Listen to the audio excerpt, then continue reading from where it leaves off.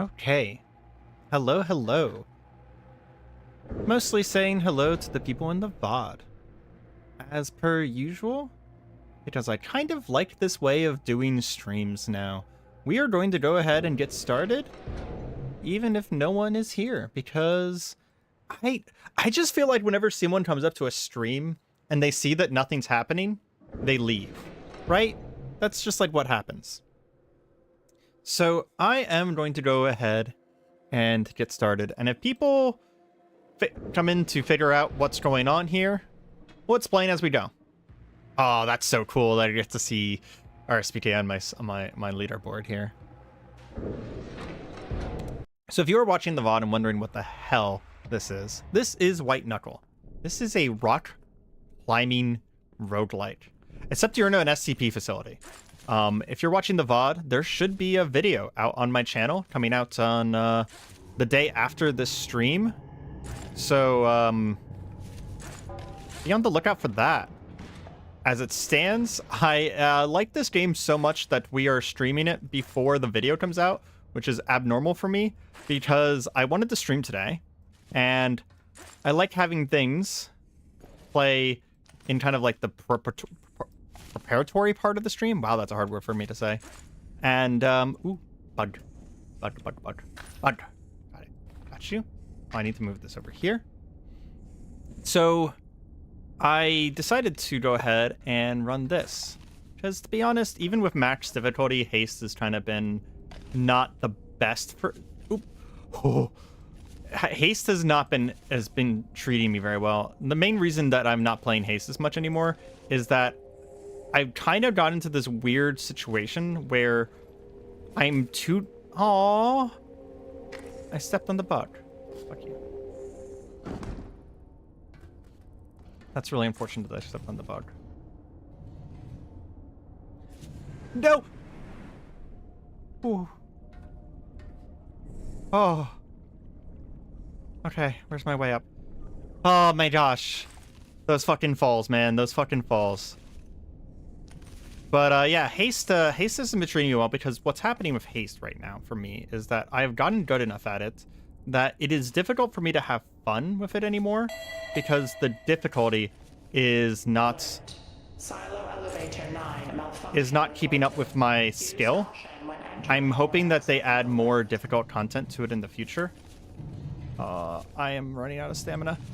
But until then, I'm probably going to play this in its place.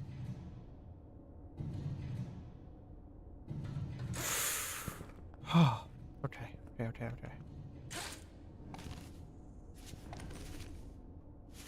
So this is a rock climbing game, except you're rock climbing out of your way of a SCP facility. So think like Peaks of Yore, if you know that game, except it is a roguelike. Things change each time. You have items, you get perks eventually, as I've seen.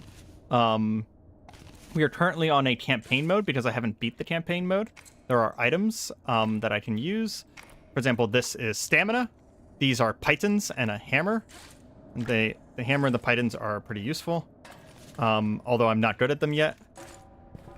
And each time we get through a particular level, it closes behind us. There is a timer, though, because there is a thing chasing us. Kind of like a gray goo-esque situation.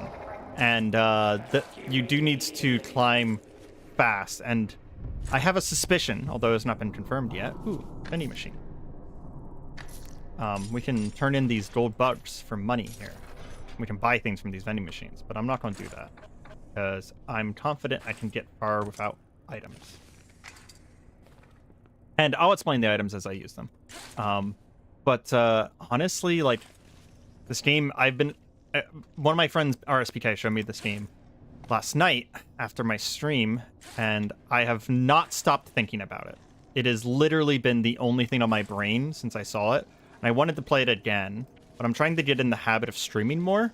So we're playing it on stream now. Ooh. I don't like that. We're not going up that way.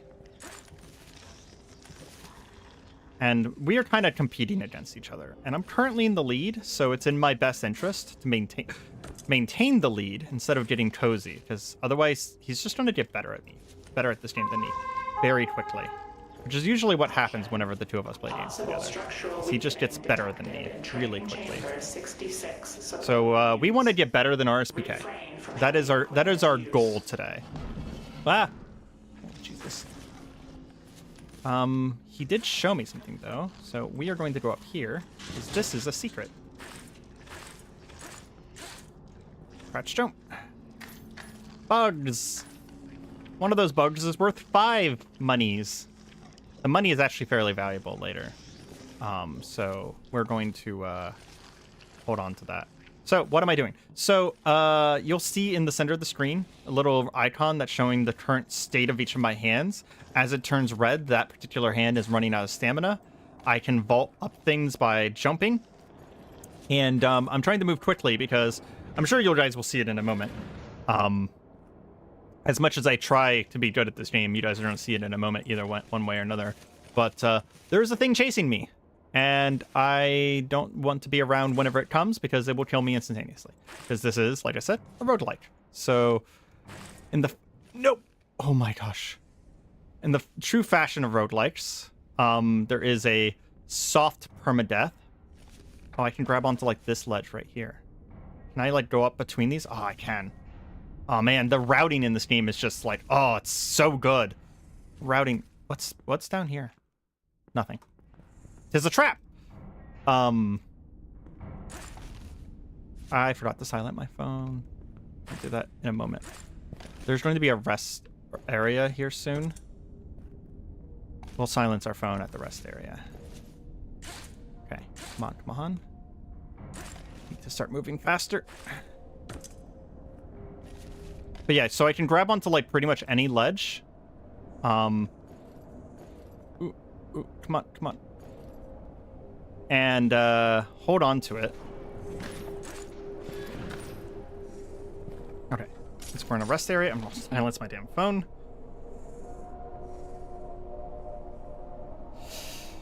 And I think I'm going to buy an item, actually. We're gonna buy another one of these spear thingies. If you've played Rain World, yes, Rain World mentioned, these spears are exactly what you think they are. We can chuck them into walls and then grab onto them in order to climb. So I wouldn't say this game is inspired by Rain World at any point, but it definitely feels the same as Rain World climbing. Whenever you, ooh, don't be there.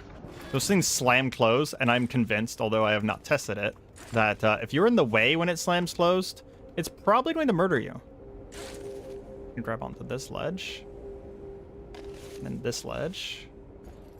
And the climbing feels so good. Like, I can't possibly... Oh, we're going up the wrong side. Can't possibly explain how good the climbing feels. So we're going to do this. We're going to do this. And we're going to jump across. There we go. There we go. That's pathing. There's like a danger thing beneath me there. I don't want to fuck with it. There are monsters. I don't say that it's climbing out of an SCP facility for no reason. There are monsters. I've only seen one monster so far on top of the gray goop itself that is chasing us.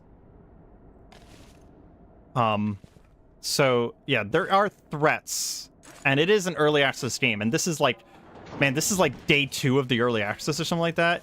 It's come out very recently. So if you haven't heard about this game, don't worry about it. Whoa. What the hell is happening here? This is cool as fuck. I do have an inventory. That's what you see me opening every once in a while. I can hotkey items that are small into my Q and E buttons, like my hammer and my pythons, but I can't hotkey my rebarb or my rebar into my those slots. Those are considered large items. Detected in long-term storage facility. I do not know if the things that she's telling me are useful. They seem pseudo-random. But I do believe in the idea of we go as fast as we can and use as many items as we can to go as fast as we can. Not as many items, but as many items as we need to go as fast as we can, because speed does actually matter in this game. You kind of get like points for speed. And if I go faster, I can stay ahead of our SPK scores. Lols. I'm not competitive until I'm losing. And then I'm competitive. I'm not losing yet, though. We're going to stay ahead. We're going to stay ahead. But yeah, I haven't beaten this game yet, and I am super fascinated by it. So this is going to be my stream intro game for a little while here instead of Haste. I might still play Haste, and if anyone particularly like wants to request Haste as a game that I continue playing, I can do that. I do actually take game requests, believe it or not. I'm one of those types of people. Like, just as a human being, not even as a streamer. Like, if you were like, hey, I want to see you play a game, I'm like, you want to watch me play XYZ? Then the answer is generally yes. I'm just like, sure. I enjoy playing new things, and this is something that you're interested in. So as long as it's something that I'm also interested in, then I don't see any reason why I shouldn't do that thing you just suggested. So, yeah. If you're ever looking at a game and be like, hey, I think Areima would like this. Oh, shit. Get out of the pit. Get out of the pit. Get out of the pit. Oh, okay. Not nervous at all. Not nervous at all. Oh, that scared the shit out of me. I do not know if that's going to kill me. I really, really suspect it will. There's like no reason it wouldn't, to be honest. I don't think I can continue going this way. I could do this, though. Excuse me, I want this.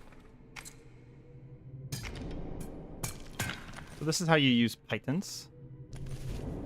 And then we can climb up farther using that. Perfect. And it wants me to go a different way, but I'm going to go this way.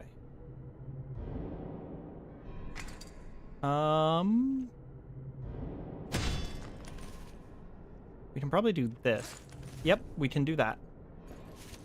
Routing! Routing is so much fun. It's one of my favorite parts of rock climbing in general. Whew.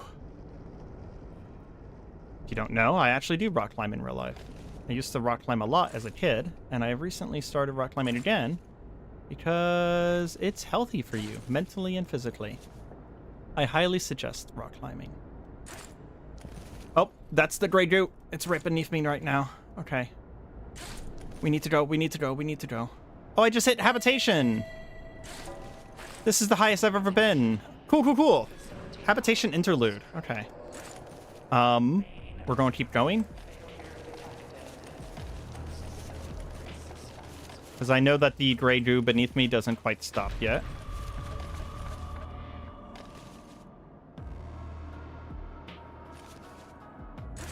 Oh man, that was like easy. Fuck yes. Okay. We hit this button up here. That thing closes. And there's the gray goo.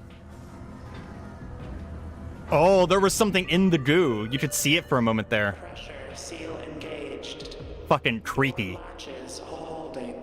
No leaks detected. Okay, so we have a moment here. We can pay for some stuff. So this costs 4. We currently have a bank of 11. And then I saw RSPK do this the other day. So basically, you can use this machine over here in order to buy perks and upgrades. So we can, let's see what, oh, they seem to be randomized. Good. So we get back strengtheners, which increases encumbrance, which is how many items I can carry.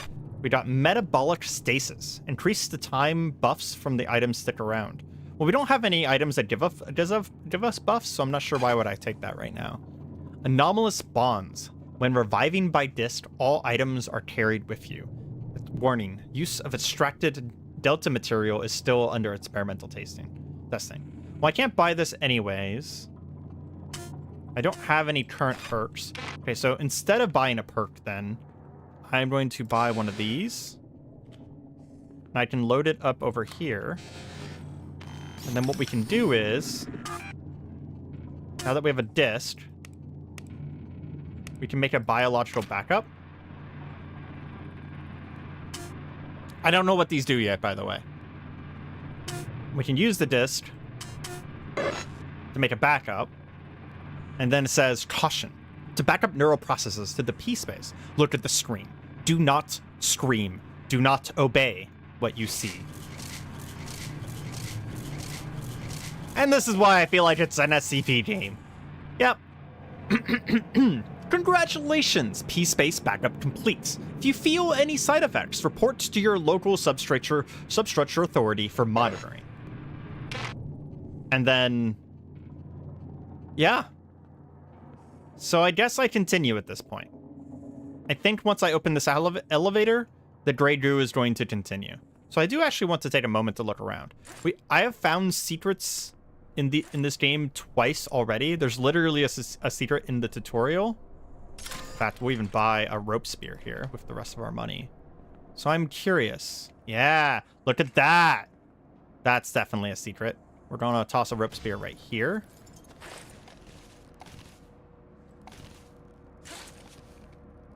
Yeah, look at this.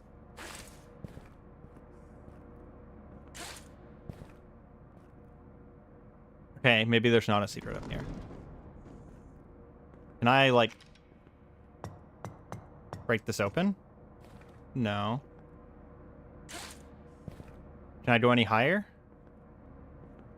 No. I really felt like there was going to be a secret up here. Oh, man. Wasted a rope spear for no reason. That's truly unfortunate. Rope spears are kind of valuable. I mean, you can see why. Like, they're a spear with a rope at the end of them, right?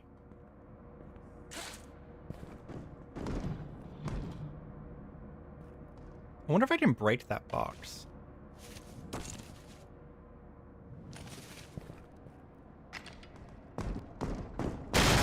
Oh, I can break the boxes. Interesting. Is there any value in breaking the boxes? Wow, that's really loud when those break. I apologize. Hopefully it's not too... Can I just press this again? No, I can't. I was about to say, can I just press this and die? Okay. So... Part 2. Ooh. There's a box here. That looks different. Oh, there is stuff in here. Okay, cool. I think I knew that. So, part 2 of this game. Hello, hello. Welcome to the stream. We are playing a horror simulator, rock climbing combination thingy. Think, if you know it, Pizza of Yore meets SCP facility. So, pretty unique, and it's a roguelike too. So, pretty unique combination of things here. So, that's the gray goo that I'm running from. And, yeah, we just opened ourselves back up to being able to be chased by it, it looks like. So let's fucking run. We just unlocked something new. Pipeworks. So I think this is like a whole new area. We're not in the vents anymore. We're now in the pipes. Ooh, new music too. Bug. Bug is currency. Ooh, there's a lot of horizontal movement here. So I need to kind of move faster because we have horizontal movement and I'm not moving direct. Oop. Fuck you. This is one of the monsters.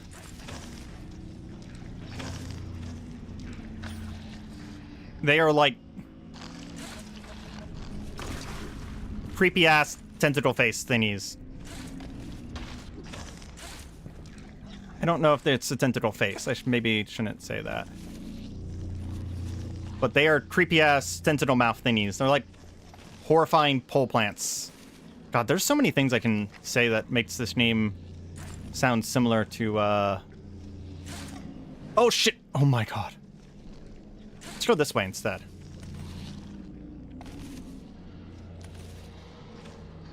Where am I going from here? I'm going over there. Fuck. Fuck, fuck, fuck, fuck. I'm gonna die. I'm going to die. Oh, there we go. Got a hold of it. Okay. Run, run, run.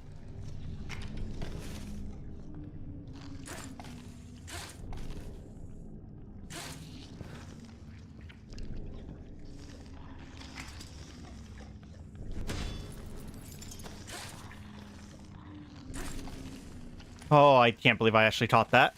Can't believe I actually taught that. Okay. Is there no more checkpoints?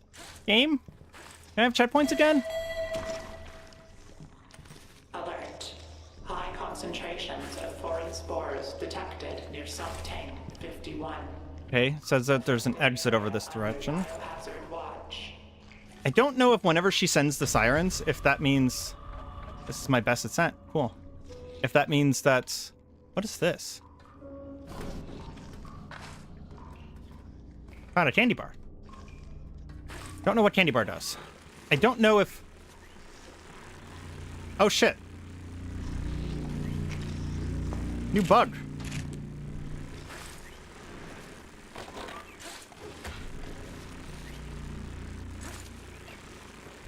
It's kind of helping me in a weird way.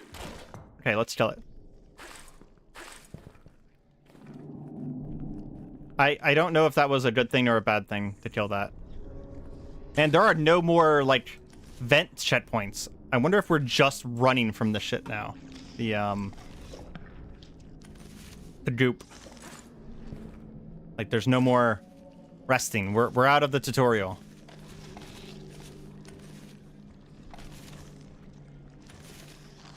So whenever I'm not using a hand, it actually starts to kind of rest that hand. So that's one of the reasons why I'm swapping between my hands as much as I am. How do I get up higher here? Okay, I can do this.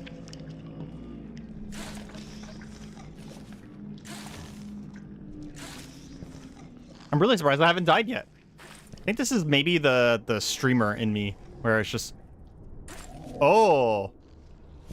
The fuck is that? Cool.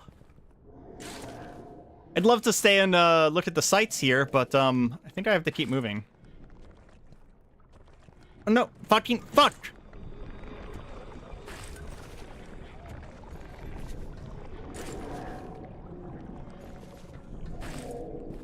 Okay, gotta go, gotta go, gotta go.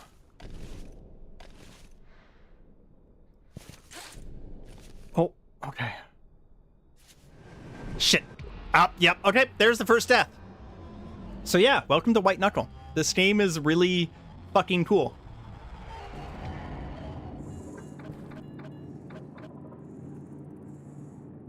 Plucked from the periphery. Don't forget. It lies. Okay, so...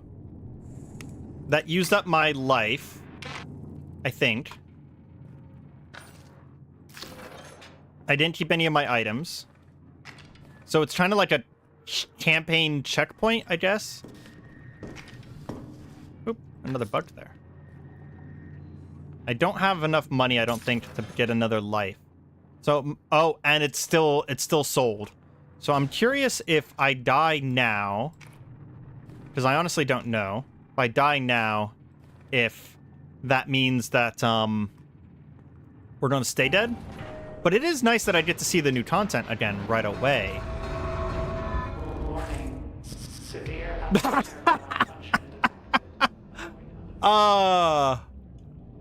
Yep.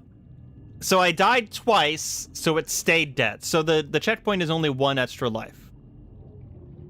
That's what we're learning. Well, I had a pretty good ascent rate of 0.6 meters per second. Ascended almost 900 meters. So that puts my new score at 579, which is basically the ascent divided by, or the ascent multiplied by ascent rate. So yeah, this is White Knuckle. We're going to play this for the first half of my stream here. I'm also going to record this because I forgot to record the entire first part there.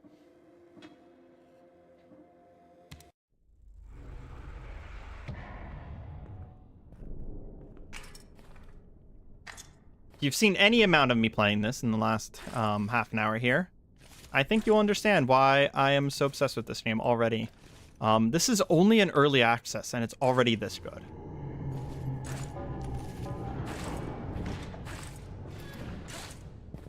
I know I can get up here.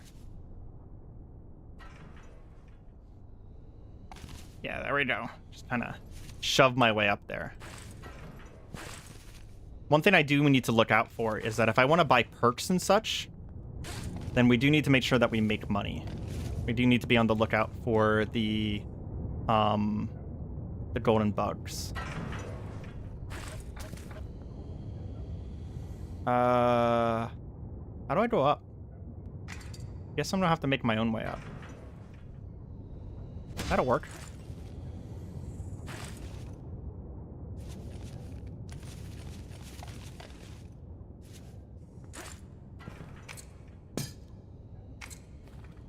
We'll grab some pythons. I kind of hate... Oh, I almost just fell through. I kind of hate using them, but I'm sure they're going to be useful at some point. And they might... My current theory is that there might become a point where the game is going to basically force me to... Please, please, game. God damn it. The game's going to, like, force me to start using them, right? Because, like, I won't have a path to follow. I have done this to myself twice. There we go.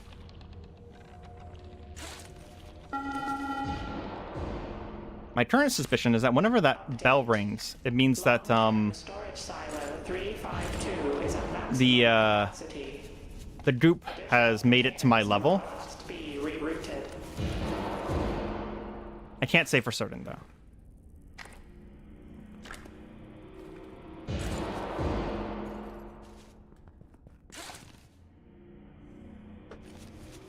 I will say, as a person who does rock climb, this game does feel like rock climbing. Like, it has this similar mentality to it of, like, how you do your routing and how you, like, pay attention to where you go, the difference between static and dynamic climbing. Like, it has the feeling.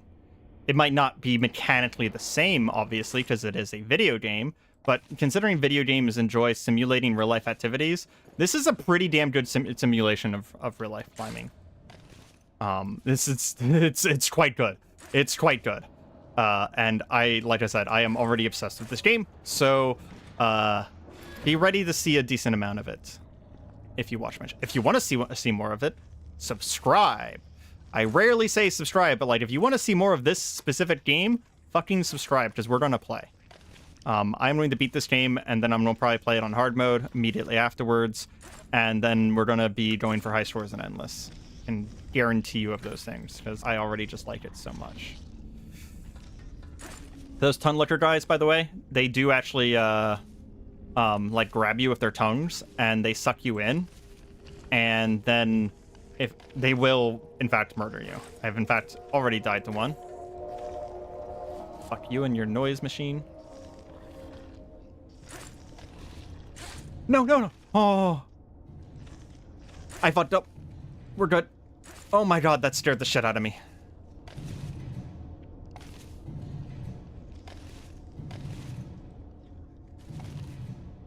I did not have any momentum whenever I jumped. Okay. I don't have enough for my shortcut. Damn.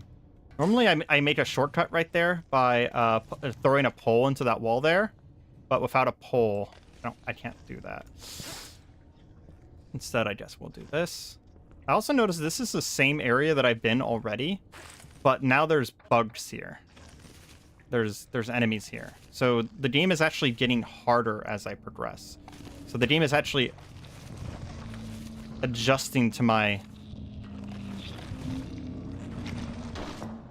experience. Sorry, I just had to murder that thing real quick. Ooh. This is new. Haven't seen this before.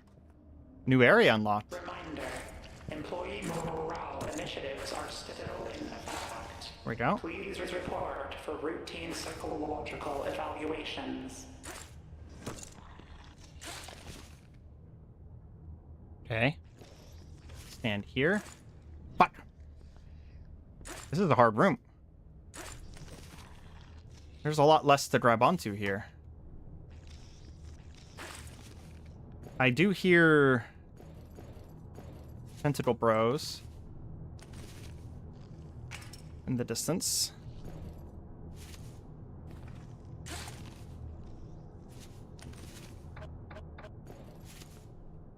Okay. We're gonna do this, because I'm not seeing a way up. Ooh. Ooh. Okay, okay, okay. We'll come down to here and we'll go over to that.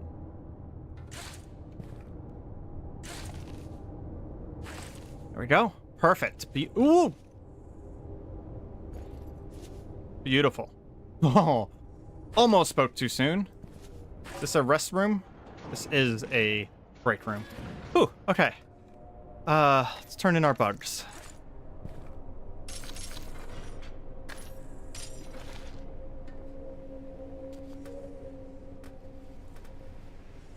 I don't like the creepy little noise machine, so ooh, is that an extra bug? Ah, as cockroaches are like to do, it just vanished into the fucking woodworks. Rude. Fucking rude. Okay, let's keep going.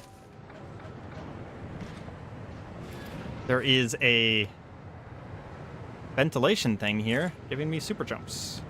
This is one of my favorite areas. Emergency. Severe contamination detected in water Shit. reservoir. It's hard to control yourself here, though. That's for damn sure. Water. Do not panic.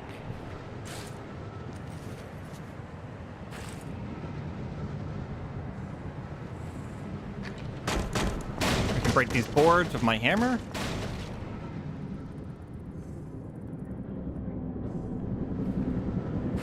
Now if I fall, I get to fall into that fan down there and die.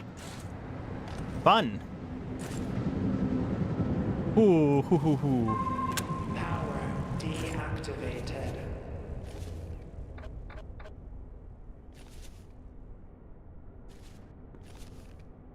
There's a bug beneath me now. Yeah, there's definitely more hostiles in the lower floors. Oh, do I have to turn the power back on? Oh, that's cool as fuck. Activated. Okay, so now I have to turn the power back on. So now if I die, I'm definitely, or if I fall, I'm definitely dead. So now there's a fully active fan beneath me. Pressure discrepancy detected.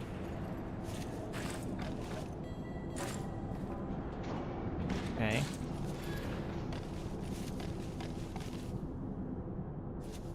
Fuck. Come on. I get this sensation in my mind, my back.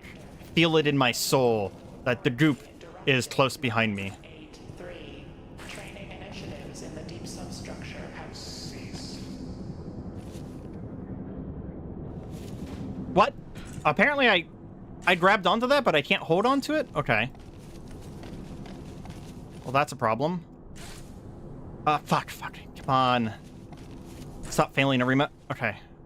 We are going to make a path now because we are running behind.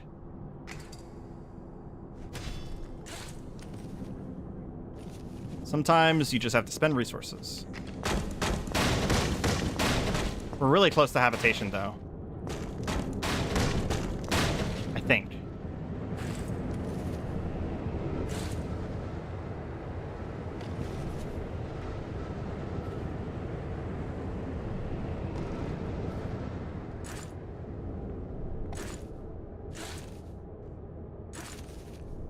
We haven't seen the scary room. There's a really scary room that I don't like at all. That also has vents, but... Ooh, I just found a free disc. The free life. Okay. Again, we suspect that that means that the group Directive 1032. has begun. Substructure evacuation order has been.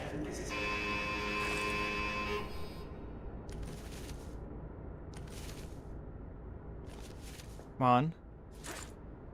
Oh, Jesus Christ.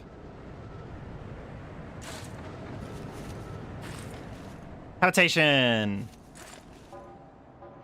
Hell yes. Okay. We got back to the checkpoint. We've gotten to the checkpoint immediately both times now.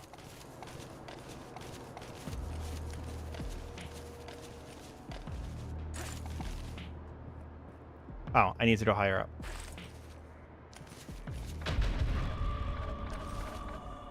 Why is it saying best ascent? My best ascent's like 600. That's weird. Go ahead and close that again, which stops the gray goop temporarily and opens up this little door behind us. Okay, okay. I can relax. Door latches holding. No leaks detected. So we have 10 monies in the bank. I can pull this out and put it in. So I don't need to buy a disc. So I can make a backup now. Prepare a new backup, reformats.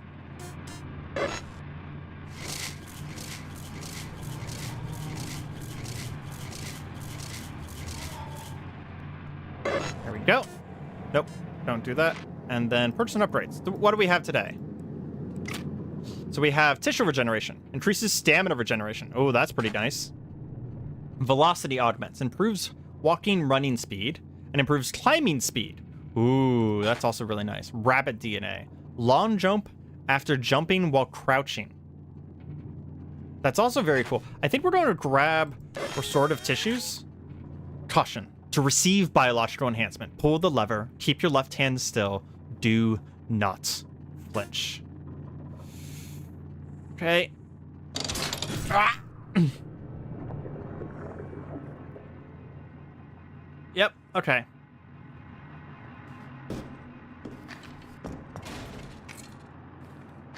You only have one spear.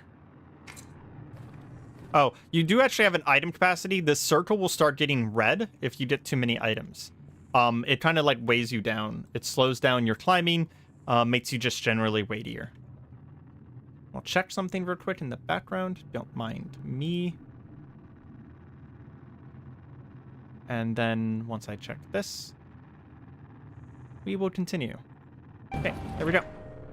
Let's not fall instantaneously this time. Warning. Keep our hands out. Elevator malfunction detected. Avoid elevators until further notice. Avoid elevators until further notice. Evacuation route through drainage system. I really want to catch on my recording here my favorite of the warning messages. I heard it last night. I will point it out when it happens. Ooh, money. Lots of money. Ah! Greed. Greed is definitely... Greed and my desire for speed is definitely going to be my downfall in this game. Okay, we're going to ignore that money back there. Oh, by the way, your money does actually go between runs as well, which is very cool. Hello, Hazel. Welcome to the stream. Such a cool game. It really is such a cool fucking game. I love this game so much, bro. I love this game so much. Gotta go for it. Fuck. I grabbed one of their tentacles, but it ended up okay. Okay. Saw someone play this weekend. Good luck. Yeah. Don't kill this guy. Because he was in the way. This is going to be, my, like, beginning of stream game for the next good while. Because I'm so much love with it. I'm in so much love with it. Get fucked. Get fucked. There we go.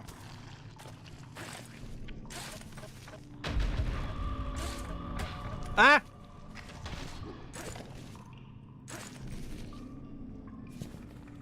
We need to go around. Okay. We need to go quick.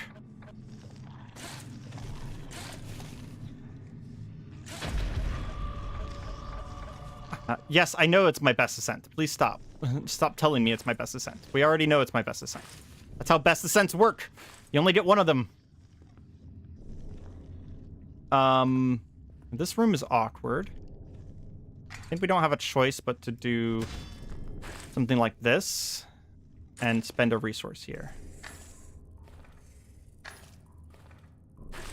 Grabbing bugs mid-climb. Always fun.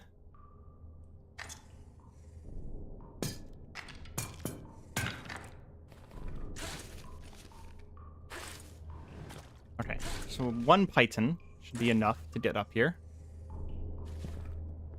Ooh, white bug. That's worth 5. Yeah, so your resources do actually stay between runs as well. So there's kind of a pseudo meta progression there. Not what this does. I have gotten vendor restock progress 1 of 2 from doing that. High pressure buildup poses sudden risk of pipe rupture. So I don't know what that gave me. Nope, fuck. Can't believe I saved that. I saved it twice. Okay, we're just gonna go straight up. Nope. We can make this. We can make this. Yes, we can. Okay. I don't like that there's not those checkpoints that there were before. Makes me really nervous to not have those checkpoints from like there were before. I guess that's the value of being in a higher area. It is worse now. It is scarier. I like this new area a lot, though. I like the feels of it. I really want to get back to that room that I was in whenever I died last, because it was so fucking open.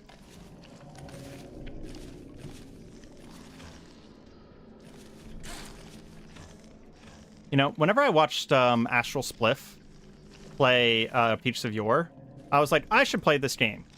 This looks like a game that is completely up my alley. But now that I've played this one, I'm like, I like this better. The idea of it being a roguelike as well. Get fucked. Please don't kill me. Please don't. Oh my god. I was trying so hard to kill it. Well, we still have a checkpoint. So we're back here. No lives remaining. Good luck. Oh, the console's still bloody. Can we buy a life?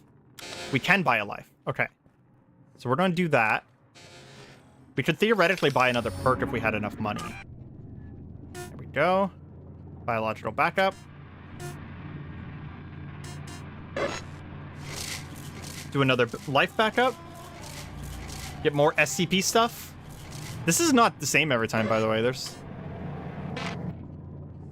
How much money do we have? We have 8. Let's check the perks. See if there's something else here. Oh, we can only buy 1 perk per checkpoint, it looks like. Did we get more materials? We did.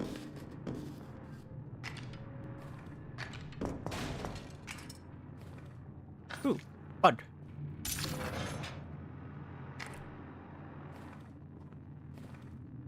Okay, let's try again. And Area 2 is so much harder than Area 1. Warning. Severe elevator malfunction. So much harder than Area 1. This is only... I played for an hour last night. I recorded the video. There will be a video coming out on this Tuesday. That will be my first impressions. And RSPK and Mahari were actually hanging out and chat with me at the time, too. So you're going to hear them get to talk about it as well. And respond to the game, which I think is very cool. I was the only one playing, though, at the time.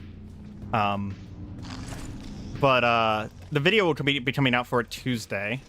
But in case you missed the beginning of the stream, I'm just too excited about this game to wait until Tuesday to play it. But, wow, I'm so surprised I didn't fall farther. Okay. Let's go this way.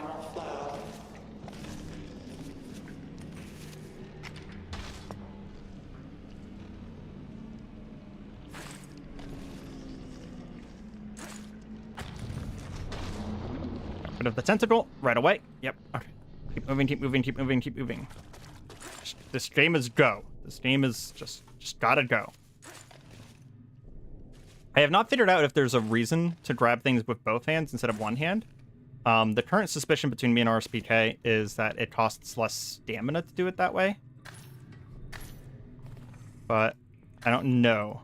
The game seems to want to encourage you to grab things with 2 hands. So I do feel like there might be something there. If anyone does know, feel free to let me know in chat. Might need pythons eventually, so we're going to grab a couple. There's a couple places already where I feel like the game has been forcing me to use some resources. And there's plenty of places where if I used the resources, like for example right here, it would be faster. Does it pull me up faster? No. Just tried that right now. Warning, it is after you. Okay. Well, that was a fucking... I wonder if you can jump higher. I don't want to test it right now, though, because I'm kind of terrified. I don't like the warning it is after you.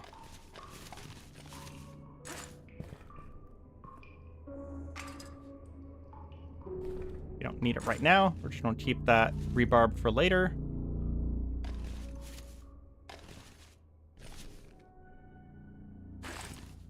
I do wonder if you could jump higher, because that's something that you do in real life rock climbing, is that whenever you go for a Daimo move, a big move, like a big jump, you do it two-handed. Well, it is easier to do two-handed. Some people are impressive, and they just don't. Okay? Impressive people exist. There's people who fucking speedrun rock climbing, dudes. There's some pretty crazy people out there. There's actually some pretty crazy people who go to my rock climbing gym, and I have gotten into the habit of not being nervous at all watching other people rock climb, because seriously, there's some crazy shit that I've seen people do.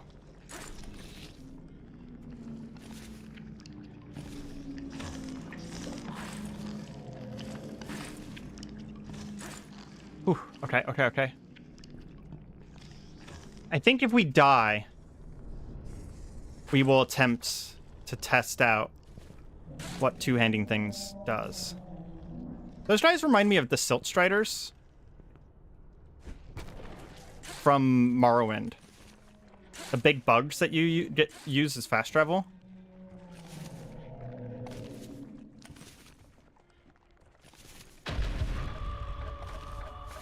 Highest ascent.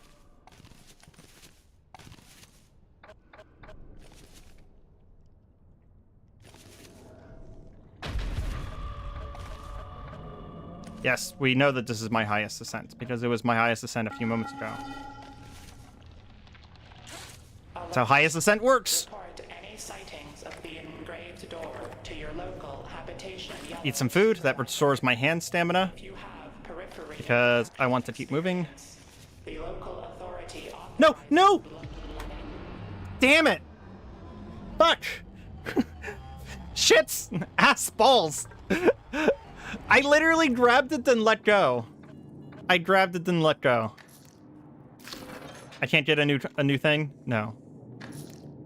I mean, I can bank some money for the future. Ah, I can't believe I grabbed it, then let go. Ah, damn it. Damn it. Okay, let's go again. warning. Severe elevator. Okay, so I can grab the top of the elevator there Elevators until further in order to get through that elevator faster. evacuation route. We gotta make it this time, though, otherwise I am dead, and I'll get yeeted all the way back to the beginning. Best ascent lost. Oh.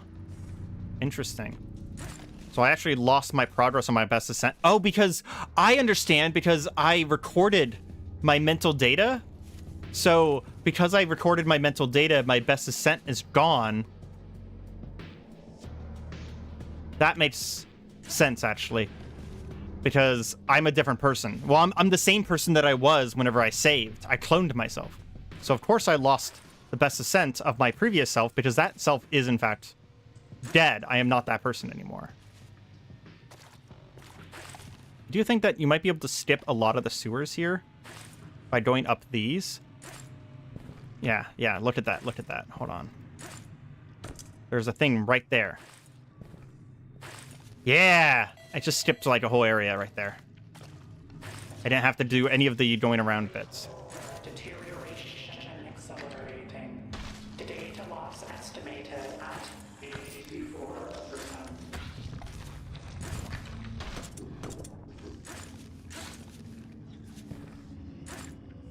Okay, we need a Python. Seems to always be one here, though.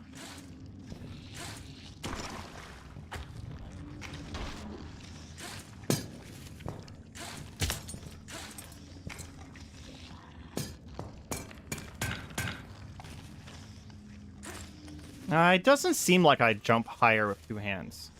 So again, I'm not sure. Okay, thank God. I was about to say, how do I get past this without a Python? Maybe it does use less stamina. Like, the stamina degeneration goes down slower. That seems like the most likely thing to happen there.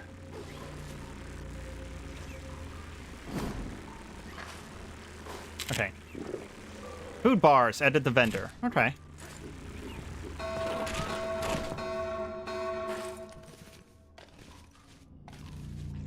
Reminder. So eating 2 food bars added food bars to vendors now. Due to hazardous contamination. So there is kind of like meta progression unlocks, which is very, very, very cool. Game like this having meta progression unlocks is... I was just talking about this the other day, but I was talking about how there needs to be more roguelike. There needs to be more games that use the roguelike concepts. And a roguelike climbing game coming out, like, probably a day before I even said that, because I only said that in my stream a couple days ago. And it sounds like this game's been out for a couple days now. Is very cool and very funny. And I'm glad other people seem to agree with me. I can come right here. I will say that this game does have randomized rooms in the concept of, like, it does have set rooms, but the order that they appear in is randomized, and I've already seen that the farther I get in the game, the previous rooms do actually get harder. Okay. I've never made it through here again. We're going to take a different path this time. We're going to come across here, because the path I took was actually relatively hard. We're going to come across here and come up here.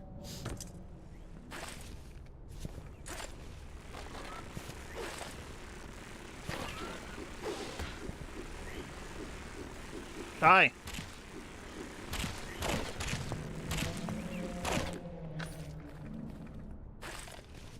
And let's see if there's something we can do over here. Oh, you know what? I see this, though. Containment breach in Bio Research Lab 5. Do not approach the lab without proper clearance. Oh, look at that. Well, that's an alternate route for sure. That actually got me up here pretty fast. Where am I going? I'm going right there.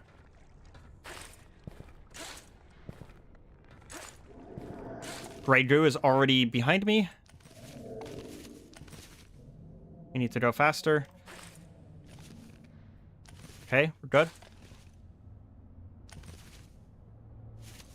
Where am I going? Where am I going? I need to get up to there. Holy shit, that Grey Goo is so fast right now.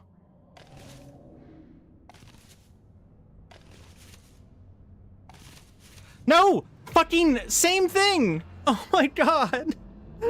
I grabbed the bar, and then I let go of left click to go to right click in order to grab the bar again, and I dropped the bar. I literally dropped the same bar twice. Oh, that feels so bad. Oh, okay, we're gonna run again. This game is so addicting, guys. This game is so addicting. Just one more run. Just one more run. Just one more run. We did unlock something that run, though. We unlocked the ability to get food bars, which I don't know what food bars do. Maybe they give me more stamina for, like, a longer period of time.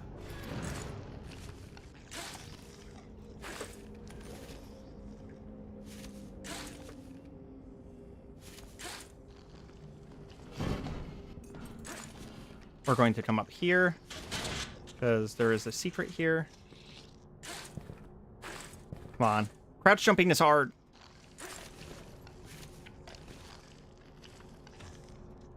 Let me in. Okay, so that is like that's $7 right there. So that secret is worth getting anytime that the game gives us specifically this room. Because the secret's only in this specific room. Which, I mean, it's obvious. That's an obvious statement. I don't even know why I bothered saying it. Let's go, let's go, let's go.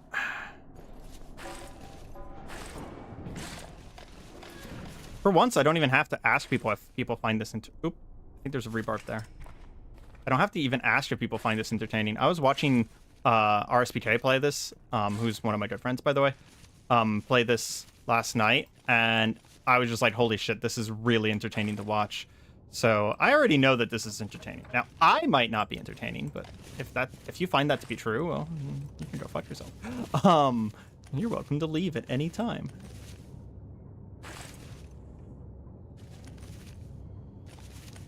I want to beat it, though.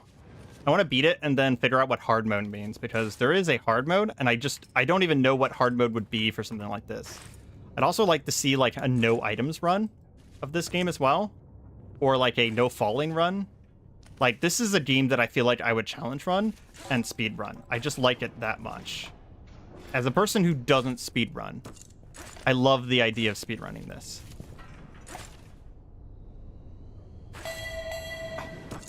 I was hoping I could skip there.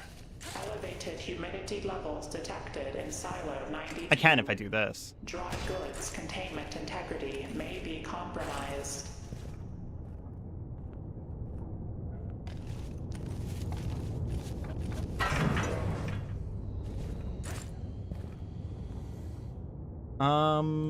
Let's do this. You know what? There's a path right here, I just noticed. Literally sitting above me. I am entertaining, don't worry. Well, thanks, Pori. I appreciate it. I already knew that. I have more than 10 subscribers, so on both channels, which is wild.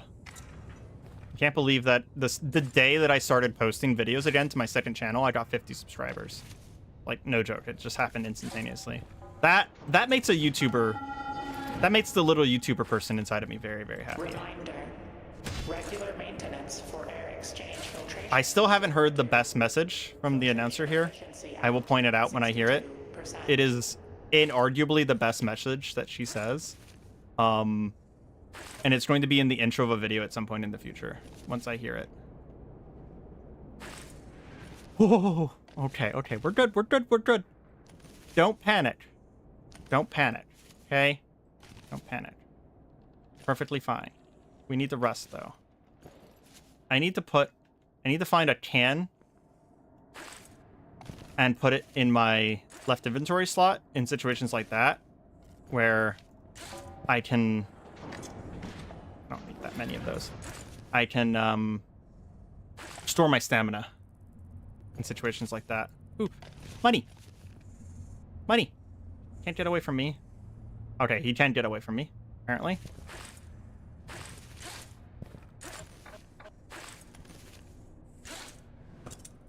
Money.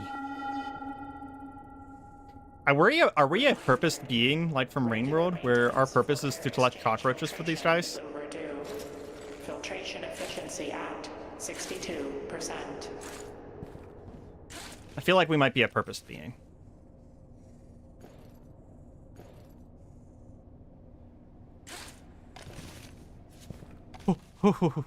Okay, we're good. I wasn't nervous. You were nervous. Is this my break room? Yeah.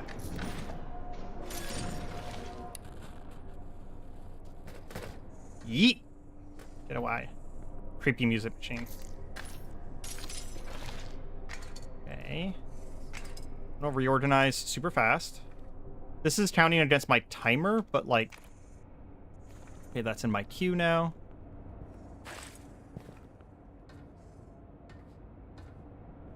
Okay, is there anything I want from these? I don't want another pole rope. But I doubt I can carry it.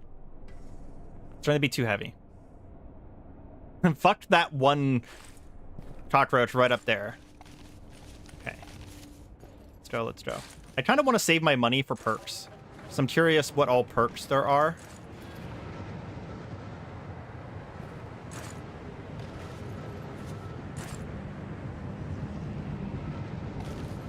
I wonder if I can just go all the way up here.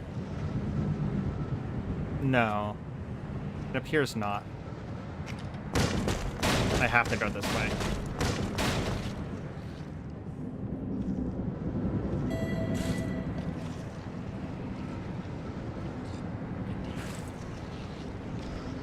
Grab something. Pressure discrepancy detected. Reversing flow in power deactivated.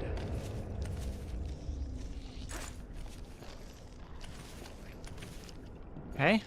And then we turn the power back on, right? Yeah, that's what room this is. Cool, cool, cool. Power activated. I actually grabbed onto the pole plant there. Pressure No, no, no! discrepancy detected. Reversing flow in 3. Well, we have learned what happens when we fall into a spinning fan. Unsurprisingly, I was turned into mincemeat. Okay, we're gonna run again. We're gonna run again. I'm addicted, guys. I'm addicted. People are going to have to remind me to play Dark Souls today. We are gonna play Dark Souls in the second half of the stream. But, and we're definitely gonna beat Dark Souls 1 today. That's like a guarantee. But I want to play this game so hard right now.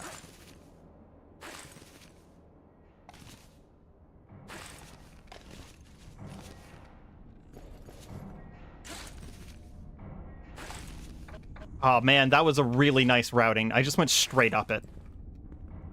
Ooh, hey, disc. Fuck.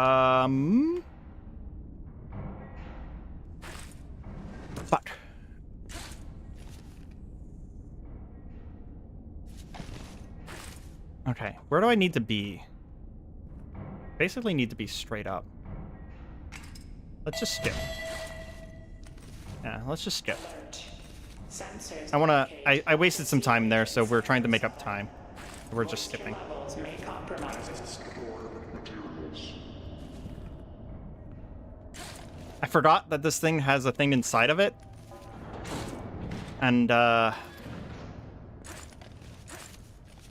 we fell in for a moment there, but we didn't fall. We didn't fall. I saw someone else do this. I like this method right here. Fuck.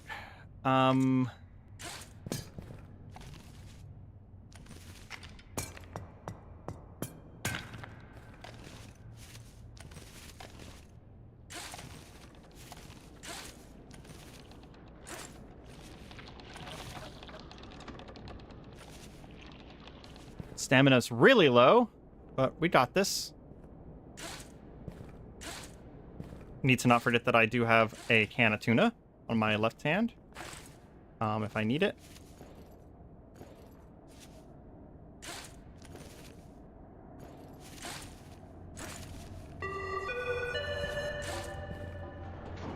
Notice. Air quality in deep substructure within acceptable limits. Ventilation Okay, let's get going. maintenance schedule to be announced. Gotta love ladders. You just get like an instant speed boost.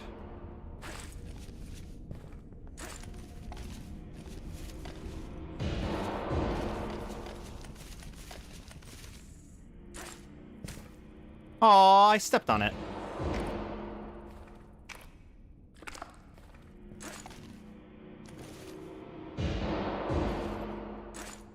Oh no! Fuck. Go. This is bad.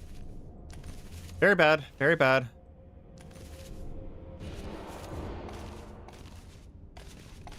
can't believe I missed that jump. That's so fucking bad. Oh. I bet the goop is like right behind me now. I can't believe I didn't get gooped.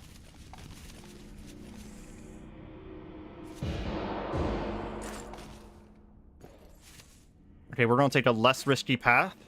Gonna be a little bit slower.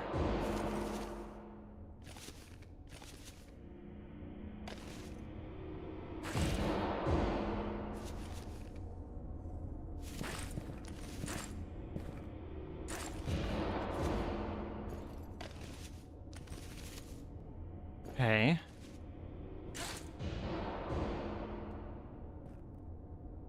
I can go up right here. I was about to try and jump to that thing over there. And that seemed like a bad idea, so we're not going to do it. Oof. Okay. We're good. We're good. We're good. We're good. Caution.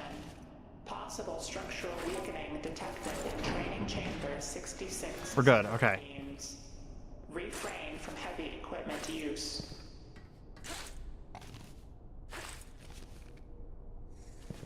Oh, I think I think we've probably recovered from that. Oh my god. Oh my god. Oh my god. Come on, Areima. I am taking unnecessary risks, and it's going to get me killed. Because in my head, I'm like, I just need to get out of the beginning area. The beginning area isn't hard. That isn't going to be the case anymore if I get myself killed in the beginning area.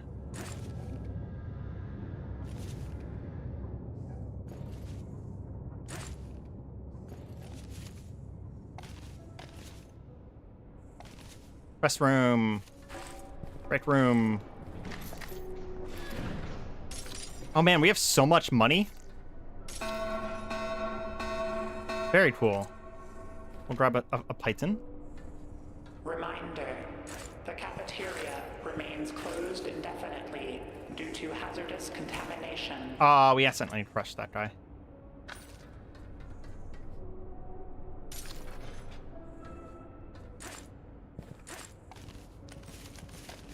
Cafeteria remains closed indefinitely due to hazardous.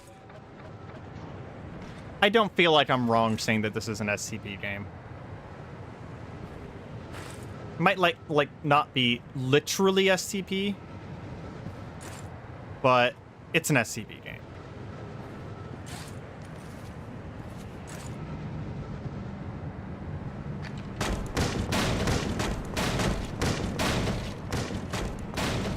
I broke those in the least efficient way possible.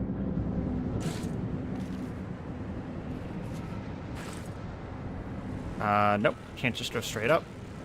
Ah, fuck. Now something's attacking me.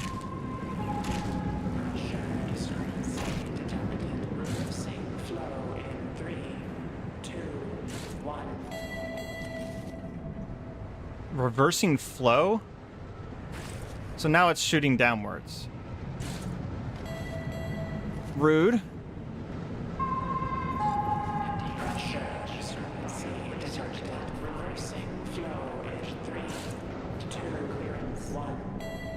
Okay, so now it's going up again. Okay. I'd never seen that happen before. Turn off the power. Deactivated. Get up here. I'm assuming that we're running out of time because I've fallen so many times. No! Oh my god. Oh, this game frays my fucking nerves, man. Power activated. I'm glad that you can jump immediately after turning the power on. You don't have to, like, wait for the air to start flowing or whatever.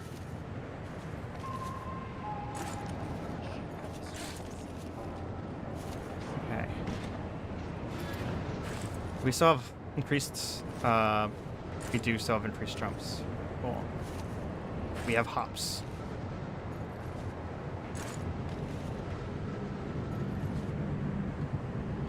This is the room I haven't seen before.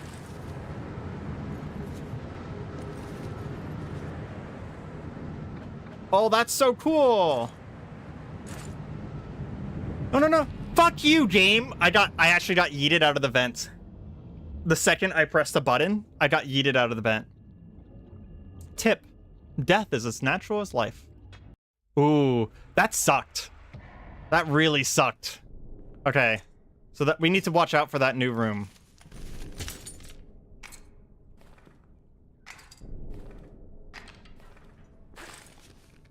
How are you guys doing today? I am having a whole ass day. Actually doing pretty well, to be honest. Very excited to be playing this. Oh, come on. I know I can make that jump.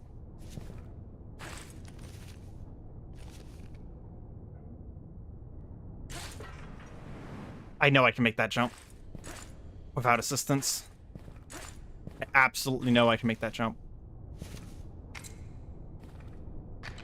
But I can also make it if I do this. Yeah, that's a lot easier. I'm gonna try and stop wasting as much time. I will waste time on the lower levels though, because I don't really mind as much. Where's my climbing point?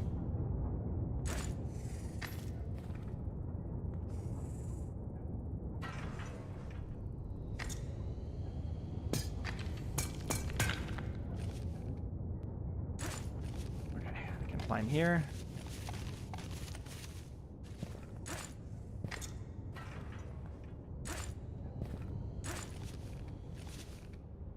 Okay. Easily done. Not bad, not bad. We need to go faster on these lower level, though.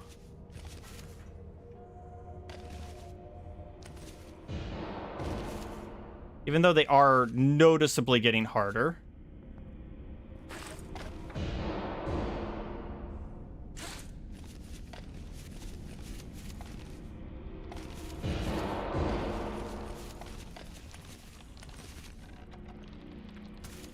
My left hand was starting to get quite bad there, to be honest. Ooh, bug.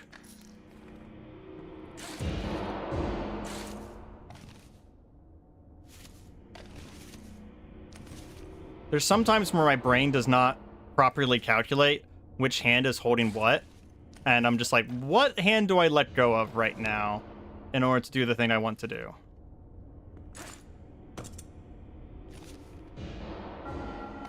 There's like some translational things that come with this game.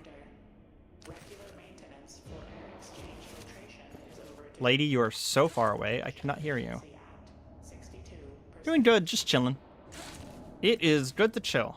I have actually spent so much time as these being chill streams that I've stopped labeling them as chill streams because I think that's just understood at this point that we're streaming. So this is, it is if stream then chill, right? That's like the concept. I'm a new streamer in general. I have been YouTubing longer than I have been streaming, so I don't watch streams, so it's like hard for me to understand sometimes what streams are supposed to be for. But like, you guys are just putting me on your second monitor and only looking over whenever I do something insane. I fully understand that now. I've started watching other people stream and I kind of get it now. I get it more than I used to, at least. Casually avoids terrible fall. Dude, that's just the name of this game.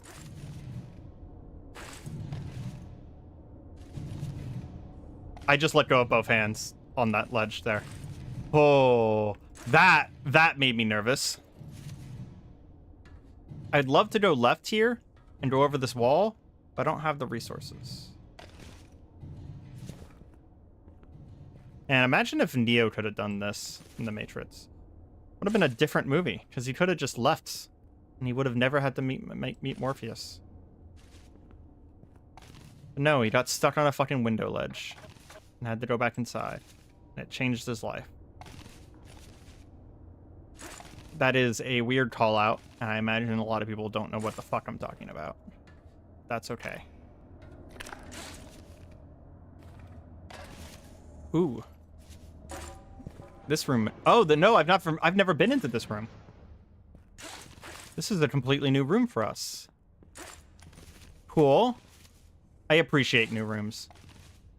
New problem solves. Can I go up the middle of this? Can. Is it a good idea? No idea.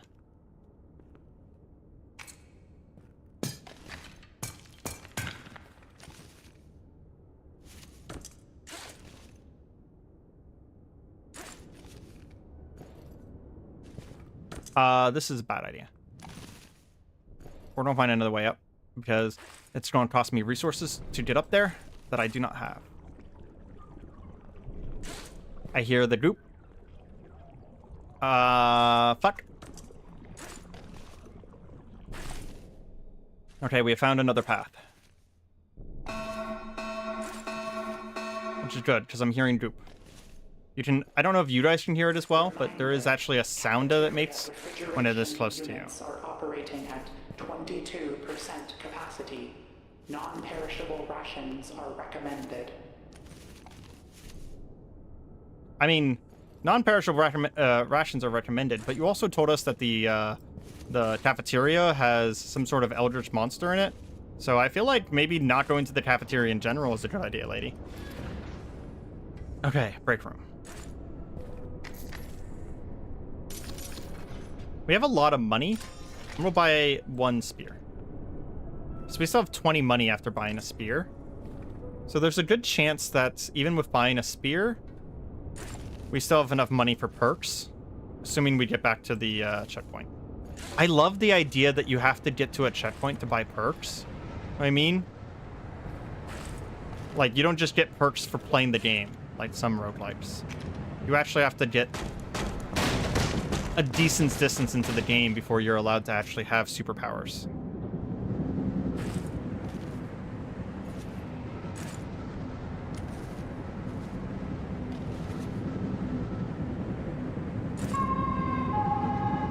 Oh my god. Okay, we did it fast enough that we didn't get the pressure differential thing this time.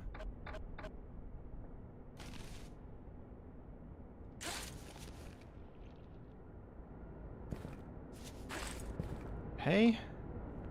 Up here. Turn it back on. Power activated. Go.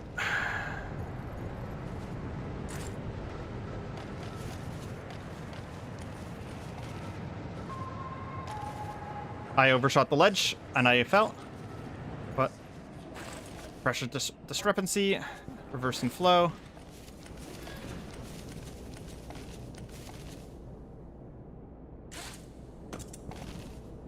Seasickness incoming. Oh, fuck. Fuck. Okay, go.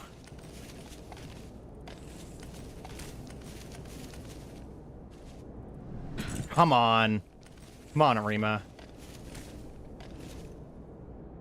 This is not even a hard spot. There we go.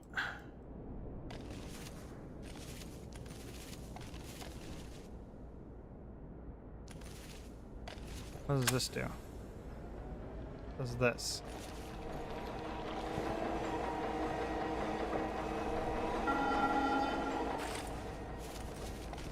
Reminder, air filtration maintenance is now overdue by hours. Reduced airflow efficiency expected.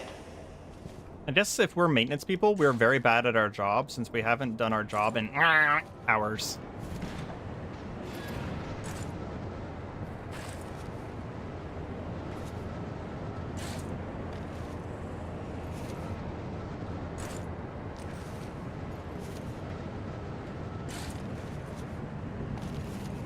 Okay, do not jump. Jumping would be bad right now. Okay, so this is what killed us last time.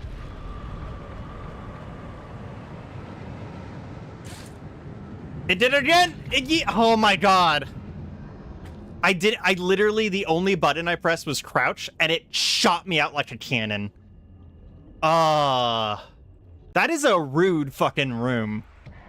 I am being gated from the second half by that one fucking room. I've died there 2.5 times now. That is a rude fucking room. We're gonna beat it, though.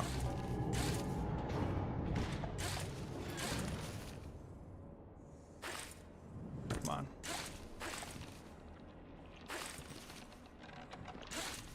Ooh, what's this? Oh, there's an extra machine back here. And a dead dude. Nice. I wonder if that was there every time and I just missed it.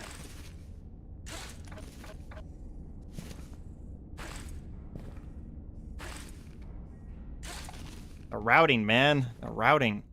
So good.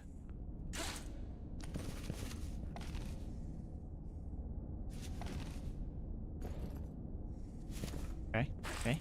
Got this. Spear. Rope spear. Oop. I do know that if you fall back through one of those, then you do get stuck on the other side and it just murders you. Because the Grey Goo just catches up to you immediately. I watched, we're gonna say someone. I watched that happen to someone. It was very unfortunate. It was brief, though. They saw bugs.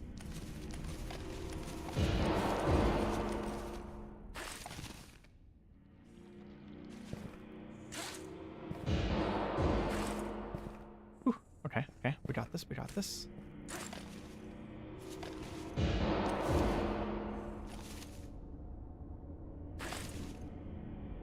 Maybe I do pull myself up faster with two hands. Yeah, I think I do pull my I vault. Okay, you might be onto something, Hazel. Now that I'm paying attention to it a little bit more, I think I do vault faster with two hands. No, no, fuck. Okay, we're good, we're good.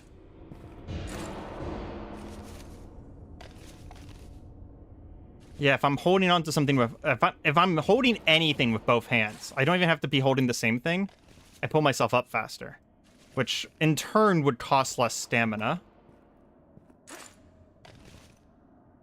Yeah, I think you're right. I think you're right, Hazel. So if I need speed, it's two hands. Particulate matter detected in lower air exchange ducts. Ow! Oh, I forgot that the red ones explode. Yeah, there's red cockroaches and they fucking explode for reasons. What those reasons are? Your guess is probably better than mine. Spear! Bug. Okay, we have plenty of resources for the higher levels now. So if we want to use resources in the higher levels, we have them.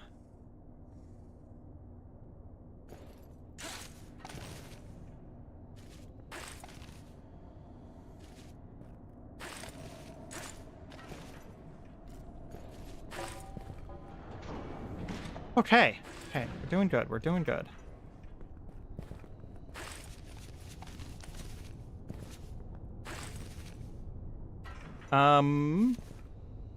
We're gonna spear here.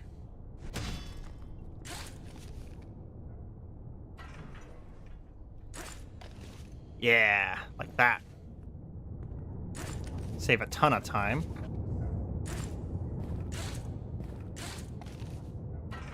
Hell yeah.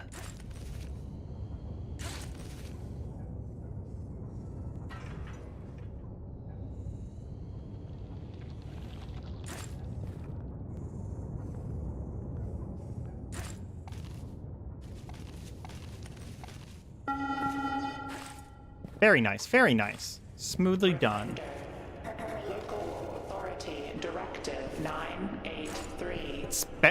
Experience machine unlocked. I just got that as an achievement. Don't know if you guys can see my achievements. Experienced machine. I don't know what that means.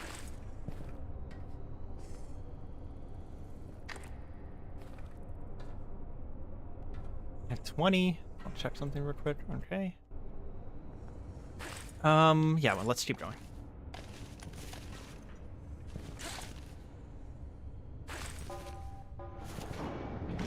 Ooh, new room. Shattered chambers. Oh, jeez. I can just ignore these, though, and, like, literally stand on the crushers, right?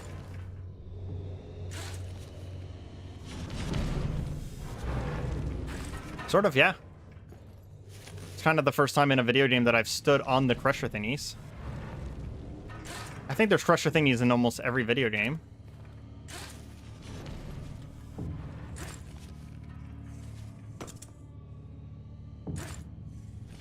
Ooh. Oh, no. Okay, okay, we're good, we're good, we're good. I didn't mean to jump there.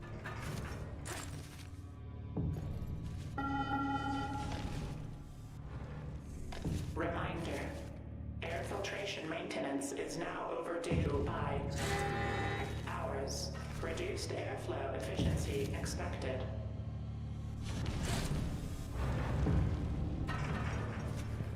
Okay. Looks like we're going to have to interact with these this time.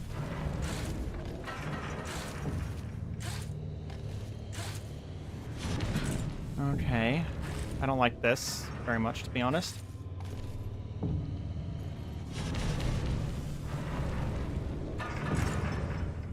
No, fuck! New research found. Experimental machine unlocked. Okay, we're doing it again. We're doing it again.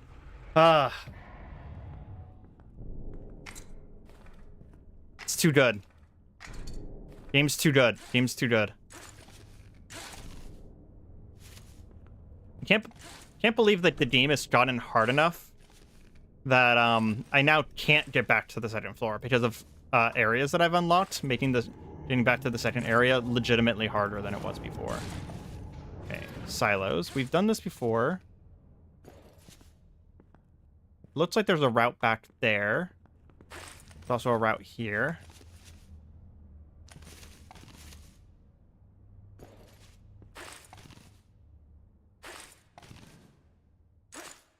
Okay.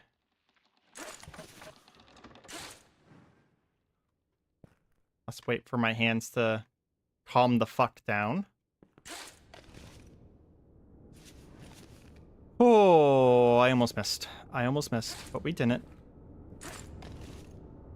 Huh. That route was really fast. Kind of risky, but really fast.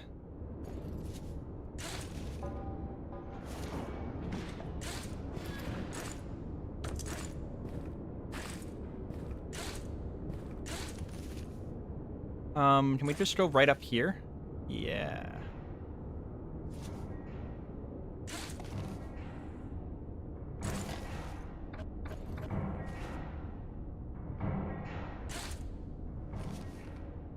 Oh, I like that. So there, even though those crushers aren't on this particular map that where we are right now, we can hear the crushers going on the map to our right.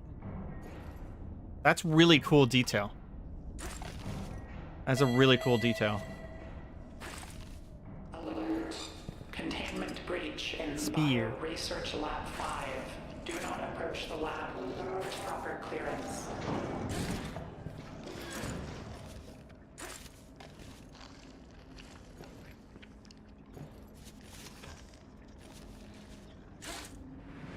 What? How did I not grab that? I think my hand might have been too tired, to be honest. There we go.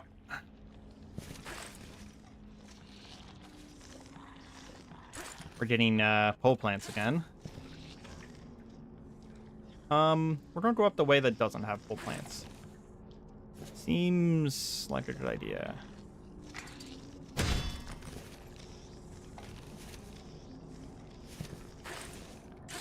Hate to use a resource this early, but I'm focused on speed right now.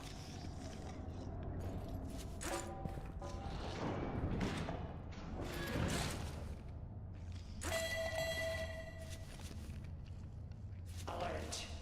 Per local authority directive 1032, substructure evacuation order has been. Ooh, that one was really nice. Kind of like grab jumped. I wonder if there's a momentum thing I can do there where I can jump into a grab and then like use the momentum of the jump to continue going up fast.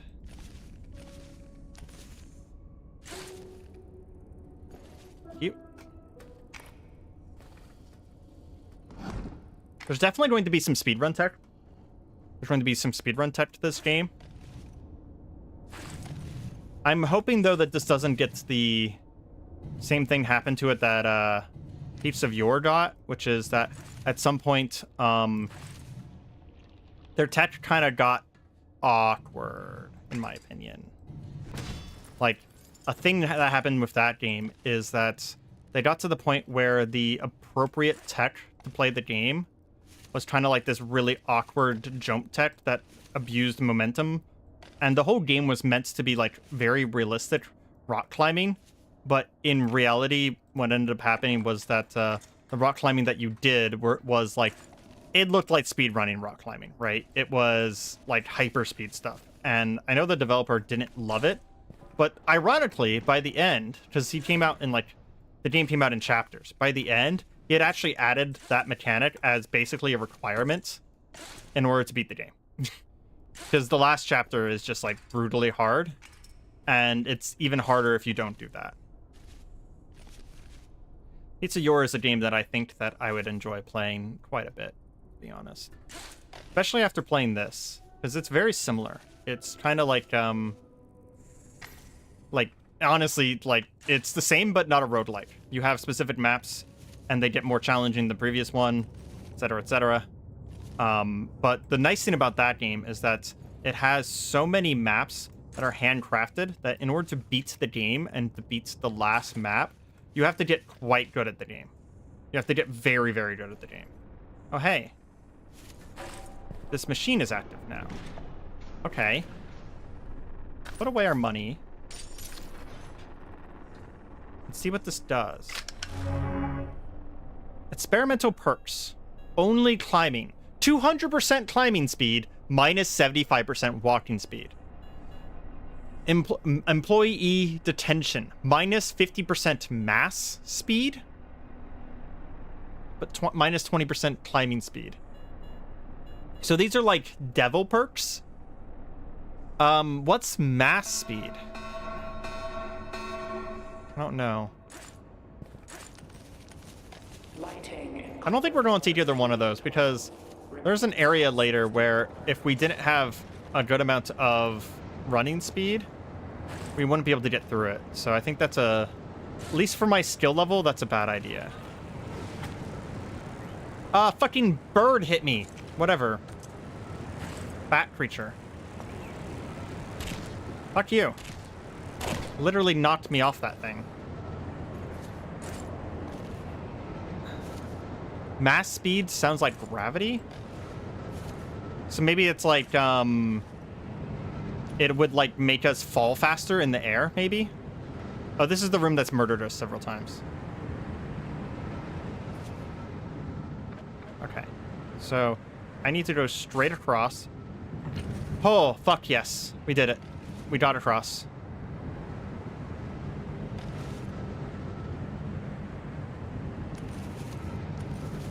And we just need to get out. I am being shoved so hard up against this vent right now. There we go. Okay. This is the farthest we've made it in this particular room. Oh, we're so high now that the vent is barely working anymore.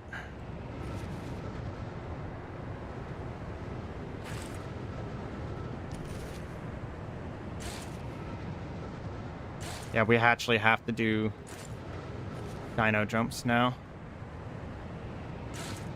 We have to jump over to this thing here. Moment of truth. Yep. Okay. Oh, I do not like this room. The top of that room was really hard too. I'm not even close to my highest meterage either.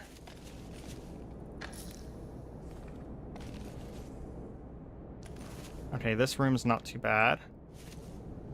Unless I fall. Unnecessarily.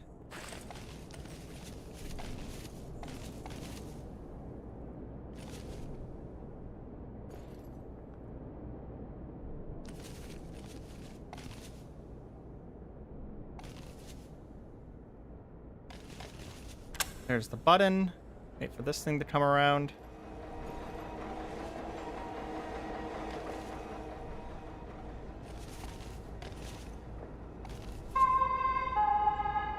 Come on. Caution. Rest for a second. Fluctuating pressure detected in air exchange regulator valves. 500 meters. So we're pretty close to habitation then.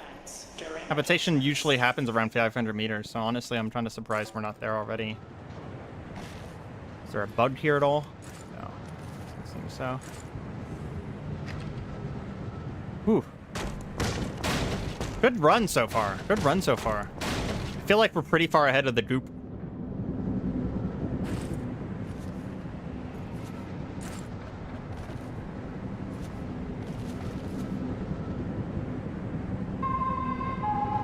Pressure discrepancy detected. Reversing flow in 3, 2. Fuck you! Fuck you! Okay, turn this off. Deactivated. So whenever I turn this back on, is it still going to be reversed flow? Power activated. No, it's not. Good. So we just need to get out of here before the flow reverses again. Which is, it is trying to do right now. Oh, it pulled me down! It almost got me. Okay. Yes, second area. Okay. I can't believe I got to the second area. That was very much like Dark Souls boss kind of thing right there. I got to the second area instantaneously at the beginning of the stream. And then it took me like, what, 4 tries just now to get back to the second area? Damn. I want to take a good look at the group. There's faces in it. Well, that's not creepy. Pressure seal engaged. Okay, we have 23 monies. Is holding. No leaks detected. 25 monies. We didn't get a free chip on the way up. We'll have to buy a chip. There's no way I'm not buying a chip. We know how hard the area ahead of us is. Okay, let's do the biological backup first.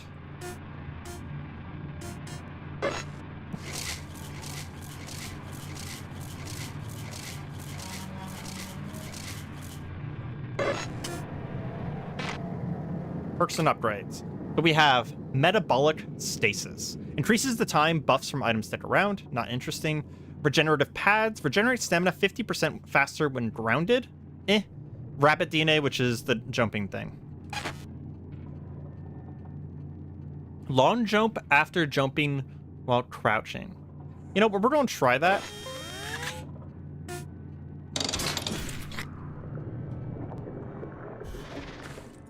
Okay, so if I crouch... Oh my god, that is so nice. Look at that. So this is my normal running jump, right? If I crouch, I only have to tap crouch. If I just tap crouch, I go so far. Oh, that's fucking cool. I like that a lot. That's gonna be my go-to upgrade now. Can I buy another one? No, I can't buy another one. Oh, we need to remember that there's always a thing in here as well. What is this? I've run into one of those before when I was watching RSPK play, and my guess is that this is a pneumatic piston. So basically, I'm going to be able to place it on the wall because it has the piston icon when I'm looking at the wall. I'm guessing that whenever I place it on the wall, it's going to like self-drive into the wall, so you don't have to use the hammer. It's just my guess. Warning. Severe elevator malfunction detected. Okay, second area. Let's go. Second area with a superpower. Evacuation route through drainage system has been opened. Okay, so the superpower mostly goes forward, not upwards very much. So we need to keep an eye on that. Can't really use it to propel myself up the wall.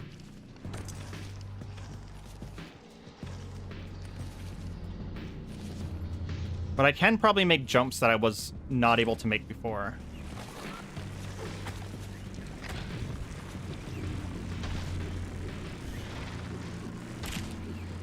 This guy knocked me off my hold.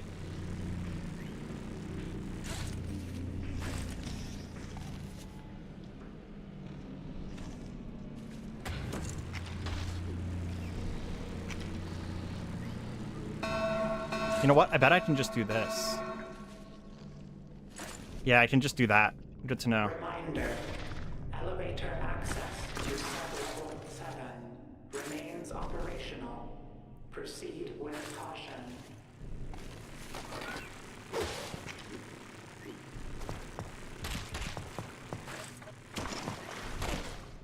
Fuck yeah. Is there a python here? So I could save some time here.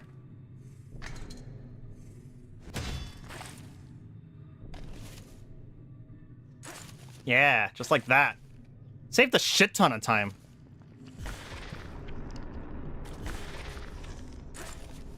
I love how they're like rabbit enhancement, and the noises I make are not rabbit noises. Not even fucking close to rabbit noises.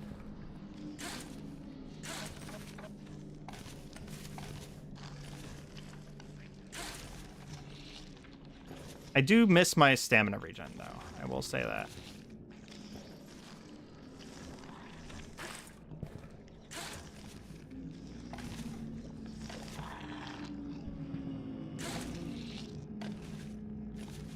Stamina regen hand thing that I had last time was so nice. It was just like I didn't have to worry about the stamina of my hands anymore, as long as I switched off what hand I was using every once in a while.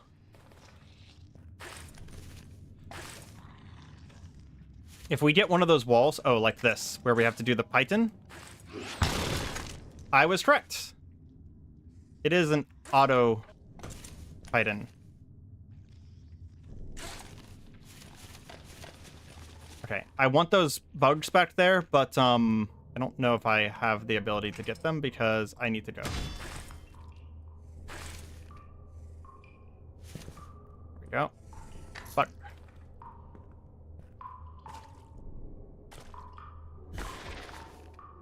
Okay.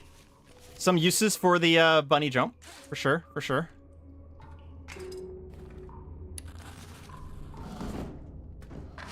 Don't know what this does, so I'm just going to eat it. Whenever I make that creepy noise, that's me doing the bunny jump, by the way, in case you guys didn't realize in the actual stream. How's this sound, by the way? I've realized that I never asked. I assume that it's good because no one complained.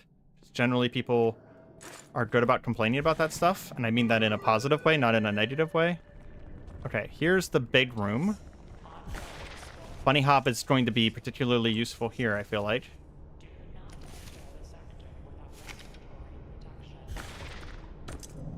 Yeah. Let's go. No, no, fuck.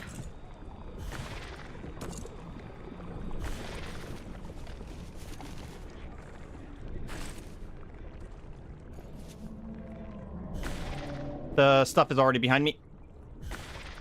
Oh, I'm dead. Yep. Fucking hell, this room is hard. Well, we still have bunny hop. Woman's voice is a bit low. It's actually not that low in game.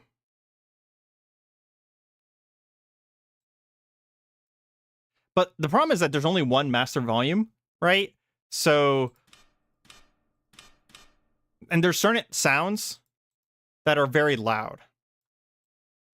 So the reason I turned it down so much is because there are definitely some sounds that are really loud. And I really didn't want to blow your guys' ears out with the really bad sounds. There's a gold right there. Gold bug.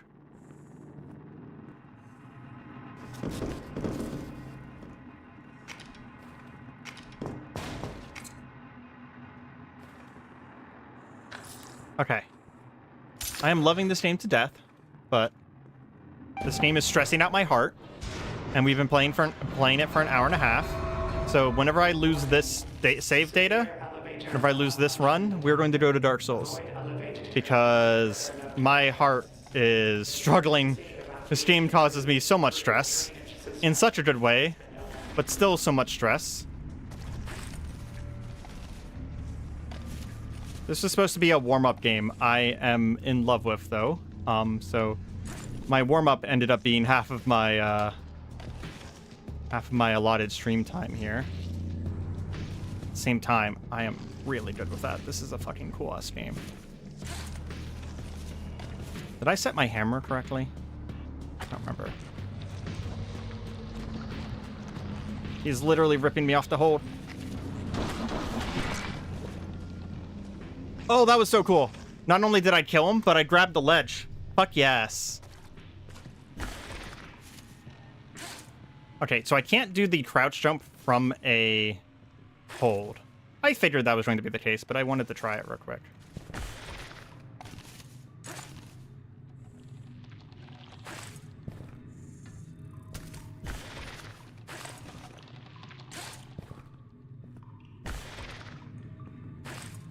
Nice, nice.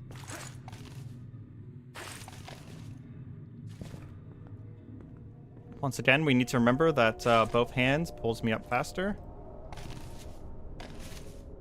Whenever that's possible.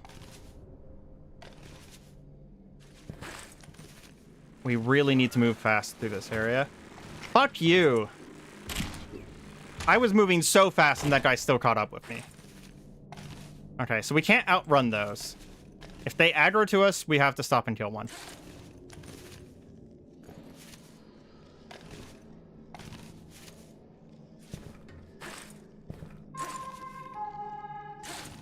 Warning. Sync tunnels 43 through 56 are experiencing loss of power. In case of outage, use Heard something. personal light I'm getting my hammer up premeditatively here. Get off me.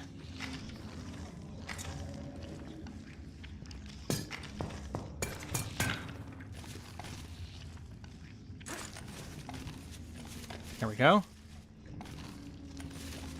Looked away for chat for 1 second and immediately started falling. This game is not safe to look at chat. Nope, I need to keep that off. Wasn't high enough.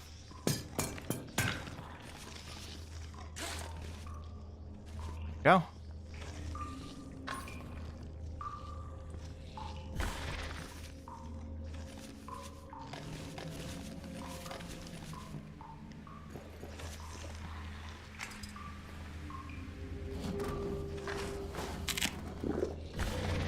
So I don't know what those bars do, but I'm going to eat them on contact because I think they probably give me like increased hand stamina for a little while or something like that. Because that's what would make sense. It's their food, right? reconnaissance in chat. Okay, we've never beaten this room. This is basically the test.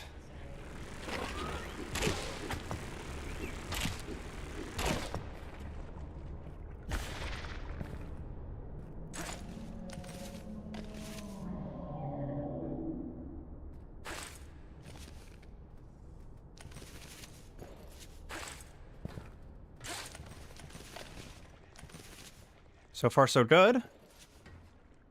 Don't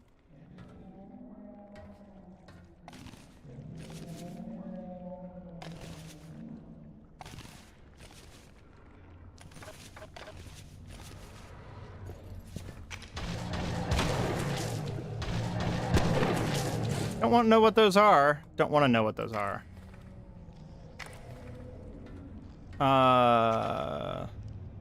Spear, maybe. We don't toss it there. Oh god, I just looked down and I saw how close it was.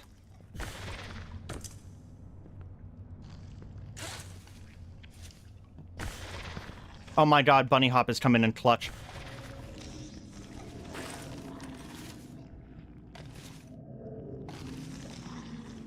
Okay.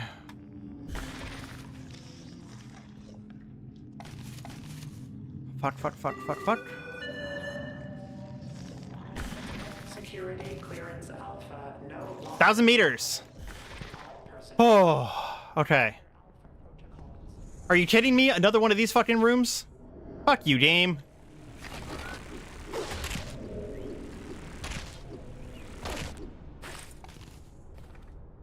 Seriously, Dame, fuck you.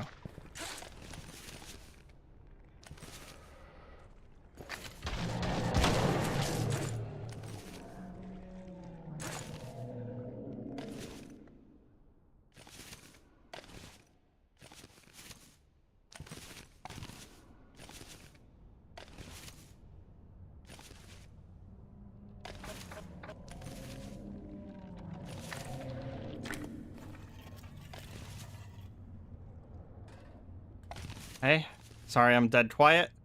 It's because I'm terrified. I mean, the goop is literally right there.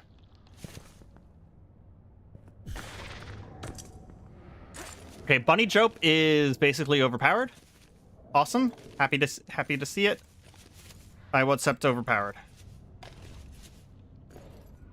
Any day on a game this fucking hard.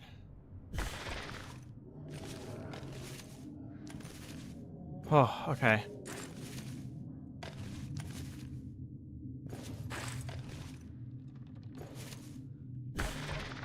Oh, okay. Highest we've ever been by a huge margin, guys. Huge margin. Okay. Come on. Just don't fuck up now, okay?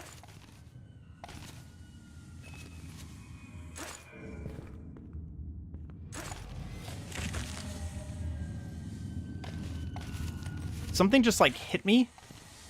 Oh, it was the steam. Man, the bunny hop. Bunny hop is literally top tier.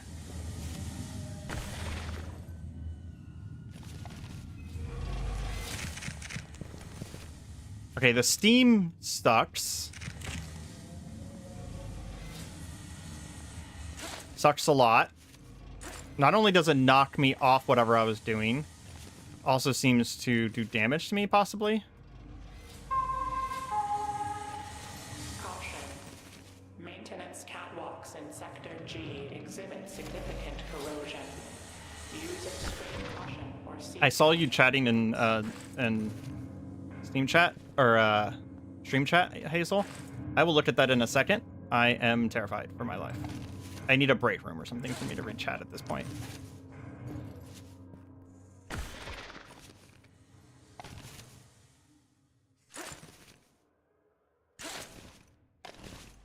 Oh my god, okay.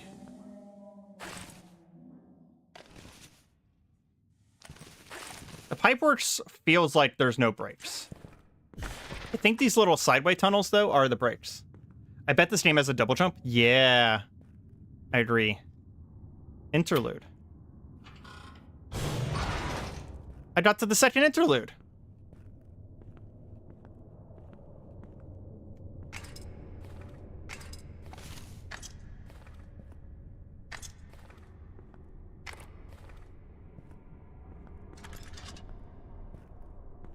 Does that mean I'm safe?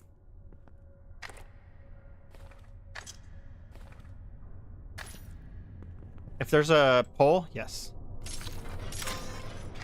I am not safe. I am not safe. I'm not safe. I'm not safe. Group's right there.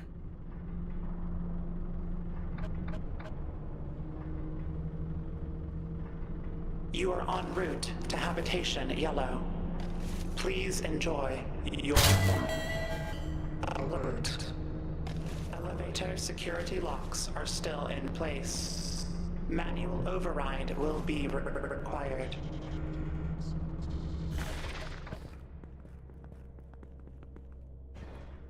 Yeah, I figured it wasn't going to be that easy.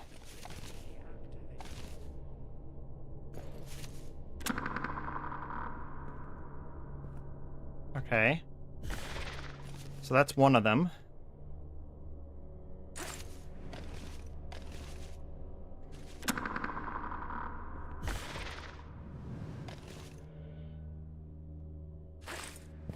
Is the dupe still coming? Yeah, it is. I saw it below me there.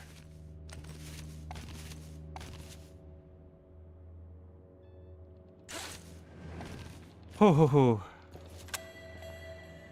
Alert. Elevator security locks have been released. I bet if I get up to here, I can probably bunny jump to that. No, I probably can't. Holy shit! Holy shit! I can't believe I grabbed onto that. Okay, go. Fuck you, game. For putting the elevator out like that. I just don't trust this elevator, so I'm climbing on top of it. I feel like the elevator's going to fall at any point. Warning. Class 7 fluid has been detected. Yeah, you just now detected the class 7 fluid? Habitation yellow. Airlock seal mechanisms must be engaged. Please contact your local control room specialist. Warning. Control specialist is missing. Contacting administrator. Warning. Administrator is missing. Contacting emergency worker protection crews. Holy shit.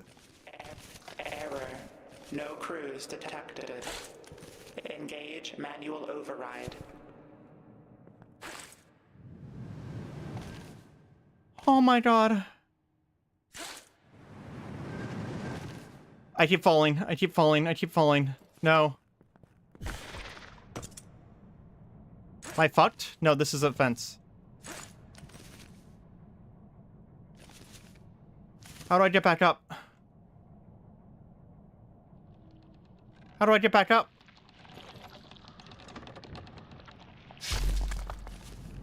I'm dead. Yep. God damn it. Oh. I feel it in my arms. Even though I wasn't climbing, I feel the stress. I feel the stress in my arms. Oh. Okay. We are going to take a short break. And I'm going to switch to Dark Souls. And we are going to beat Dark Souls. I will be right back.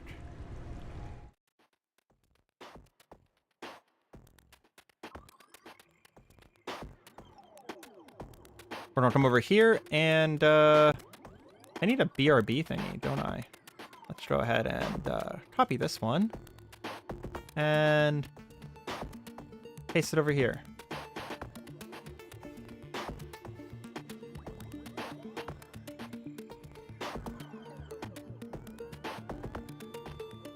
Okay, I'll be right back.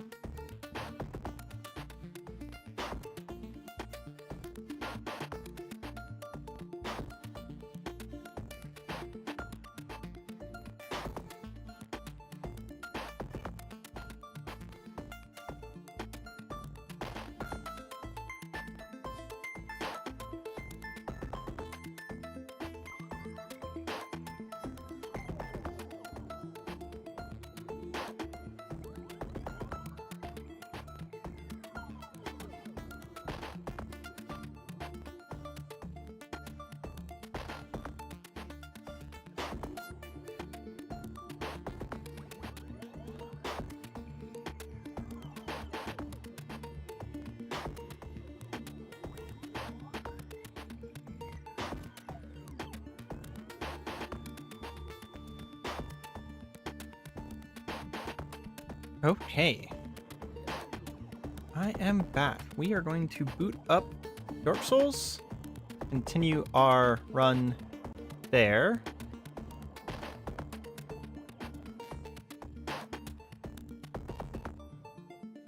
And we're really close to the end of Dark Souls, to be honest.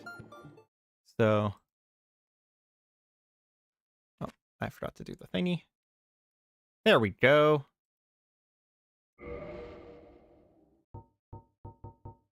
Oh, that's a little quiet now, isn't it? I turned down all of the volumes for White Knuckle earlier. There we go. Should be a little bit better. Oh, it actually... Yeah, because whenever I was playing last, it actually disconnected me from the game whenever it disconnected the stream, too. So this is, like, literally... It's starting in the middle of exactly... the exact moment the stream cut off. So what we were doing last time is... We're actually really close to the end of Dark Souls 1 here. We'll be going to Dark Souls 2 after this.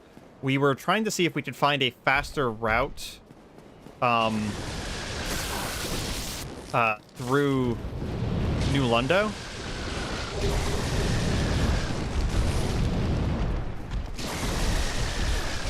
Which, since whenever...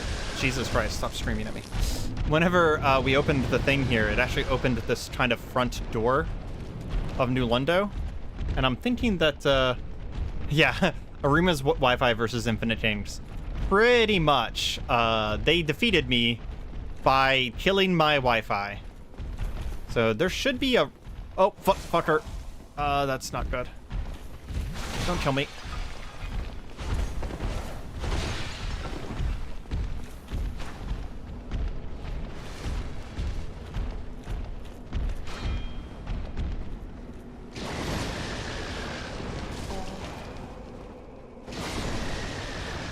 Okay. We need to find where the route is to... Oh, I bet it's this right here. Yeah. So there's an elevator here that should lead us up to the Four Kings immediately. Unfortunately, we have already spent some of our Estus flasks, apparently. That's kind of unfortunate. But this right here should lead us down to the Four Kings very, very quickly. And once we learn the run back here, it should be a lot easier even. There's the fight. But I'm somehow in the wrong spot. Please, please stop killing me. Please stop killing me. We're just gonna go through the fog wall here. Okay. So we know where the run back is now. Oh, Jesus. I do actually have the Abyss Walker on right now. We almost beat him the first try. We literally almost beat him the first time. Jesus. Beating the game with a +1 flask. That's almost an achievement in itself. I've never upgraded my fucking flask. After we beat the Four Kings, in case you didn't see my other Dark Souls 1 streams, we are kind of doing a fast play of the game. Once we beat the Four Kings, the only thing we have to do... We're going to double check. Yeah, we have the Covenant right on. The only thing we have left to do after this is to, the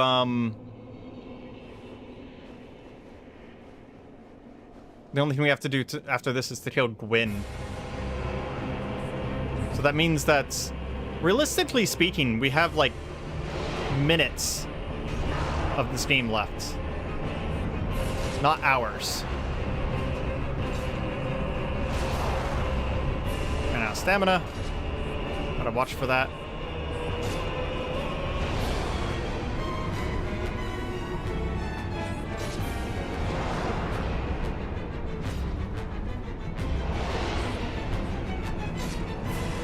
First king down.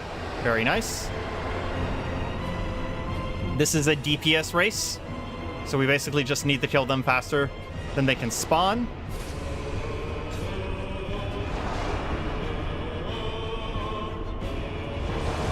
Oh my gosh, what was that swing? Rude. They're hitboxes, man. They're hitboxes. I should say hurt boxes. That's the grab attack. Okay. Has a long wind it down, so we're going to heal.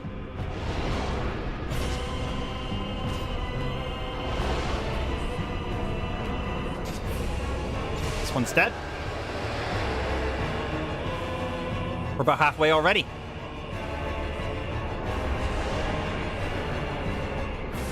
Roll towards it. It's the grab attack. Oh my god, it came back around? Fuck that attack. I didn't know it could come back around like that.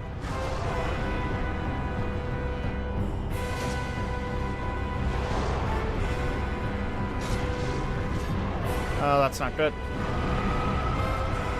No heal. He wasted his time.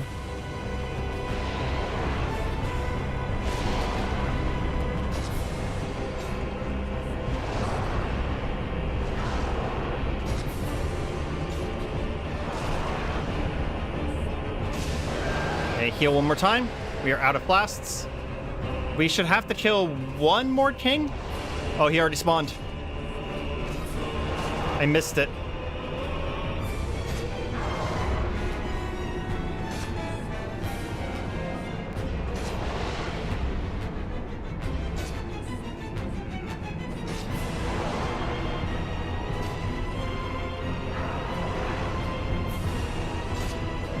Come on, come on, come on.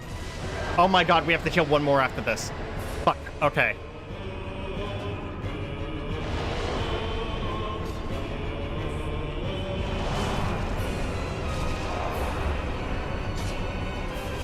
Okay.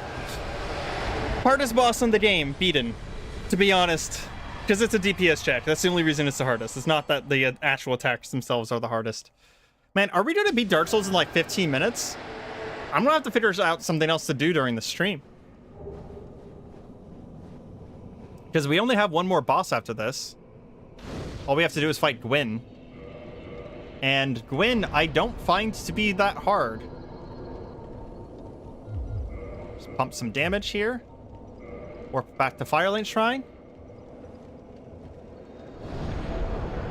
It's going to take me like 30 minutes to download Dark Souls 2. So if we beat Dark Souls 1, yeah, I was planning to stream for like 4 hours today. We might need to find something else to do. Maybe I play some Haste.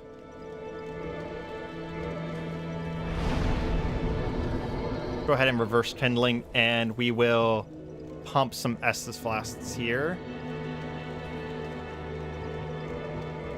I think we only can do this once.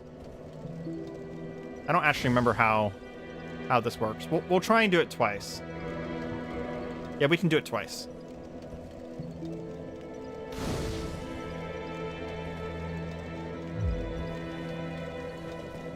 Okay, let's go.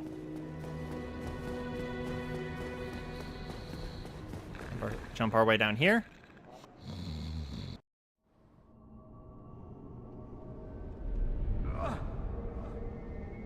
So cool. Much cooler than writing the snake down. Much cooler than writing the snake down. Offer souls to the Lord Vessel. Do I have to do this 4 times? No, I think it'll do it all at once.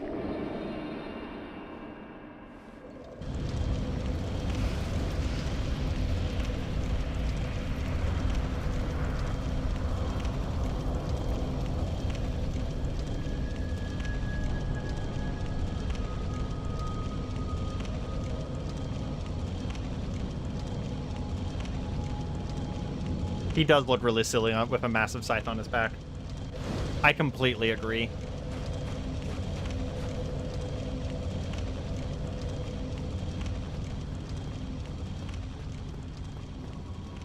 You know, I know a lot of the lore of Dark Souls 1, but I don't know why this white area is here. I kind of always wondered if it was just like an enormous fog gate or something like that. But like... Or maybe it's like a portal. But, you know, the Kiln of the First Flame is supposed to be really deep underground or something like that. Or maybe it's really far away. But doesn't this also kind of look like the... it's like a super large version of the giant... the Basin of the Giants. Another thing, I'm going to talk about lore real quick, is that if you look at that building over there, that the Kiln of the First Flame is, So the kiln of the first flame is kind of like a place that was a mistake, right? And a holy god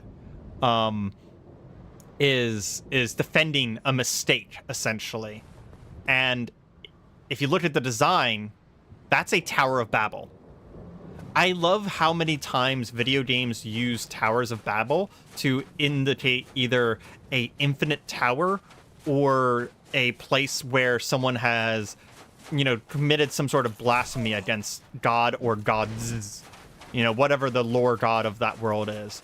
And the kiln of the first flame is a place where, Gwyn basically lied to humanity and did not even, claimed that they're the ones that are responsible for relighting the flame. But at the same time, and he's like, oh, well, if you want to get rid of the curse, this is what you have to do. But Gwyn is the one who cursed them in the first place. So it's kind of a lie because he is using humanity, who is one of the last flames that's still alive. He's using us in order to keep the flame going when it should have died out a long time ago, because his portion of the flame as Gwyn has long since died. So it's a god performing a blasphemous act in a Tower of Babel. It's so fucking mythologically and lore interesting. But I'm not sure about that white gate. I'm not sure why the white gate is like that. It's one of the few little things that I don't know enough about. We're just not going to kill it. Maybe we are going to kill this guy. I like these guys' version of the White Knight armor. I don't know if you can get it. It's like ashy Silver Knight armor, because they have been, they survived the first flame kind of blowing this area up. I don't know if you can get their armor, though.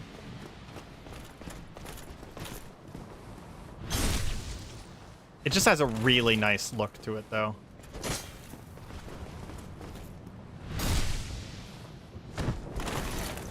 I think in the future we won't kill these guys if we die to Gwyn.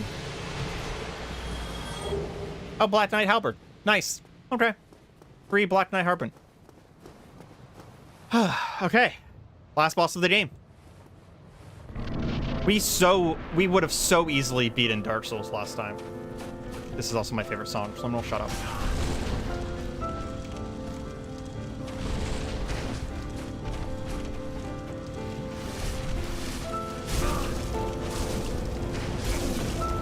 What? Oh my god, he just insta-killed me. Did they just stab a guy with the blunt end of a scythe? Yes. They stick the entire scythe through a person for the backstab animation. It's actually one of the reasons why I like the animations of Demon Souls Remastered really well, is because in Demon Souls Remastered, they gave every weapon in the game a really cool and unique animation. And they also did that for Elden Ring, but there's not as many of them as there are in Demon Souls Remastered. It's one of the few things that I would say that Demon Souls Remastered did really well. We're not going to talk about the fact that Gwyn just killed me in like 1 second. Because he's the final boss of the game, I actually have not fought Gwyn that many times. So I'm actually not super familiar with his moves. And there's this really badass thing that all speedrunners do. And I think it's like basically a requirement in order to submit your speedrun. And I am kind of joking, but I do think that it's a cultural requirement where you parry Gwyn for the killing blow. Almost every speedrun I've watched does that, where you parry Gwyn for the killing blow. And I don't know if I'm skilled enough to parry Gwyn. I mean, I have a parry shield. Every shield in Dark Souls 1 was a parry shield, as far as I'm aware. But I don't think I'm personally skilled enough to do that. Especially because I've not practiced parrying in Dark Souls 1 at all. The Elden Ring and Sekiro, that's where the parrying is going to come in. Because in Sekiro, well, it's Sekiro. We're going to have to parry. But after Sekiro, we'll be playing Elden Ring. And the reason we're doing it in that order is not just because of the release order, but because we're going to be playing a parry build in Elden Ring.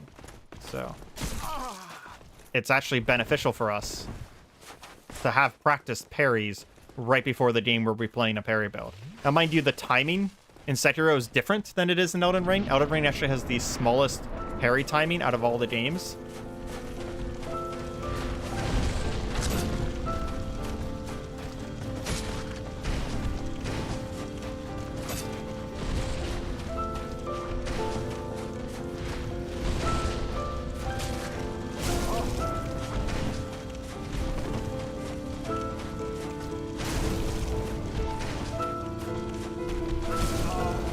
Bro's got range.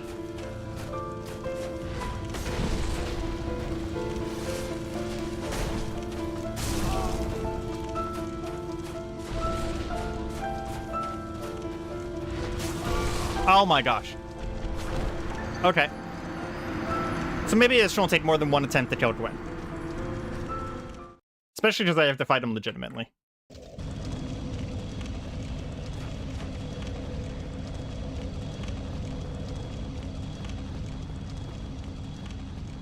But I will say, though, considering I have 4 hours set aside, and we're only 2 hours into the stream, it's not going to take 2 hours for me to beat Gwyn. Does anyone have any ideas of what... I mean, you guys are the people who are literally in the stream watching. Does anyone have any ideas of what they'd like to see after I beat Dark Souls 1? Because I can't do Dark Souls 2 right away. I don't have it installed. I don't know why I didn't think about installing it, but I don't have it installed. So it would take like an hour or longer to install the game. So we can't just jump right into that. I do have Haste and Void Rains Upon Her Art installed. And Dark Tide. If for some reason someone wants to see Dark Tide. I don't know why you would. I mean, it's a great game, but like it's not a super stream friendly game, I would say. But I will definitely take votes and definitely take suggestions. If no one votes, I'll probably play Haste. Well, that was dumb. If you're standing on solid ground and swing your weapon, I shouldn't slide off the pixels of the backside. Once again, Dark Souls 1 parkour, top tier. The only thing I would change about this game is to give it better boxes, hitboxes for the ground. Like the Elden Ring level of hitboxes for the ground. The hitboxes on the ground in Dark Souls 1 were just toxic. And again, they wouldn't have been toxic if it weren't for the fact that you have to fucking use them. Like, if it was just like, oh, well, you shouldn't be doing this anyways, then sure, but no. No, it's you actually have to use them. No preference, haste is good. Well, I do have the mods for max difficulty haste, so whenever we beat Dark Souls, we can just chill, and I'll play haste for the rest of the stream. For the rest amount as a stream time. Just had someone call me. Sorry, but you're not more important than my stream. Don't even know who you were. Random number. There we go. We don't need to kill this guy. We just need to backstab him so that he stops attacking us long enough for us to run away. I will admit that skill-wise, not DPS check-wise, but skill-wise, the win is going to be harder than the 4 games. And it feels good to actually have like an actual hard boss fight at the end here. Because the last few boss fights, whenever you go and fight all the Lords of Cinder, do kind of feel a little lame. No preference, haste is good. Okay. Oh, I tried the parry. Timed it wrong.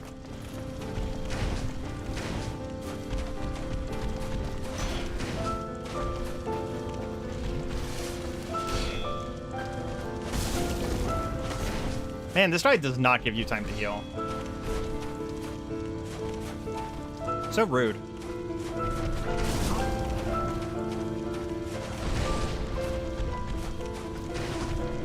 I am so surprised I'm not dead right now.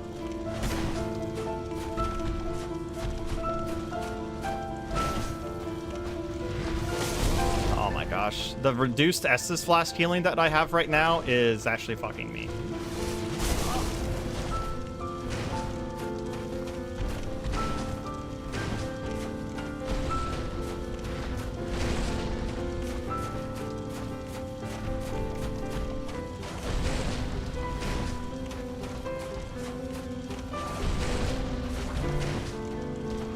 Blasphemous is so good. I actually played Blasphemous 2 on the channel, like back in the days whenever I wasn't popular. I am just... Yeah, I'm gonna lose. Okay. So, we can't heal. There's basically no point in trying to heal, because he puts so much pressure on us that we can actually heal. I played Blasphemous 1 on release, and Blasphemous 2 is actually already on the channel. So, I don't think I'm gonna play Blasphemous on stream. It is also a very long game. It's like 20 hours. So that's kind of like a bigger commitment than just playing it a little bit. But a game that's only a gigabyte, like, we could just chat for like 30 seconds while I reinstall it. I was hoping that someone would have a suggestion for like a roguelike or something that doesn't take much time. You know, Blasphemous 2 is like a whole ass thing. Mind you, I loved those games a lot. Blasphemous 1, 2, and fuck, what's it called? Death's Gambit are Metroidvania Souls-likes that I feel like are underappreciated by the community because they kind of fall between Metroidvanias and Souls-likes. Now, mind you, I think a lot of people like Blasphemous, so as much as I say underappreciated, you know, it's just that Blasphemous doesn't get as much attention as like Hollow Knight does. And Hollow Knight is really, really good. Really, really good. Don't get me wrong. One of the best games out there. One of the best Metroidvanias out there.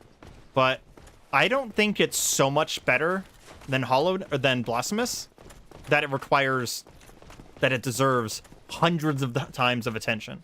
Like, I've never seen anyone doing a Blasphemous bingo or anything like that.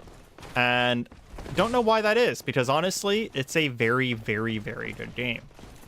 Has really good bosses. So does Death's Gambit, by the way. If you haven't played Death's Gambit, it initially was quite bad, but then they did this patch where they remade the game, basically. Oh, I parried him! Get wrecked, bro.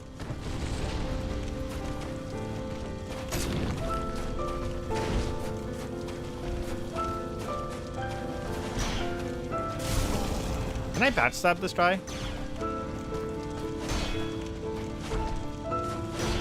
I would like to stop shielding. I was actually trying to stop shielding, but he's hit me so often that I wasn't able to stop letting go of the button. He actually locked me into a shield.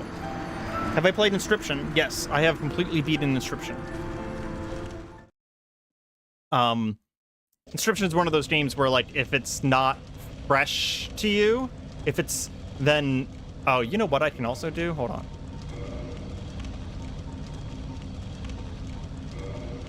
I was still wearing my best Sartorius. Inscription is one of those games where if it's not fresh to you, then it's not really super interesting because it's like such a big game on secrets. And I loved Inscription to death, but yeah, I've already played and beaten it completely through. I can't believe Gwyn literally locked me into shield stun. Fucking rude. The most enjoyable part is the story. I agree. I actually really like, without any spoilers, I really like the card games in the second half. And I wish there was like more to those card games in the second half. I know there's the, what are they called? Like Emily's Files or something like that. There's like a special mode that you can unlock in the game. And that special mode uses the second half's card mechanics a little bit more, if I remember correctly. And it like makes the game harder and less about story. And that's very cool, but like I kind of want more Inscription. Casey's mod, thank you. I want more Inscription based around the other half of the game. Because the first part of Inscription, like, it took me a long time to beat, right? It was actually, on top of the storyline and the secrets and everything, it was also very hard. I think it took me 4 or 5 runs before I got a winning run. And then, because you have to get multiple winning runs to understand what's going on, it probably took me like 12 or 15 runs to really get like real distance in the story. And then, like, you know, once you get to a certain point in the story, it changes. The whole game changes, obviously.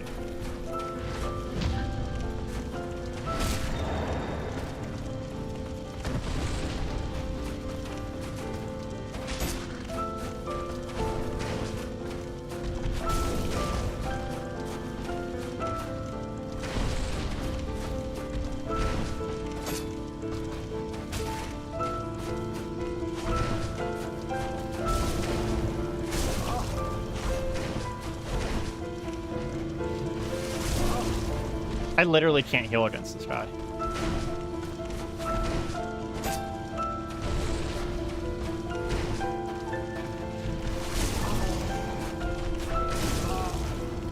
That hitbox. Nope, can't heal. Okay. So we have to do this about healing. Every time I've tried to heal, he has done more damage than the heal has healed me. There's no point in trying to heal.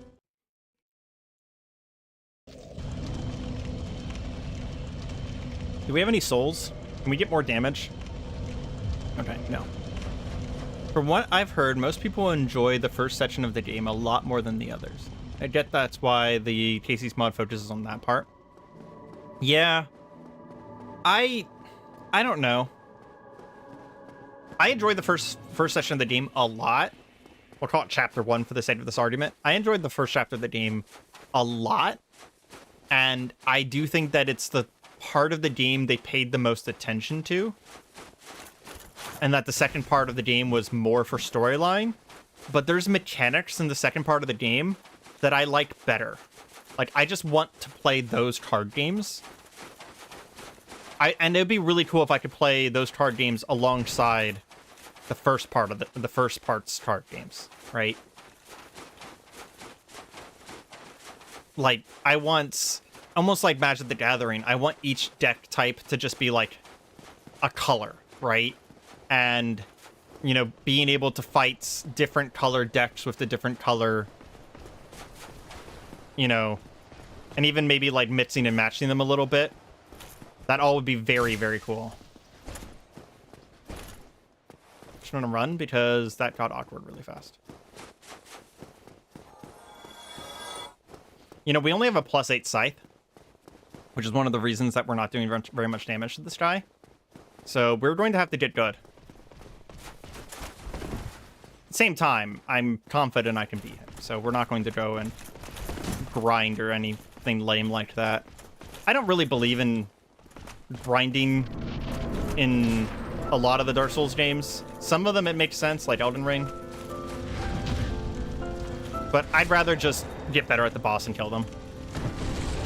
Maybe it's stubbornness, I don't know.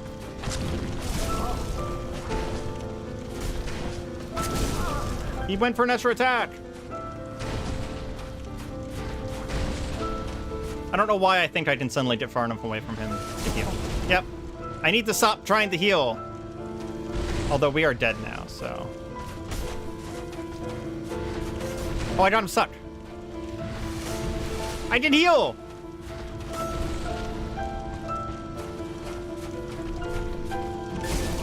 I don't think I can parry that attack. Oh my god, he two-shots me? Okay, okay, okay. I see you, Gwyn. I see you. I did manage to get him stuck long enough to heal once, so there's something. His music is so good, too. Best music in Dark Souls 1. Mind you, there's not really much music in Dark Souls 1.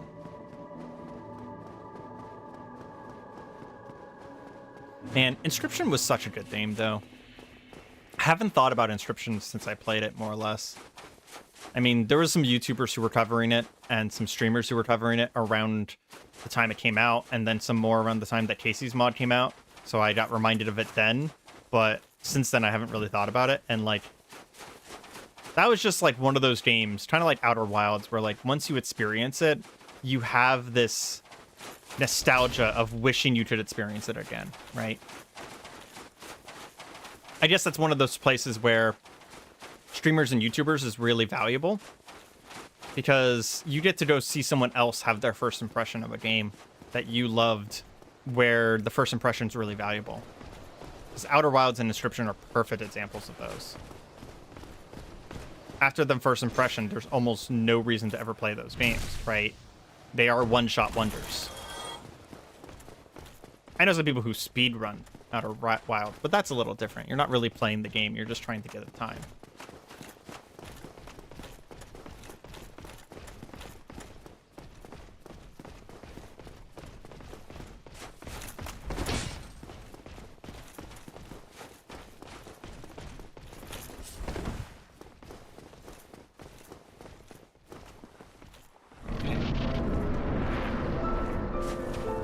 All you gotta do, Areima, is parry and then kill him.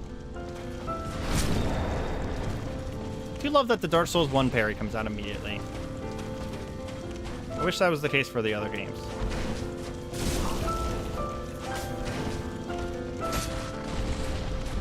You know, my damage isn't actually terrible. Oh, I'm instantly dead. Okay, cool. Lobotomy Corporation. Not as a suggestion for later, just a genuine question. What do I know about Lobotomy Corp? I know that it has the art of a chibi anime game. However, the gameplay itself is like the XCOM ship management, except you're managing, or even like if you said like oxygen not included or something like that, and you're managing SCPs. And I've seen a lot of footage of people like feeding their employees to SCPs to keep them happy and stuff like that. And like each SCP has to be fed in a different way. And that's where my knowledge ends. I've never played it myself. I never watched anyone play it. I just know those parts about it. Like, so I conceptually know that information. I don't know if it's a game for me because it's about management, and I don't really like management sims, but I do feel like it's one of those games that I would enjoy the concept of. The whole SCP facility management part. I think that part's really interesting. I just don't want to actually do the management myself. If that makes any sense. It's kind of why, like... It's a violent, somewhat hard management sim. Yeah, story's incredible as well. Well, it's good to know that the story's incredible. The fact that it's really hard is appealing to me, but the problem is I don't really like management sims in the first place. Like, I've never been able to get behind, like, RimWorld or anything like that. I've watched hundreds of hours of people playing RimWorld, but I've never played it myself. More than, like, a few hours. Because I just couldn't really get behind the actual gameplay of it.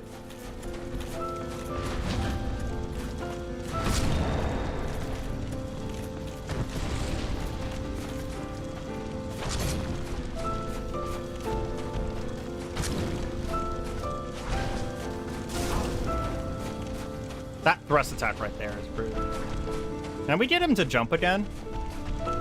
So I could just parry him, right?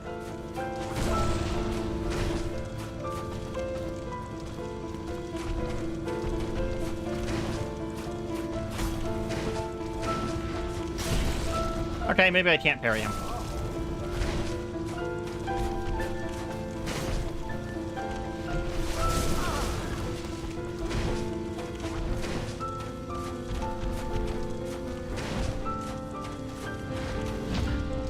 There we go.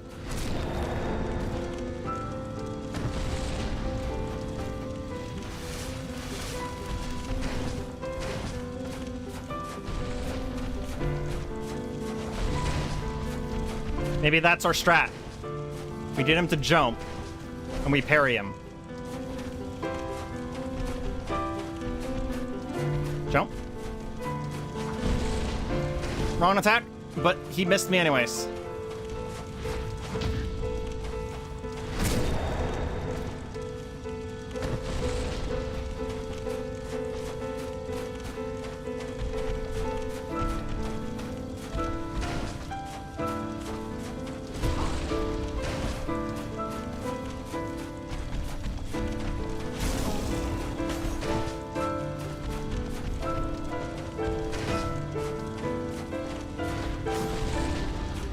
Bro, stop missing me.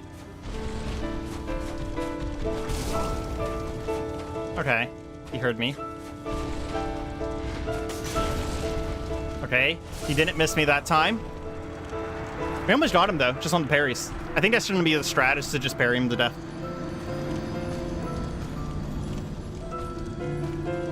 We got, what, 60% of the way through? Hard in an overwhelming sense. What do you mean by that? So it's more of like each individual strategic action is not hard, but it makes it layered in such a way that balancing. It's like balancing plates, right? Is what you're saying? Is that all of the strategic actions you have to take in order to manage everything just gets harder and harder the more plates you have to balance? I assume that's what you mean by that. I can't think of any other game to compare it to that's overwhelming.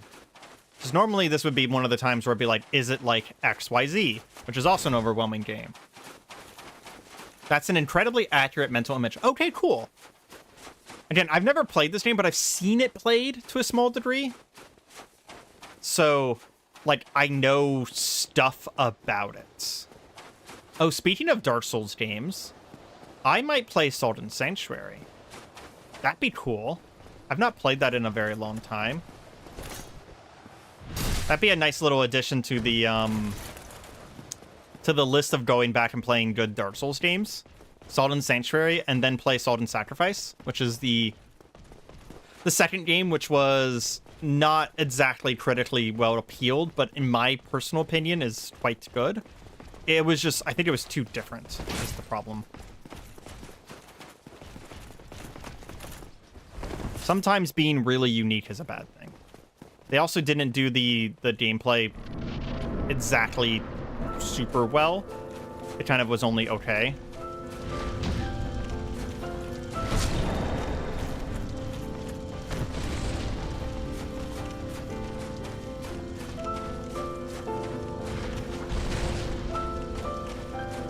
I wasn't ready for the jump. Oh, I wasn't ready. Don't kill me. Don't kill me to win.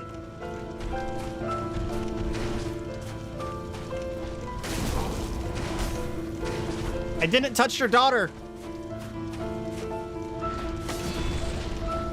Ah, I can't believe that wasn't a parry.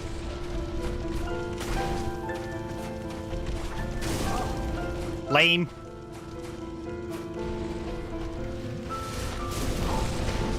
I'm sorry, what was that? You just took flight?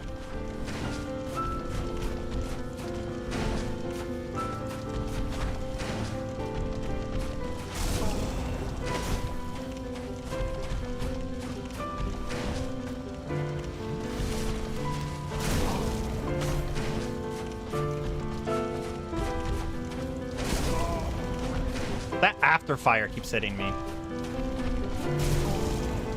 Oh, that was just the sword hitting me. There we go. Spam heal, spam heal.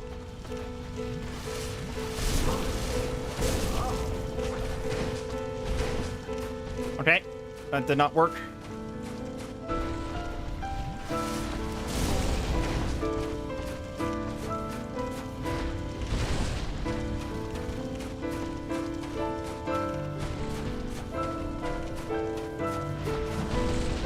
He missed again.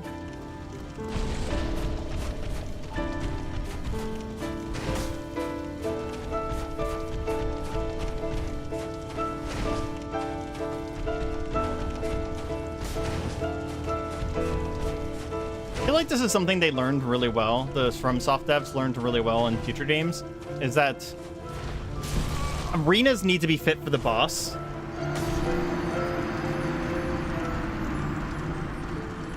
To come out recently, there is Bionic Bay. What's Bionic Bay? I know there's a game called Abiotic. Abiotic is like a Half-Life Laboratory meets shit, what's the game called? It's Subnautica meets Half-Life kind of feeling. Or like Subnautica meets Aperture Science. But I don't know what Bionic Bay is. Gorgeous and apparently very hard. Okay. I have to look that one up. Fast-paced platformer. Well, you've got my attention. Sounds really interesting. Don't know what that is, though. I'll have to look it up. Is it like a Metroidvania platformer, third-person platformer, 3D platformer? Like, what are we talking about here? Because, you know, fast-paced platformer is I could describe a lot of different games that way, right?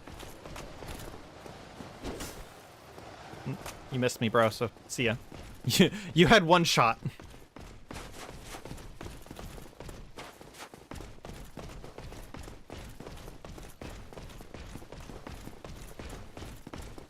Man is chasing me down.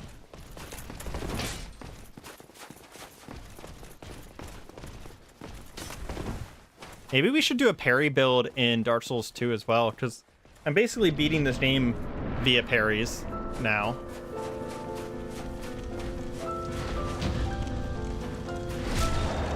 Basically requiring myself to beat this game via parries.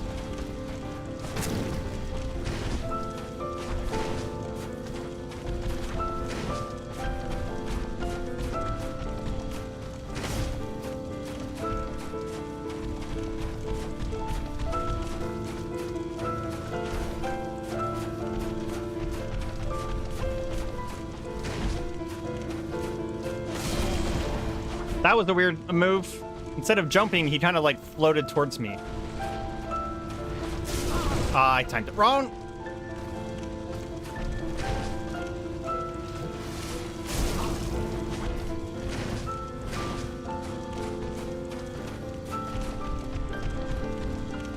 What?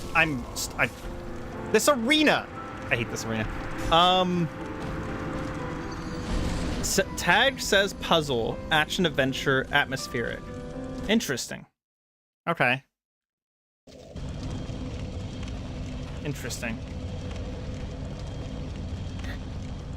Are you in the Discord, Hazel? If you are, you should post it in suggested, and I will look at it for later this week, because I don't want to just stream the entire Soulsborne ring. I kind of like the idea of making some progress on Soulsborne ring every stream, but also playing another game. And maybe every once in a while we have a stream that's just a different game if something interesting comes out. So like maybe stream Soulsborne ring twice a year. Or just twice a year. Jesus, words. Twice a week. At minimum. Just because I do want to get through all the games. I want to replay all of them. It's something I'm very excited for, especially Sekiro and Elden Ring. And we play other things either the first half of the stream, or we play other things if I just find something interesting to play. Depending on how things go, I might even make some of these streams. I might do the streamer meets YouTuber thing that I've seen people do, where I make some of these streams into like really nice, high quality videos and put them up on the main channel. Because the difference between the two main channels is not actually my content. That's not what the difference is supposed to be. And it's not what it will be going forward. The difference is that the second channel is no editing.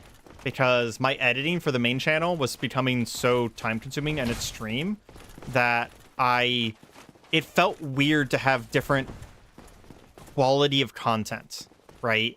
Like putting a Let's Play up right next to a video that has 12 hours of editing work just felt like a disparity. So that's why we made the separation of channels. So I might stream things on this channel and then put them up on the second channel. Or put them up on the first channel.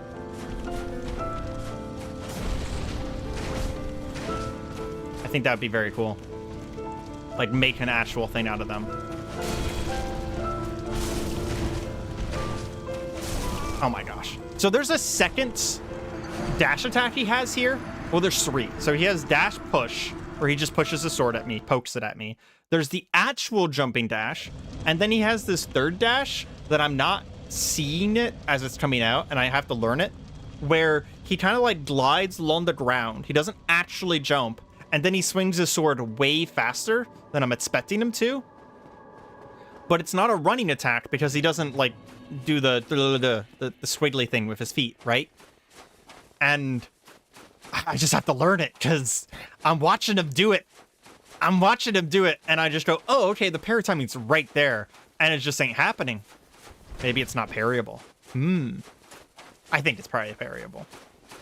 I think most of Gwyn's attacks are probably parryable. I think you could probably just parry spam him and just bully him. And by you, I mean like theoretical person who is better at me than Dark Souls. Better at Dark Souls than me. Yeah, I would say whenever I beat Dark Souls here, we'll probably go play Haste. Just to use up some of my time here.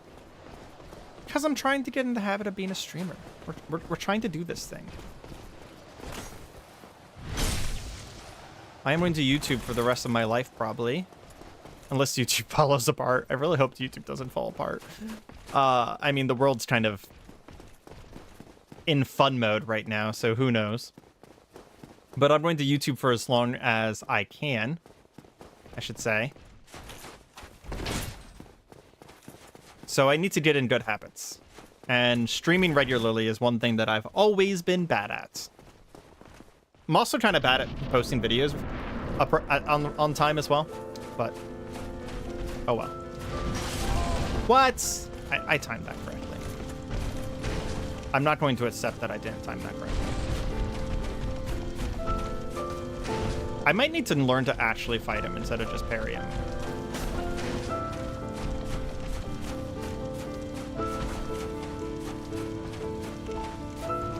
Because he doesn't want to do this jump. See that right there? He floated on the ground instead of jumping. That's the attack that throws me off. It comes out so quick versus the jump. The jump is like slow and graceful. And I have this moment to like prepare and think and go, okay, the parry needs to come out right whenever he's about to hit me with the sword. And then this other one, it's just like, okay, wait, where's the jump? Where's the jump? Where's the jump? Oh, he hit me. And then like, it disjoints me, right? And once I'm disjointed, I just think about trying to survive, and then you get yourself killed, right? That's like how getting disjointed during a Dark Souls boss fight just goes, is you don't get back into the rhythm in time to get and before they kill you.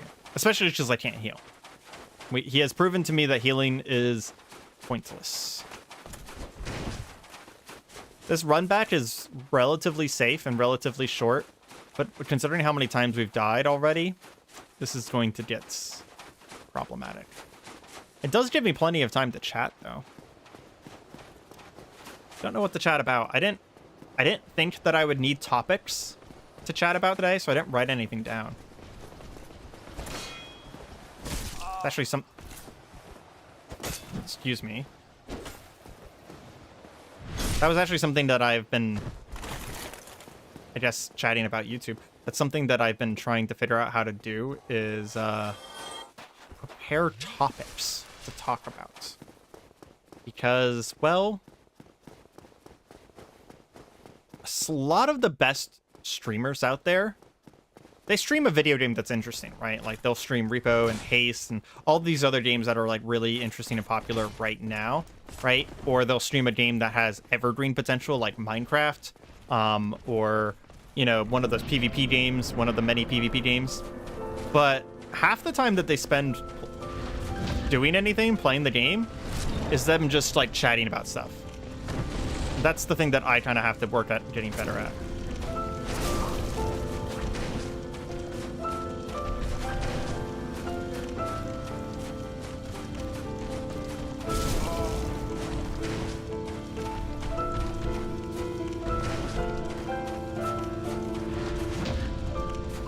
There's two parries.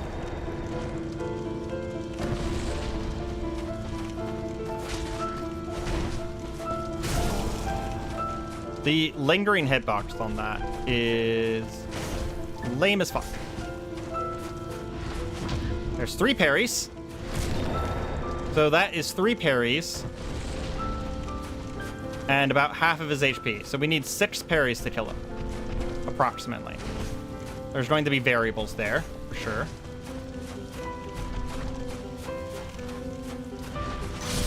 No! I timed that correctly, but I ran over something. I would say clip that. There's like a little... I was pointing at my screen. You can't see me pointing at my screen. There was a little rock that I ran over as I was moving. I'm not a type of person to give excuses, but that one sucked. At least I felt like I timed it correctly. I might not have. I mean, I've only parried him like 14 times in the last half an hour. That's not a super great rate so far. But we did get halfway, so we're getting closer.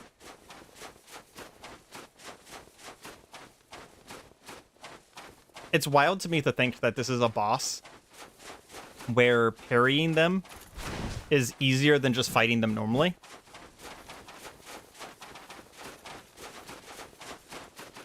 Because of how slow my weapon is, I don't know how much time... Excuse me. that bro stepped on me. I don't know how much time I have to actually attack him between his swings. The first time I ever beat Gwendolyn was with the Bandit's Knife. And man, he was stupidly easy with the Bandit's Knife.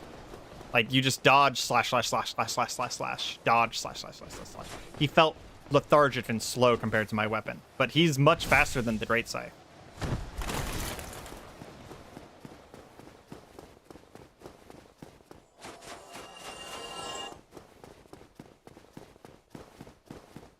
On some level, I wonder what this is. How much of this is just my reaction time? I mean, reaction time is just practice, right? So we're going to get there. We're going to beat it. We're not going to farm. We're not going to go get items. We're just going to beat him. Because I think it's totally possible. I mean, we do like 500 damage per thing. So we're good.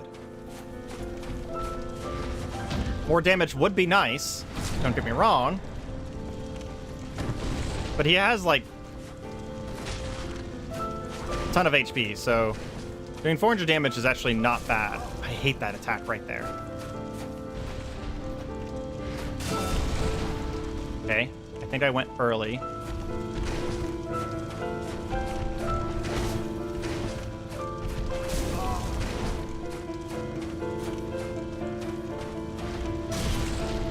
Late.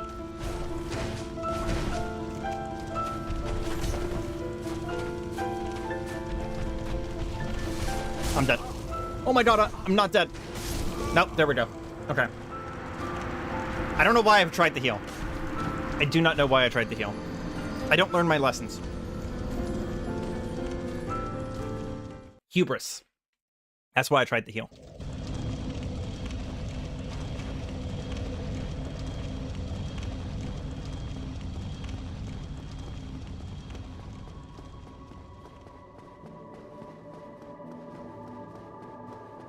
You know, I'm going to laugh if about 25 minutes ago, 30 minutes ago, maybe a little bit longer, I was like, there's no way that killing Gwendolyn is going to take 2 hours. This is the time whenever I go to edit this that I would put in the joke 2 hours later, and it's still me fighting Gwendolyn and having not beaten him. That would be sad. I mean, we've gotten him to 50% twice now. That's basically beating him, right? Because 2 50% wins is, in fact, a win. He doesn't have a second phase. He just has 1 HP bar. We could be doing a lot more damage to him, though, if we got a plus, like, 15 scythe. Like, we don't even need to level. We just need to get a higher level scythe. Nah, you got this? Yeah, pretty much. I agree. I appreciate the support, though, Pori. I really do appreciate the support.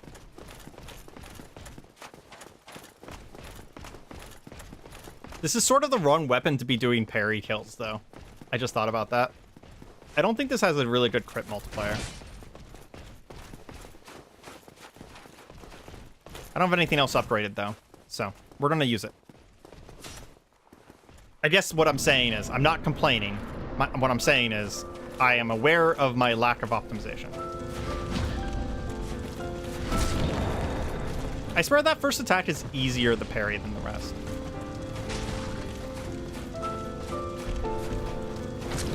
Okay, so I also can attack him whenever he does that. There's 2 parries. Third of his HP gone.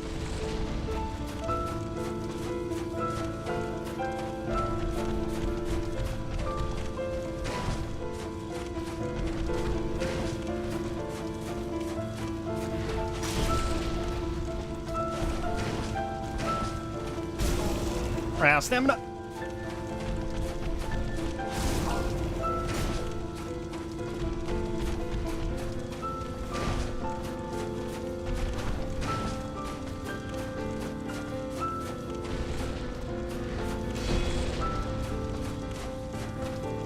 I honestly don't know why that one wasn't a parry, but we'll accept it. Okay, if I time it... Nope. I was just about to say, if I time it correctly, I can heal while he drinks. But the heal animation, despite the fact that the... Sorry. I can heal while he grabs. But despite the fact that the grab animation is enormously long, somehow he still managed to attack me before I really fully recovered. Because I was, like, after the heal, I saw him trying to do the run stab, but the run stab came out so fast that despite the fact that I pressed dodge, he still just got me. I need to be able to recognize that grab attack sooner so that I can heal. So that's the two things I need to do, is I need to bait out the jump attack better. I also need to get more consistent about parrying the jump attack mid-fight. And then I need to recognize the grab, because I think the grab is going to be my only opportunity to heal.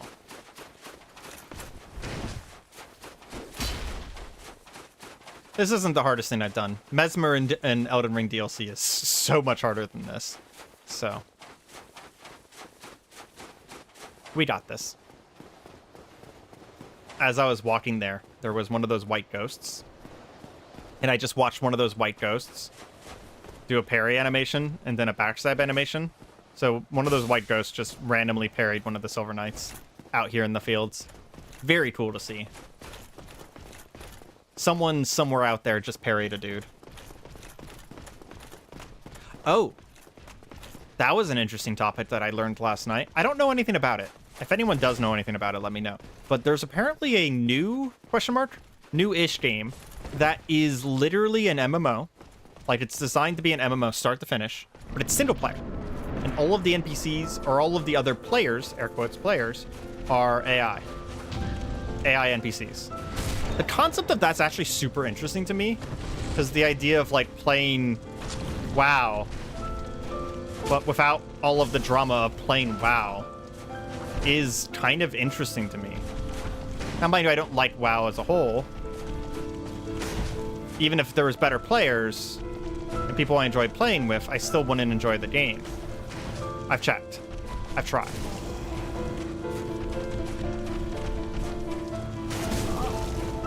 Oh my god. He's just chipping me down.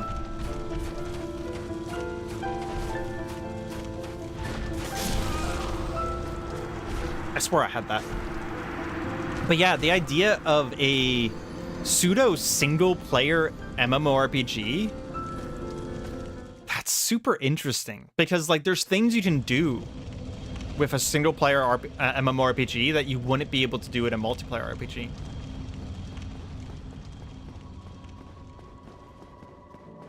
You know, but there's a lot of stuff that you build for an MMO that don't work in single player. Like, you can start balancing it differently. You can start, you know, you can allow people to be overpowered with certain builds and underpowered with other builds because it's an MMO. One of the big reasons why overpowered and underpowered feels bad in an in an actual online MMO is because you can compare yourself to others, right? In single player, you only feel overpowered and underpowered if you are significantly overpowered or underpowered to the enemies, right? And if you're the type of person that likes being overpowered versus the enemies, honestly, that can be fun. I know a lot of people who play Cataclysm who put the game settings on like how powerful their character is and how weak the world is so much different than me that I would hate their world. I would hate to play the way they play, but that's really fun for them. So, you know, doing balance differently with a single player MMO, that's fascinating. I'll have to look up what the game was. I was kind of browsing through just like random game news, video game news, and I saw someone talking about it. It was an article by either Games Journal or IGN, PC Gamer or IGN, which I kind of don't read by default because their opinions can be very unique. And I rarely agree with them. So I just kind of don't bother reading them. But I will read their headlines, and then go find out more information for myself. I just kind of forgot to do that this time. Some of Gwyn's attacks come out very, very quick. Come on, jump at me. Damn it. You heard the shield sound, because I did actually get my shield up. I just didn't get the parry.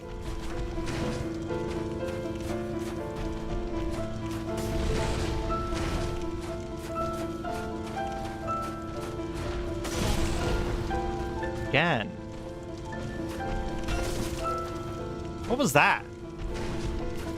I think I ran into his sword. Like, physically ran into his sword while he was doing his grab attack. So there is an active hitbox somewhere there.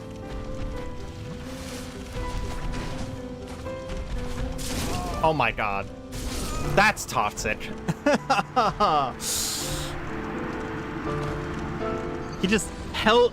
In real life, that wouldn't have hurt me. He just held his sword over top of my body, and I ran into it. And I took 3/4 of my HP in damage. Thank you, Dark Souls. Okay, we got this, though.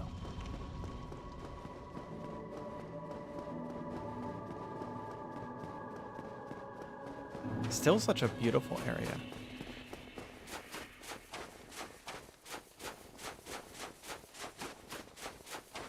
Maybe we're not going to get to play Haste. That'd be funny. What did you guys think of White Knuckle? That was the game I was playing earlier. Personally, I'm in love with the game. I think beating it is going to be incredibly hard, which I'm actually excited for, because if there's no other checkpoints, you basically have to do the entire game start to finish with only one life, because we got to that second habitation, which I thought was going to be a checkpoint, and there was no checkpoint there. So you have to get through all of Area 1, which gets harder each time. Don't forget.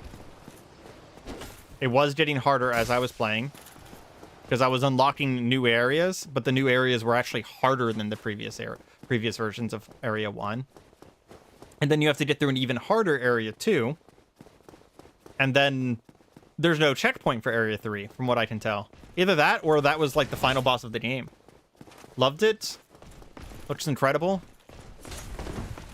Seems like it's not even fully finished. Yeah, it's actually early access. It's like a few days into early access. I can't even imagine what they're going to add.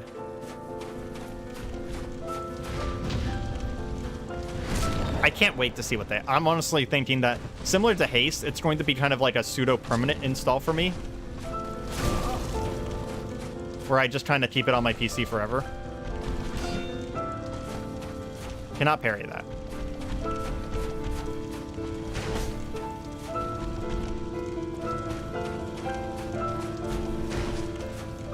I should have attacked him.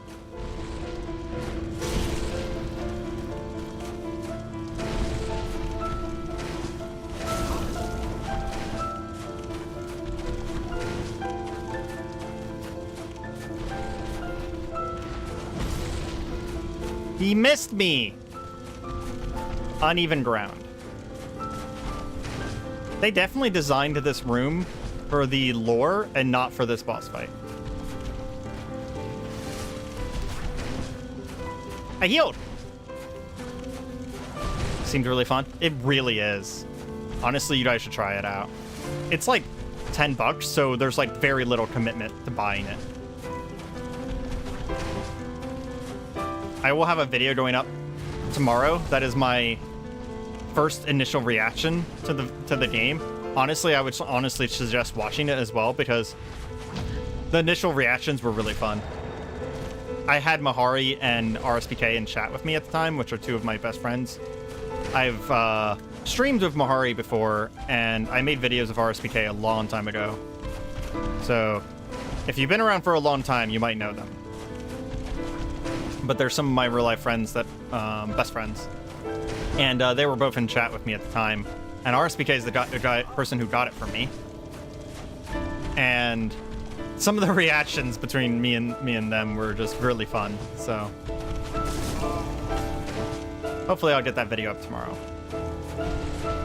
Come on, jump at me, bro. He did not jump at me.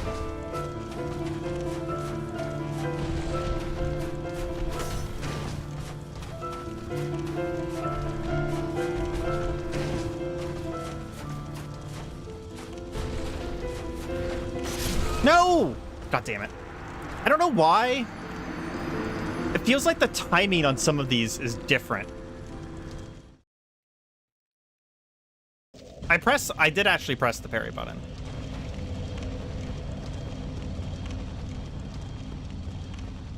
What is that, like 10 attempts now? 12?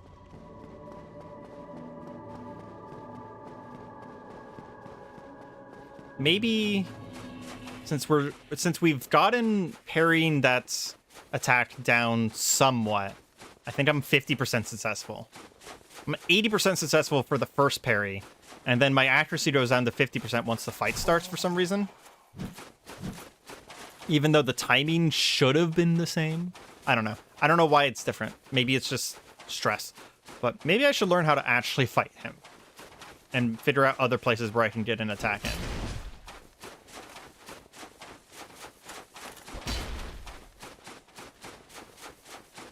I'm sure I can figure out other places. The problem is that if I keep my shield, this is what I'm thinking right now, is if I keep my shield out in order for the parry, my fastest attack becomes my R2. Yeah, both of my attacks are insanely slow. My shield is out. That's kind of the problem.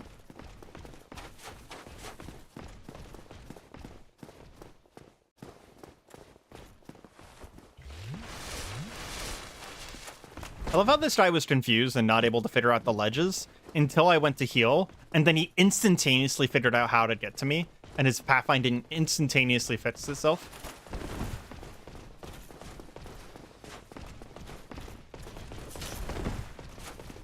You know, something else I just realized is that a major complaint that some of my friends have about Elden Ring is how the game actually this is actually a real fact, by the way.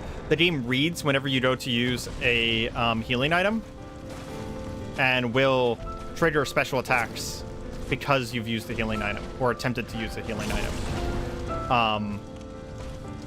And that's actually something that doesn't happen in Dark Souls.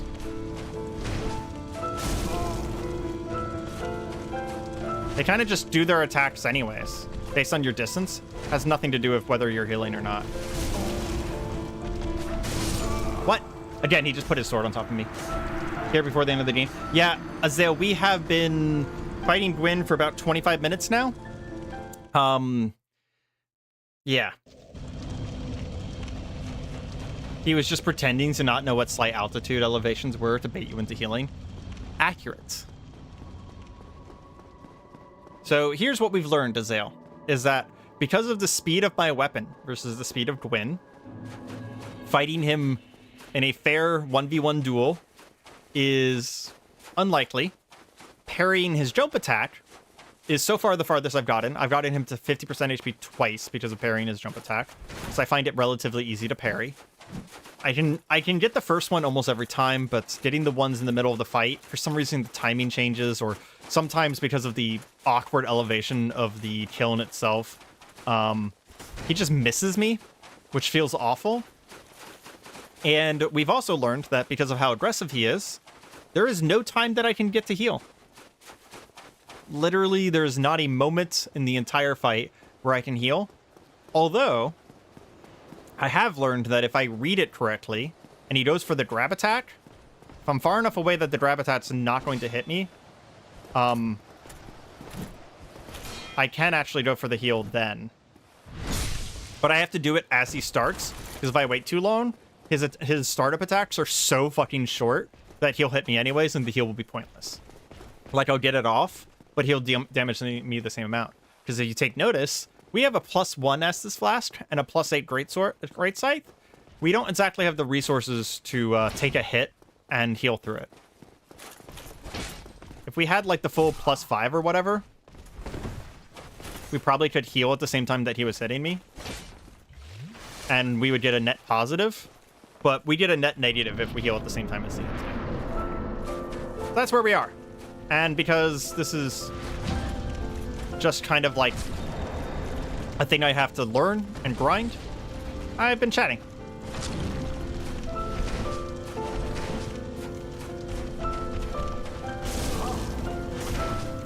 and I hate the terrain. Terrain is awful. I've been complaining quite a few times about the fact that this area was obviously built for lore. That was the attack, and I just dodged anyways.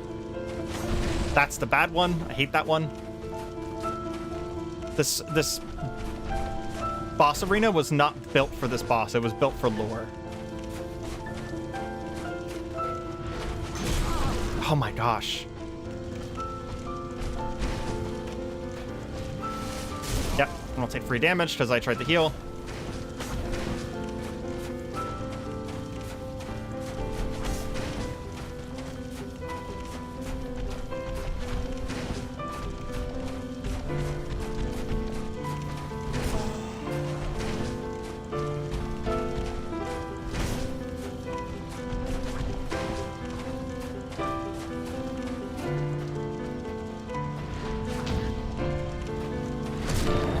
Trust me, I ran Ultra Great Swords. I know how it goes. Yeah, makes sense.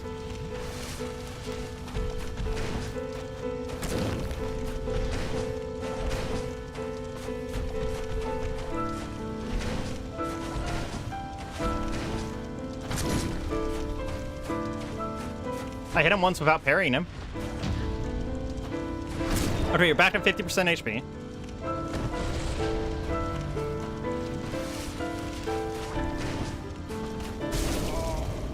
There's that super fast swing. Rude.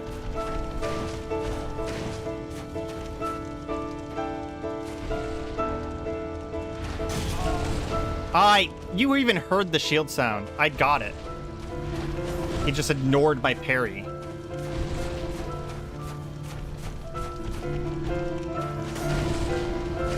Ho, ho, ho, ho. No! Damn it. Although for me it was 4 parries, this is nuts. Yeah, we did the math. If I don't attack him, otherwise it's 7. 7 parries if I don't attack him between. If I do attack him between, then it's going to be like 6. There is a get up attack I can do. If I was better at switching my weapons faster, I could probably do a couple more attacks. You beat Fume Knight last night? Oh, cool. So you're in the DLC now. Nice. Fume Knight is my friend Reiko's favorite boss in most of Dark Souls. Like, not even like Dark Souls 1, 2, and 3. Like, just most of Dark Souls is Fume Knight's their favorite boss. I actually like, Godir? Nadir? Whatever the dragon is from one of the Dark Souls 2 DLCs. I like that fight a lot, even though a lot of people hate it. I just think it was a really fun, a fun dragon fight. If you've fought dragons in Elden Ring, you kind of know how to fight them. Midir. Thank you. Midir. I like the Midir fight quite a bit. That's the one Dark Souls 2 DLC I did play. I didn't play the one that has Fume Knight in it. But I have heard so much about it because Reiko loves it. Yeah, people don't generally like it. People complain that it's harder than Calamite for unnecessary reasons. And he does have attacks that... He does have a couple attacks that are kind of really difficult to deal with, but... Midir is DLC 3? I thought it was DLC 1, because I played the DLC as they came out. Oh, Dark Souls DLC 3. I thought Midir was Dark Souls 2 DLC. Huh. I guess I've not played any of the DLC for Dark Souls 2 then. Because the DLC with Midir is the only one I can think of. It's the dragon with a giant spear through its chest. It's the one I'm thinking of. Whichever one that is. Cool. I got Calamite's Dark Souls. Yeah, I know that Calamite Dark Souls 1. I was just comparing boss fights between games. Singe has a spear. Okay, so I've not fought Midir because I didn't play the Dark Souls 3 DLCs. It is. I'm thinking of the right dragon. It's the first DLC for Dark Souls 2, but I was just thinking of the wrong name. That's what's happening there. Yeah, that's the fight that I like. It's the dragon with the spear through it.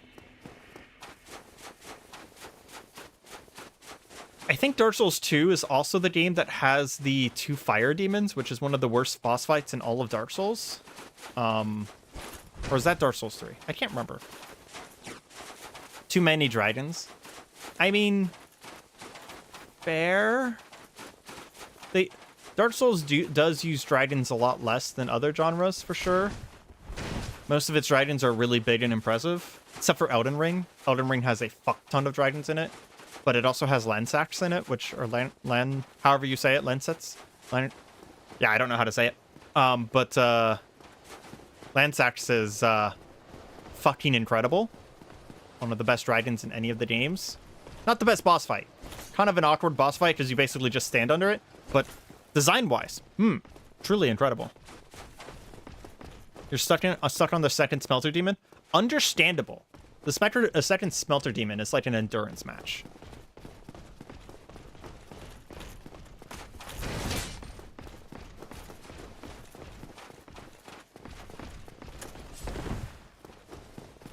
I will say there was some mechanics that were unique to Dark Souls 2 that I do appreciate.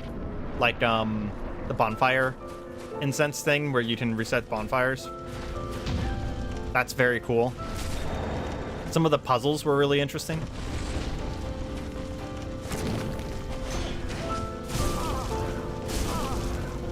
I survived that.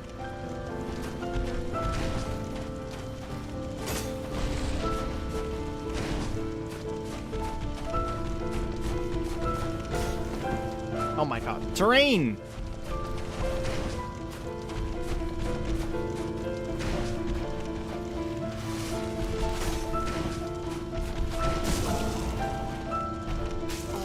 Cool. You have to sprint through a gauntlet 20 enemies to fight a boss I've already beat. Yeah. He once again held his sword near me and vibrated it, and I took 90% of my HP and damage. It's my favorite attack so far. Yeah, that's what I mean by it's an endurance match. And then the boss itself does an enormous amount of damage. So then if you like take a single hit, you lose like 90% of your HP. Yeah, it's definitely the second smelter demon is a huge fucking endurance match. Gwyn gets style points. He held his sword over my head and vibrated it back and forth, and I bumped into the soft side of the sword and took 90% of my HP and damage. Gwyn gets style points, but Dark Souls 1 doesn't. How about that? Gwyn is one of the coolest bosses in Dark Souls 1. I'll give you that.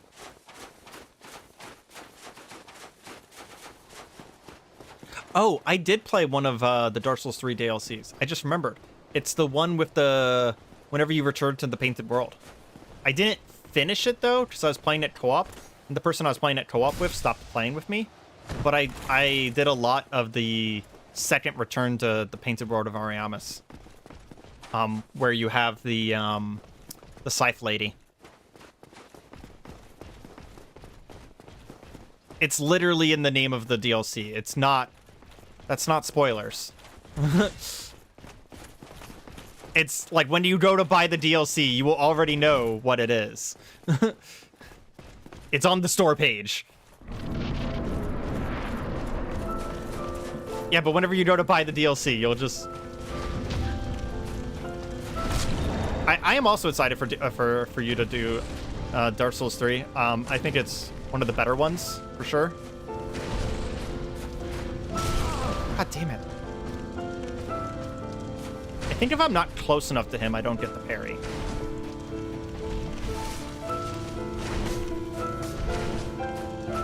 That might be what's going on there.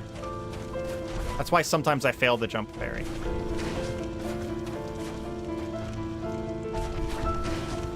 Even though the timing is theoretically the same. I'm honestly surprised I hit him. I was facing the wrong direction. That didn't hit him, because I don't run as far whenever I'm one-handing my weapon.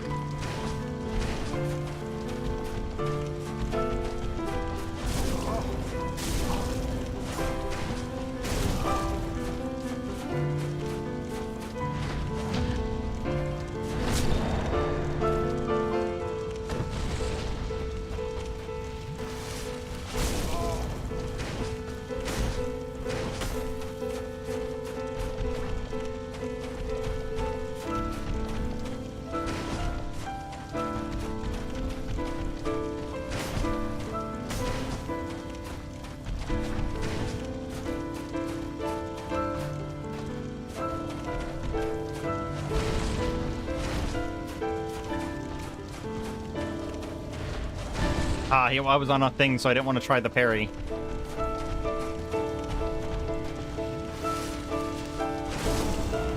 Okay, I got some HP back from that.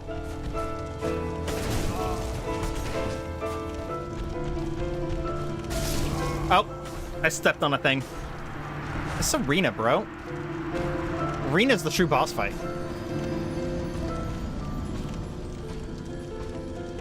I think, though, I'm going to stop trying to just fish for the parries. I'm going to two-hand my weapon.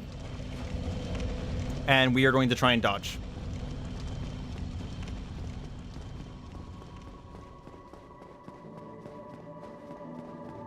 That man rolled off the cliff.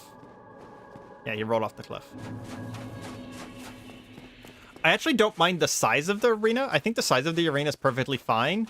The fact that Gwyn is not prepared for the difficult terrain, and there's like random things that Dark Souls itself doesn't handle well, like the bumps and the little pieces of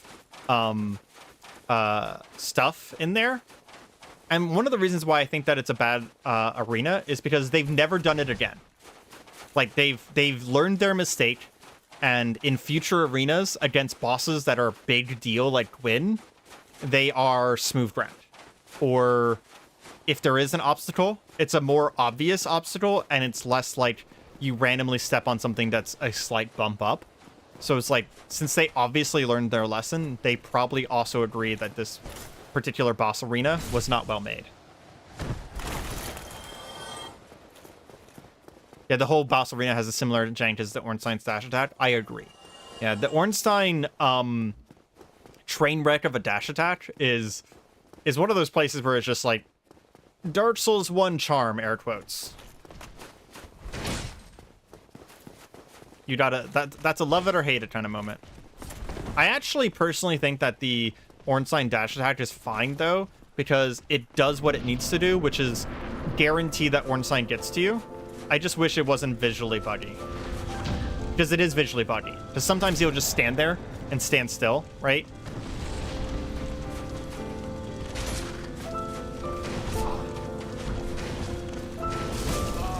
Jesus Christ, that damage.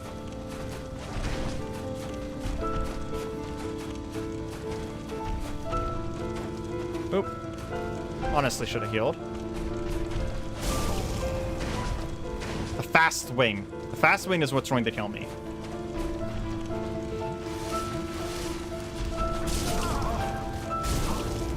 That right there. That fast swing is just silly. I'm stuck on terrain. I'm dead. Yep.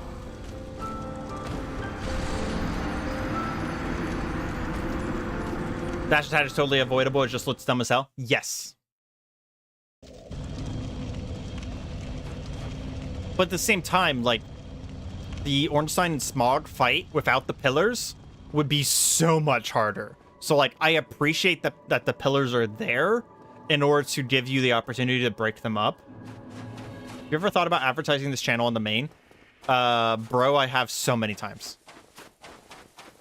I have advertised this channel almost every stream.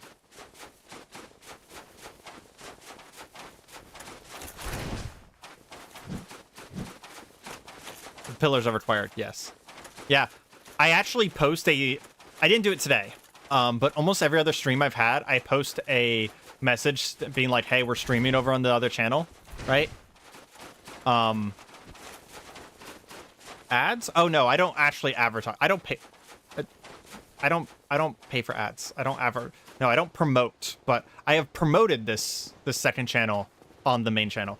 If I actually did ads, like actual ads, I would not be able to control where they go. I would not be able to put ads of them in the second stream. But it wouldn't be a bad idea to... The problem is that I'm not going to be putting non-edited videos on the mainstream anymore. I can't choose where the promotion ads go. But what I could do is whenever I make... What I plan on doing, I actually was talking about this during the stream earlier, is I plan on using some of the content from streams and from Let's Plays on this channel to make proper edited videos. And I will promote this channel as part of those, of like, hey, if you want to watch the entire Let's Play then, you know, come over here and check it out, right? So that's going to be a pseudo promotion.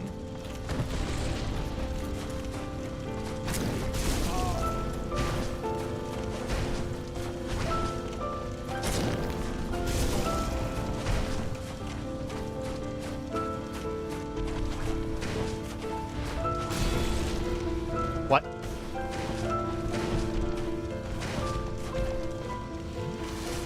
I'm dead. Oh, I'm not dead. No, I'm dead. Because he held his sword above my head again. It'll be something of a VOD channel? No, it's not going to only be VODs. I'm going to do Let's Plays. I want to do 2 to 3 Let's Plays every week. The VODs are going to be kind of just filler.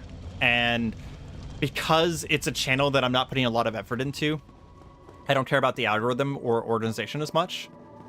But as something I'm sure you very much know is that I'm not going to be able to do anything badly. Even if it is lower effort, I'm not going to like intentionally make the channel not successful.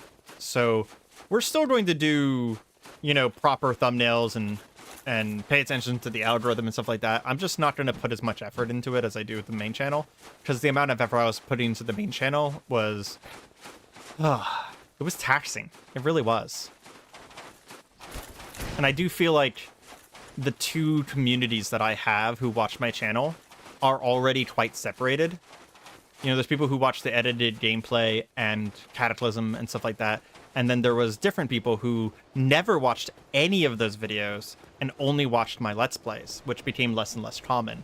So that's why it's like the real reason I want to split it is because not only is it a different amount of effort, this can be a channel that I put less effort into, put less time into, but also it is a different audience. It's legitimately a different audience. So my first 2,000 subscribers were all just Let's Play people and challenge runs and stuff like that. And then my second 2,000 were all, you know, roleplay challenge runs, right? So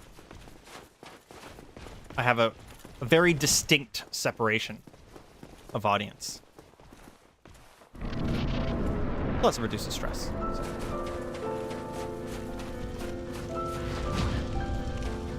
I mean, there's people in the Discord who still talk with me every day who do not watch any of my videos anymore. Because I haven't uploaded stuff that they would watch in a while.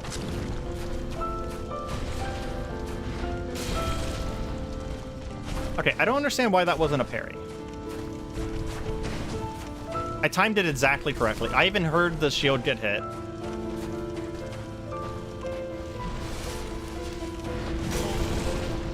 I don't think I had my shield out. No, I did.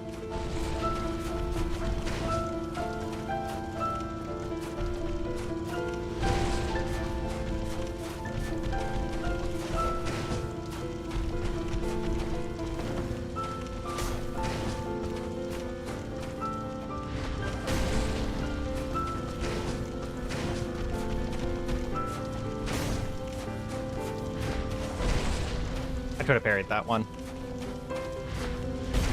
That one I was worried about because I was on low ground.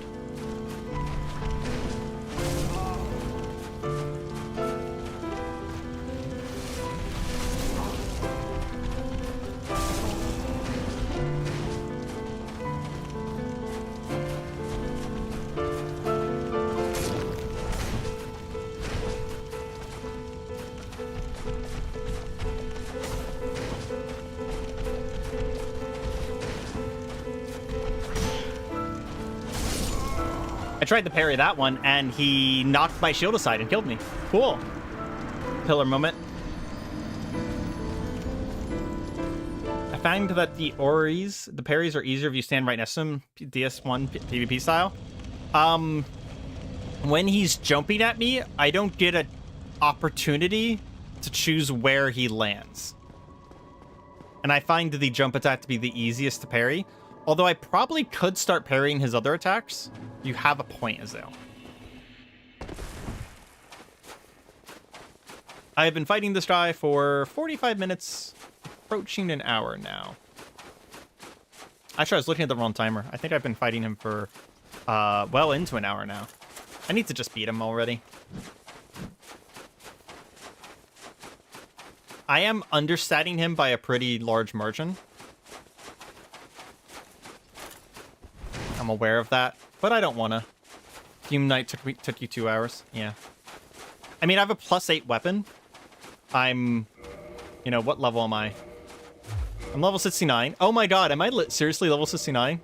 Nice. Well, I can't level, right? So I'm at a +8 weapon, level 69, +1 Estus Flask. So I am pretty underpowered. If I was like, you know, listening to someone else play Dark Souls and they were struggling, I would tell them to go level up, but I don't think I need to. I do plenty of damage to him. I just need to get good. And that's something that, I mean, I have a lot of patience. The only thing I'd be worried about is not even my own patience. It's that, like, the stream takes too long. Because I do have limited time. I have to do work at some point today. I have a video that I need to make, and then I have to do work. I'm learning a new thing at my job. And my next training meeting of sorts is today. Mind you, it's not for a while.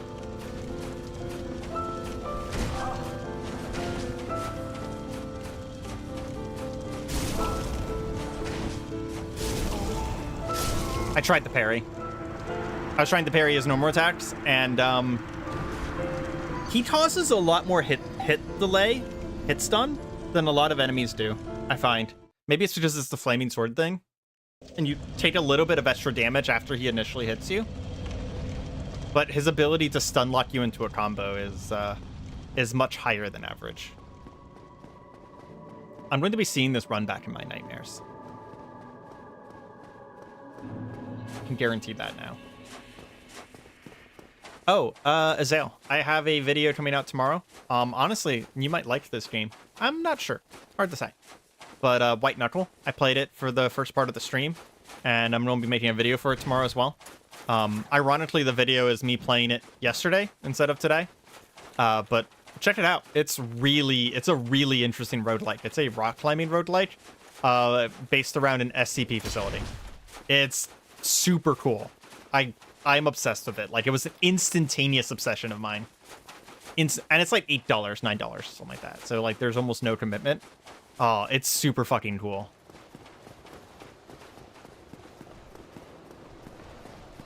Like 3 RE videos behind. Not all my videos are worth watching. Says a lot coming from the person who made them. I would argue all my Cataclysm videos are worth watching. I put a lot of effort into those. I try and make sure that they're entertaining from start to finish. It's something I worry about quite a bit. My second channel, though, is just like, hey, this is something I did this week. I appreciate that. I appreciate that you at least check in. I mean, you and Nulip are... You, Nulip, and a person named Mononaut, who I've never seen chat or comments in, like, years, are some of my longest people. There's also this guy named Brian who just randomly shows up every once in a while in my comments, who is actually my first commenter. My first commenter still comments on my videos. It's wild, right?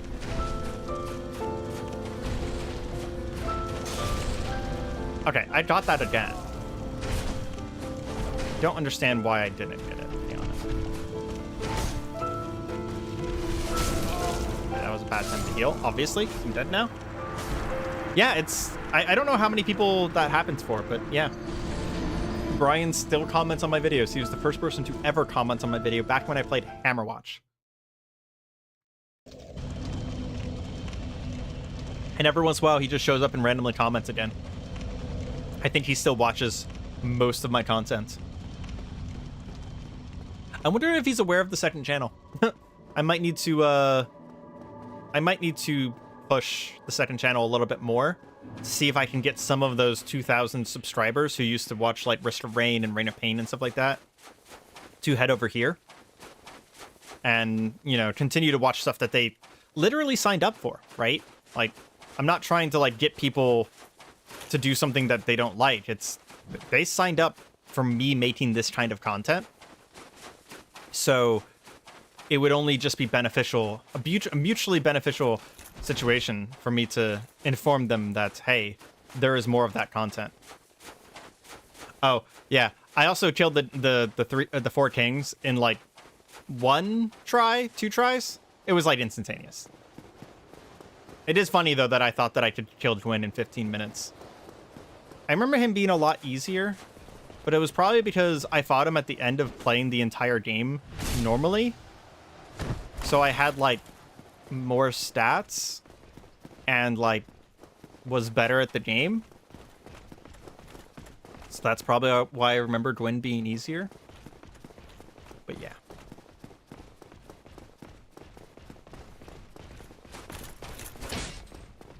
Gwyn's a chump, but still got moves. I mean, you say chump. He's hitting me for 75% of my HP on average. Doesn't feel very chumpy for me. Feels more like a significant threat.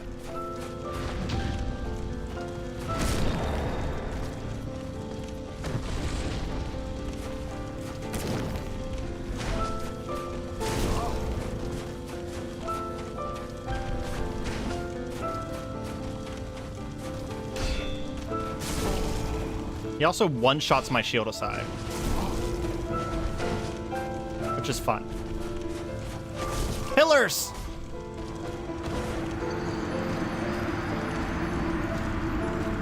So I have died 50% because of him holding his sword above me and shaking it violently and insta-killing me. 25% because I messed up. And the other 25% because a pillar murdered me. And out of the last hour, 80% of that hour has been me running back through the kiln of the first flame.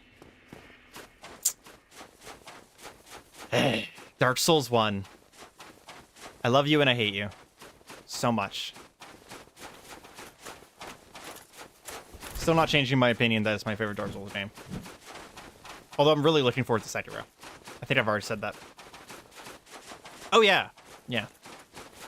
The first time we came in here, I had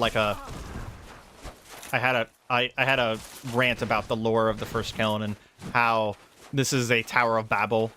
Like the architecture is a Tower of Babel, and how the Tower of Babel is a mythological indicator of a blasphemous act, and how it's really interesting that a god is performing a blasphemous act because he cursed all of humanity to have the curse of the undead.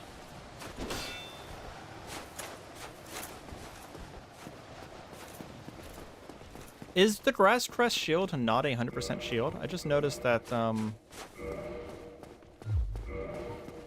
it's only 95 physical. Oh, interesting. I noticed that that guy hit me for a little bit of damage whenever I blocked.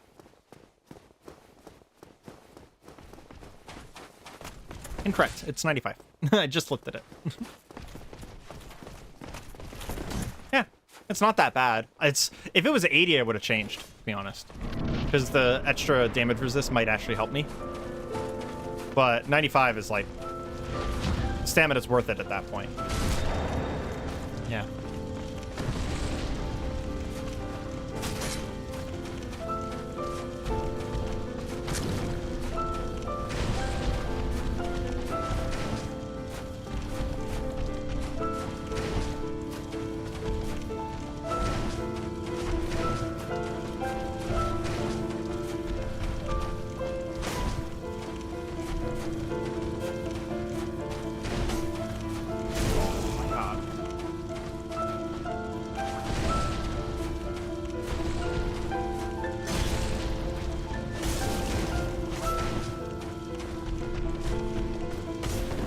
Pillar!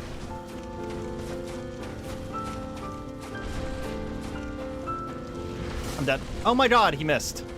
It's so rare for him to actually miss that.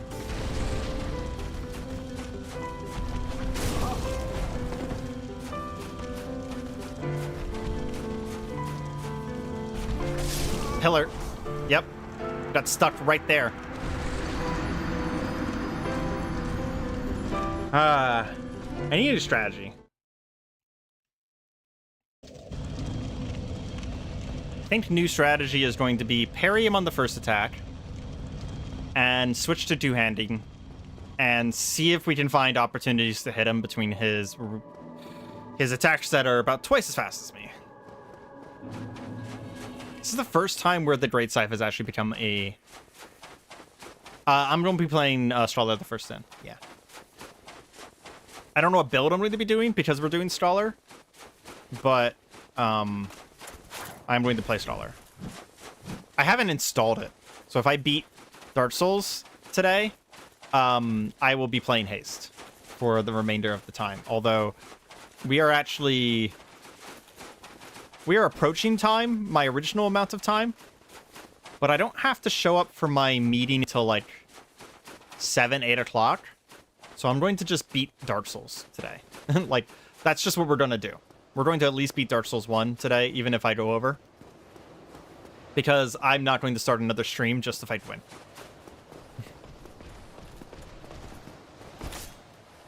I mean, it is only 2 p.m. my time. So technically, if I need to, I can fight Gwyn for the next 7 hours. No, 5 hours. I would have to buy food at some point. I would have to get DoorDash at some point, though. This would be like my first ever like super stream. Just sit here and just like stream forever and chat with you guys while I grind my face against Gwyn.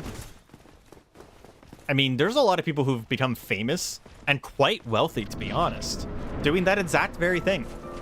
Just grind their face against like Bennett Foddy and something like that, and just chat. You made food yesterday. I'm proud of you. Is that a unique thing?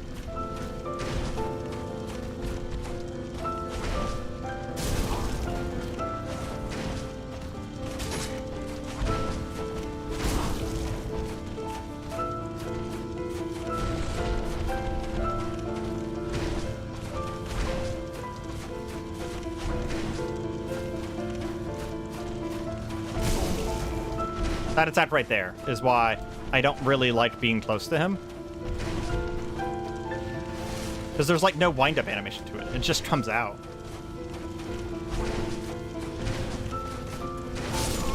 Oh, I timed that wrong. Momentous occasion for you making food. I mean, I kind of understand that. I don't cook, so yeah, what you make? We'll check something real quick while we are respawning. Okay.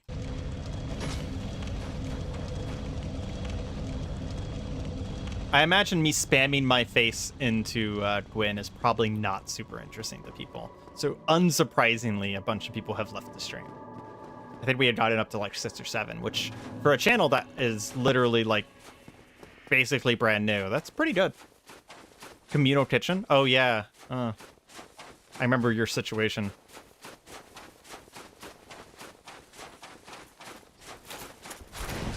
I mean, it sounds like the people you live with are pretty nice, so, like,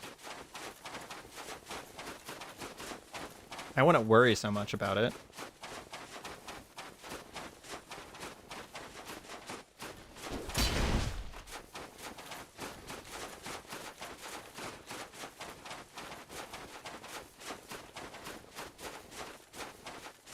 I would feel prouder about my losses. I know that's a weird thing to say. But I would feel prouder about my losses against Gwyn if it weren't for the terrain in the arena. I do feel a little robbed, a tiny bit robbed, when I die because the arena is poorly designed, and because the ground hitboxes in Dark Souls 1 were pretty much the worst thing about the game. Super chill, but your socials are shot. I mean, I understand that. I do. As a massive introvert myself, which I still don't get why YouTube is so good for me. Probably because it's an anti-anxiety outlet to being an introvert. You know, being around people sucks, but at the same time, like, you know, they know you at least. You know them, right? What? I looked away for a second. I think I timed it wrong. Well, this is a bad run. Lost the easy parry.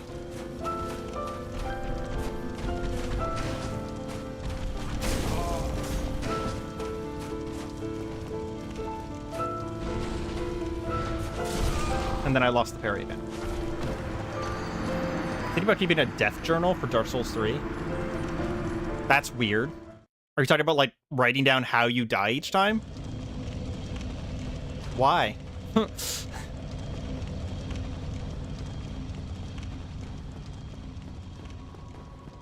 The main benefit is you get to discuss with people without having to properly meet them. Accurate. It's kind of like transhumanism to a certain degree, right? It's like you're ascending your need to meet bodily, person to person. And you're just instead just comparing minds. I think that's maybe one of the reasons I like aspects of the internet. Is you get to just rub your brains together instead of having to deal with all of the other shit that comes with being social. It's the stuff I'm not good at.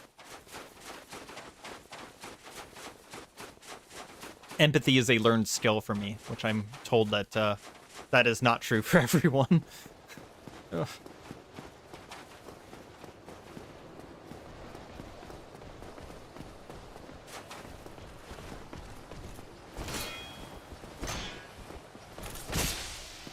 I wanted to just actually kill this guy. Oh, that was just to get some frustration out. Take me out for dinner first. I will not rub my brain with yours. Too late. I've already rubbed my brain all over all of you guys because you're listening to me fucking yap and talk about nonsense. I wish I had something more interesting to nonsense talk about right now, though. I've sort of run out of topics. Oh, my alarm just went off. I'm supposed to wake up.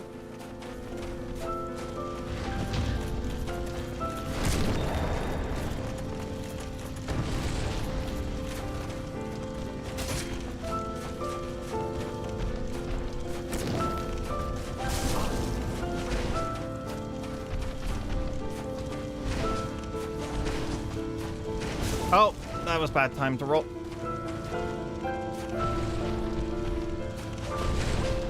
It's the bad one.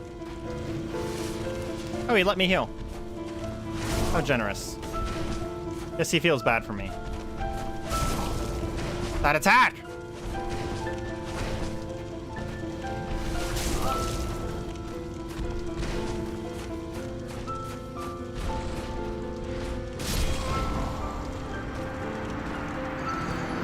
Huh.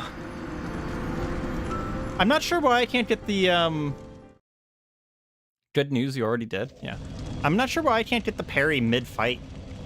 The timing should be the same, right? Because he did the jump parry, and I heard my shield ding, which means that I think I did it too soon? Too early? If I did the shield ding?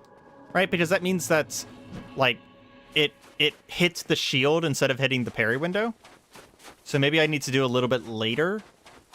Like it's always the same timing.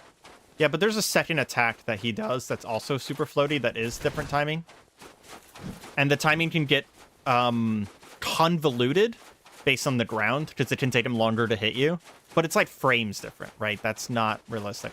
So I think maybe... I don't know why. Like, I can consistently get the first one and I can't get the other ones.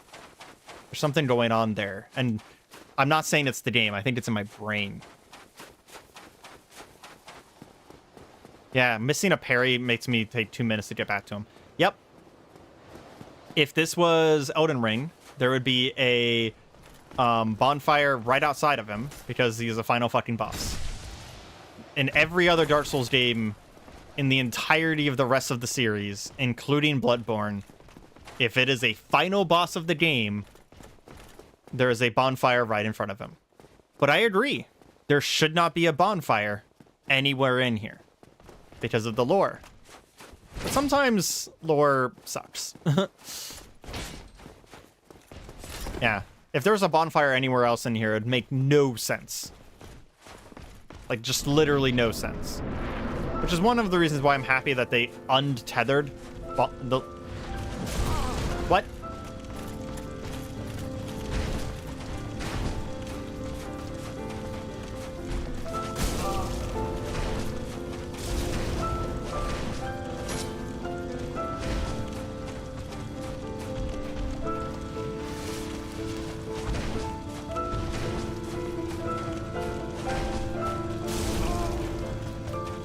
If I fight him close up, that attack right there is going to get me killed a lot. The one where he just goes with his sword.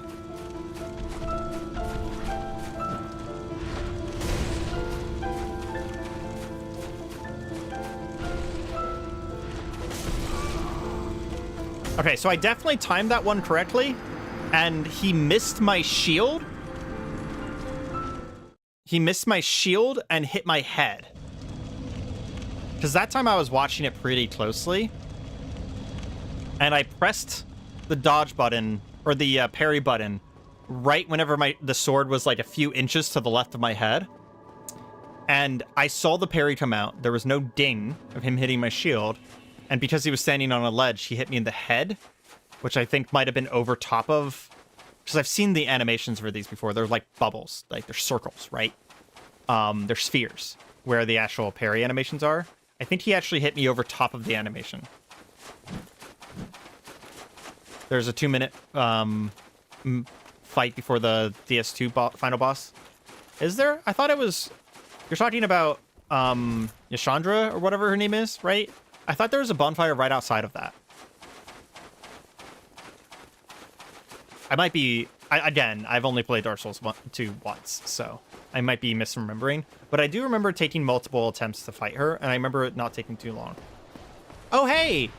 Guys, super rare enemy. Super rare enemy. That's super cool. You never see these. This is one of the rarest things in the entirety of Dark Souls 1. Most people will play... I have never seen one myself in the game before. This is called a drifter. The conditions for spawning these are so incredibly rare. You will likely never see one unless you speedrun this game. Vagrant, that's what it is. Not a drifter, it's a vagrant. Yeah.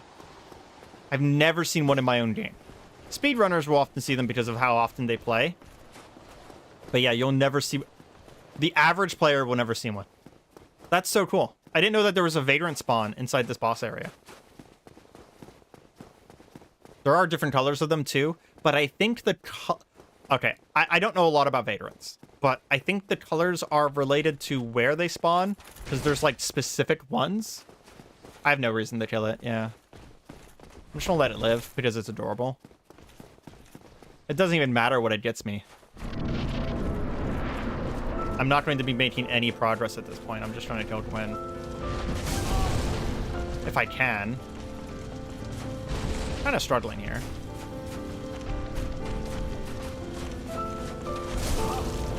Thanks, Gwen, for just doing nothing and then insta-hitting me. Glad your attack animations are so fair. He just stood there for doing nothing and then insta-hit me. 2 more minutes.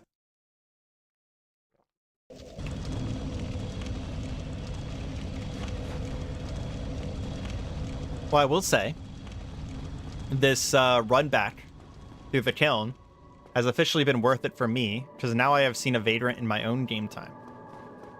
That's very cool.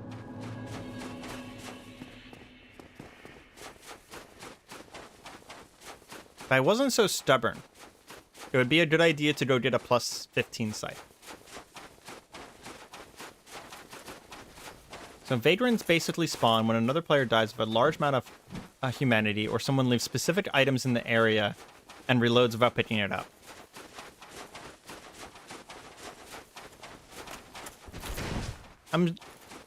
I'm wondering if the humanity thing like makes vagrants more common whenever PvP happens, right? Because you get 1 humanity every time you kill someone in PvP.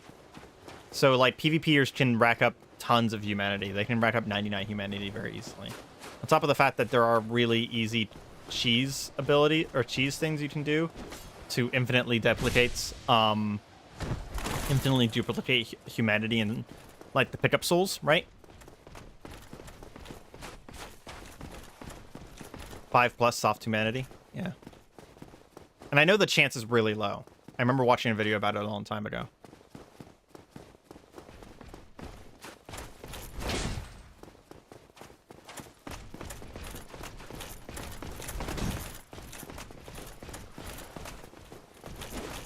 You know, I had the most success. I had the most success parrying him. So I think we're going to go back to that. I'm going to focus up.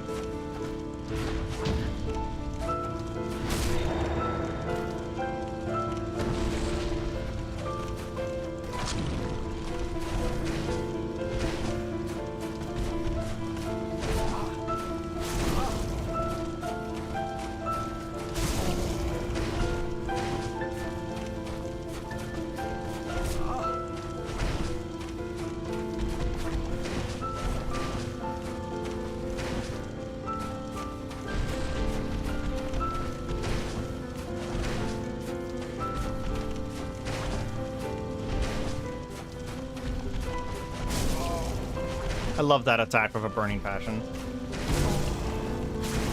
Oh yeah, I love that one too. Okay, cool. We got really close though. I mean, we didn't even get in below half, but you know, we were doing better. Dark Souls 1 made it really cool to play online. I would say Dark Souls 1 and Demon Souls kind of... How do I want to say this? Dark Souls 1 and Demon Souls made the best of the Demon Souls pseudo-online model.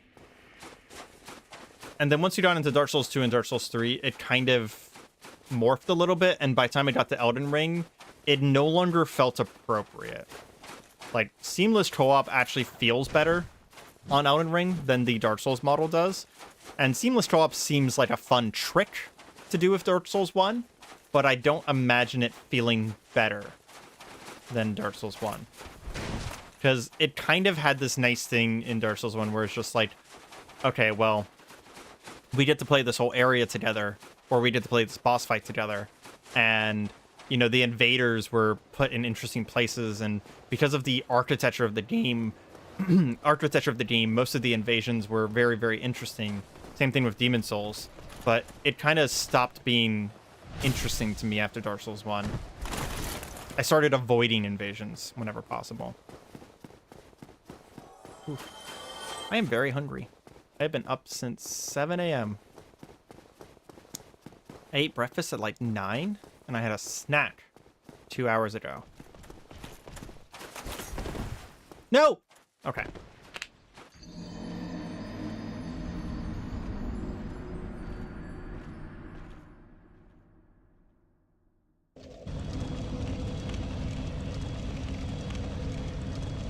Wow. This is how I feel right now. After that. Wow.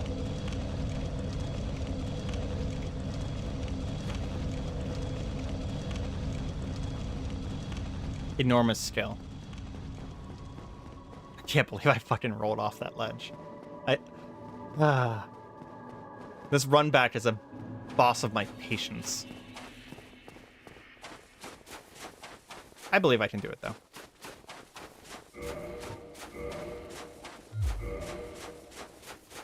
Out of curiosity. I actually have enough Titanite chunks that I could probably get my scythe up to plus 10. But I don't know if that matters. It's not like we're getting close enough that the plus 2 would have killed him, right?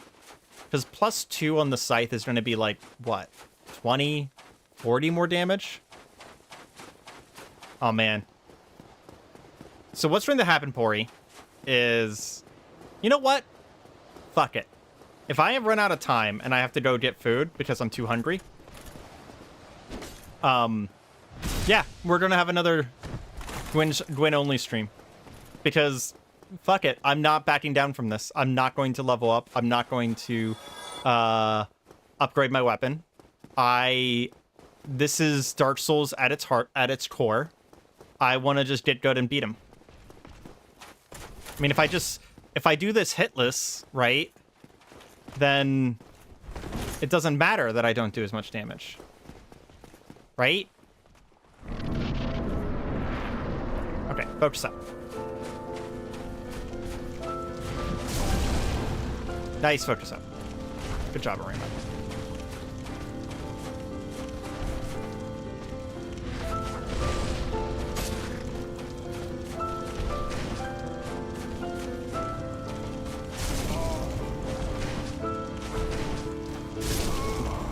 Good focus up.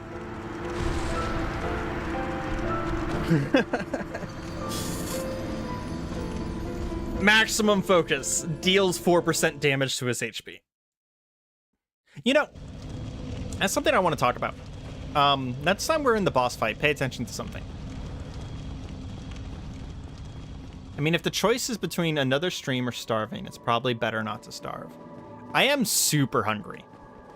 It may be affecting my ability to fight Gwyn, but it's not affecting my ability to have won by now because I wasn't hungry when I started fighting Gwyn. But anyways, something I want you guys to pay attention to next time we're in the Gwyn boss fight, and this is not a complaint, by the way. This is just something I find very interesting. Is that in Dark Souls 1, actually you can see it on my HP bar at the top. In Dark Souls 1, HP bars had measurements on them. Like, they're broken into segments, and then smaller segments, like a ruler. Why did they stop doing that? Like, seriously, why did they stop doing that? It is so nice, in my opinion, to look at a boss and be like, oh, I got exactly 75% of the way through him. Maybe it's just aesthetic? Like, is that the only reason that they did it? Like, I just liked the measurements. It was one of the first things I noticed whenever I booted Dark Souls 1 back up, is the measurements. Like, you don't need to do the micro measurements, right? You could just do the macro measurements. Because another game that does measurements really well is Blizzard in general, right? So with both World of Warcraft and with Heroes of the Storm, you can actually tell how much HP an ally or an enemy has just by knowing how the measurements work. Seriously. Like, it's like a real thing. So there's like chunks. Okay, I just shouldn't heal. There's chunks and then micro chunks and stuff like that. Yeah. I've only ever played Dark Souls 1. Don't know why they stopped doing that. Yeah, but like, if you go and look at the Heroes of the Storm, I know like no one here's probably ever played Heroes of the Storm, but it's my favorite MOBA. If you look at the HP, right, so there's micro measurements that are small, right? And the smalls mean like, it's been a few years, so I can't remember exactly, but they mean either like 100 or 250. And then if you get enough of those together, they clump into a larger thing, and there's thicker lines around it, and then that means 1,000. And then if you get several thousand, if you get to like 10,000, which only a couple characters in the game can do, those clump into a new thing. And what it means is that once you get experience of the game, you can glance at their HP bar and know that like, oh, this guy has 3,000 damage or 3,000 HP, and my Li Ming Sorceress only does 800 damage with my ultimate. I can't kill him yet. And even though HP is dynamic over the course of the game, you know when you have enough damage to do things to people, which is very important in a competitive sense. But it's also really important to just be like more aware of what you have, right? And Dark Souls has always been very transparent with stats, and I really appreciate that. Like, they just tell you what the stats do, right? And you can see everything. You get these huge ass stat pages, right, that are just filled with everything that you have, and I love that. I hate any game. I have an immediate dislike of any game who hides stats from me, unless there's a damn good reason to be doing it. Like, you have to have a damn good reason to hide those stats from me, for me to not be vaguely peeved by it. Okay, focus up, and I'll continue talking in a second. Why can I not get it anymore?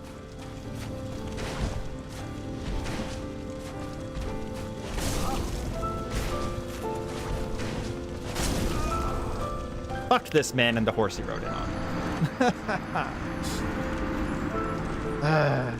What time is it? I hate to break it to you guys. I have 15 minutes before I... Technically, my timer for maximum stream time runs out, which is 4.5 hours. I might actually have a Gwyn-only stream in the future because I'm so bad at fighting him and I'm so understated that, this is my punishment. This is my punishment for speedrunning Dark Souls. I am not good enough to finish the speedrun. It's honestly kind of hilarious. There's some karma to that. But yeah, no, like, I hate how Hubris stream. Yeah.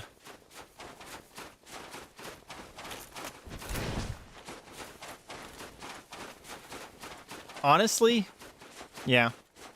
I think I'll probably do that if I just, you know, get to the point where I need food. Because this won't take me too long to get food. There's a part of me just now that was like, maybe I order food and I just like hang out and turn it into a less chat stream for like half an hour, and then we go at it again. But I think that's a bad idea. I think I'm just not gonna do that.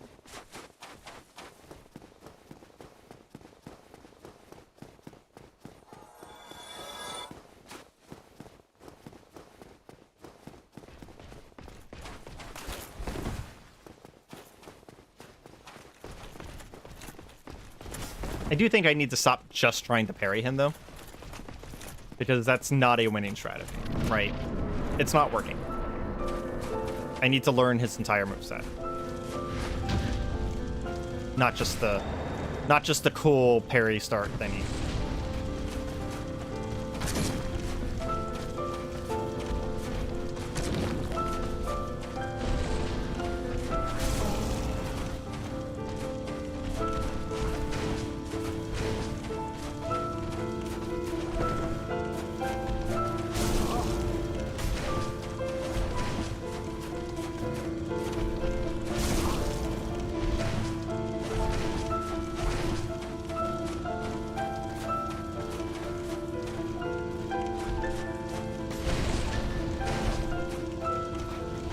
Nope, shouldn't have healed. I thought I had more time. Instant dead. Yep. I don't know why I heal. It's just like there's some part of my brain that's like, okay, I can heal now. I'm going to sit back a little bit and move my mic. I am going from shrimp gamer pose, gamer lean, to gamer relax. We're going to try this. I don't know why I'm trying to heal. It's so unwise. So incredibly unwise.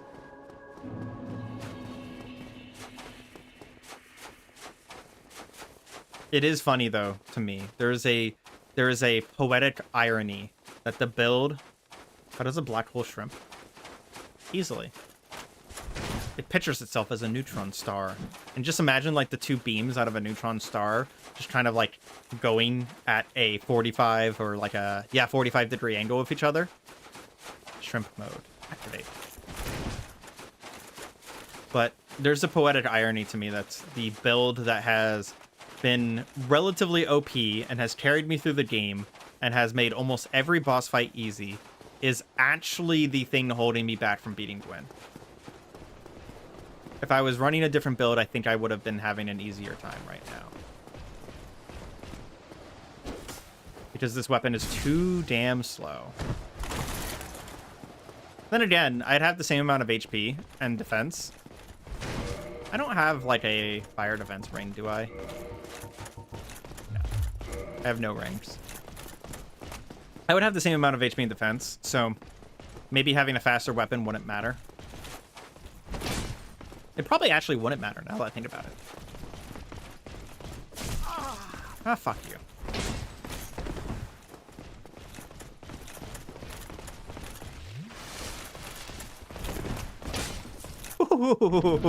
When you activate the portal at exactly the right amount of time.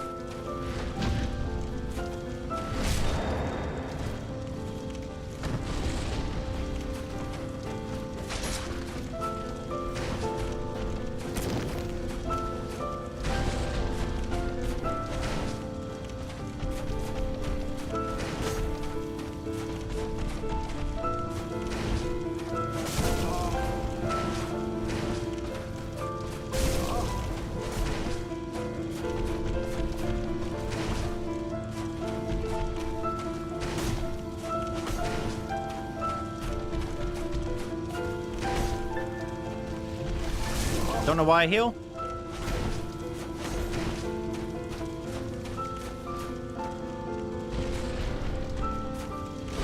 That's not the right attack.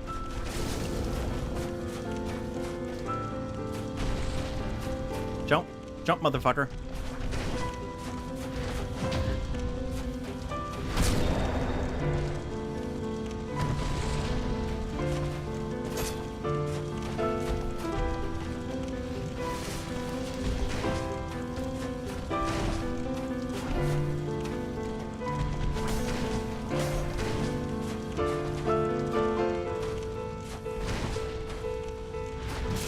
No! No, you asshole. I did it early. That was me, not him. Lame.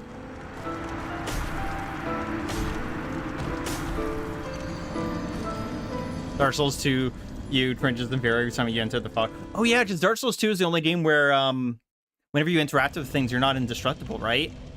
I think that was the only game where they did that.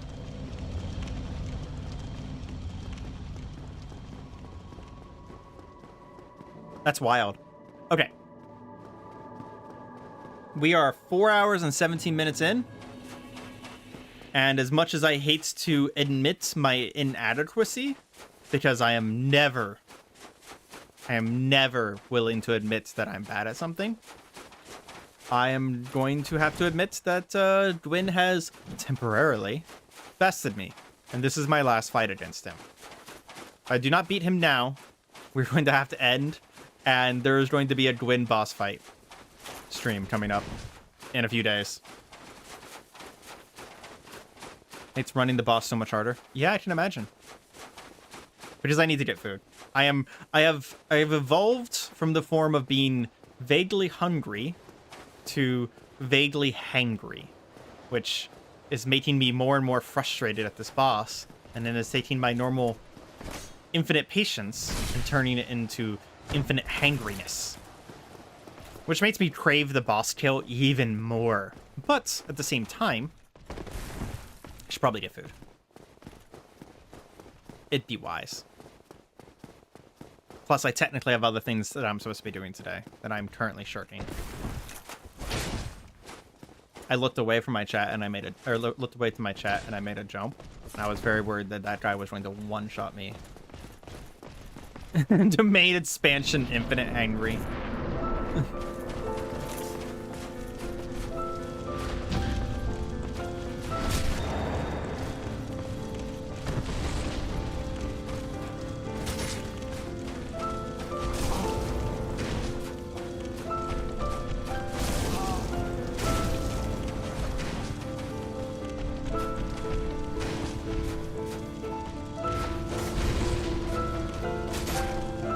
Awkward.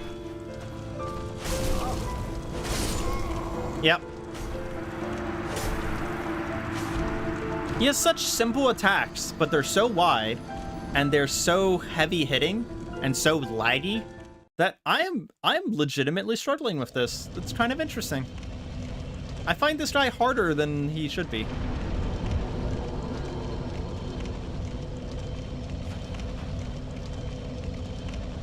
Unfortunately with that, though, we are going to have to call it because, oh my god, Giant Dad just suddenly appeared in my screen. I am much too hungry in order to continue. But for the people who did come to the stream and did hang out with me today, I greatly appreciate it. If you are not one of the people who are subscribed to the channel, somehow, fucking subscribe to the channel if you've stayed this long. And if you're watching the VOD right now, I'm sorry? Yeah, I'm gonna go with I'm sorry. I hope you guys all have a fantastic day. And I will see you later this week. Win one through attrition. Oh god, that was a siege. Sieges are, you win sieges by making them starve to death. Ah! Okay, goodbye.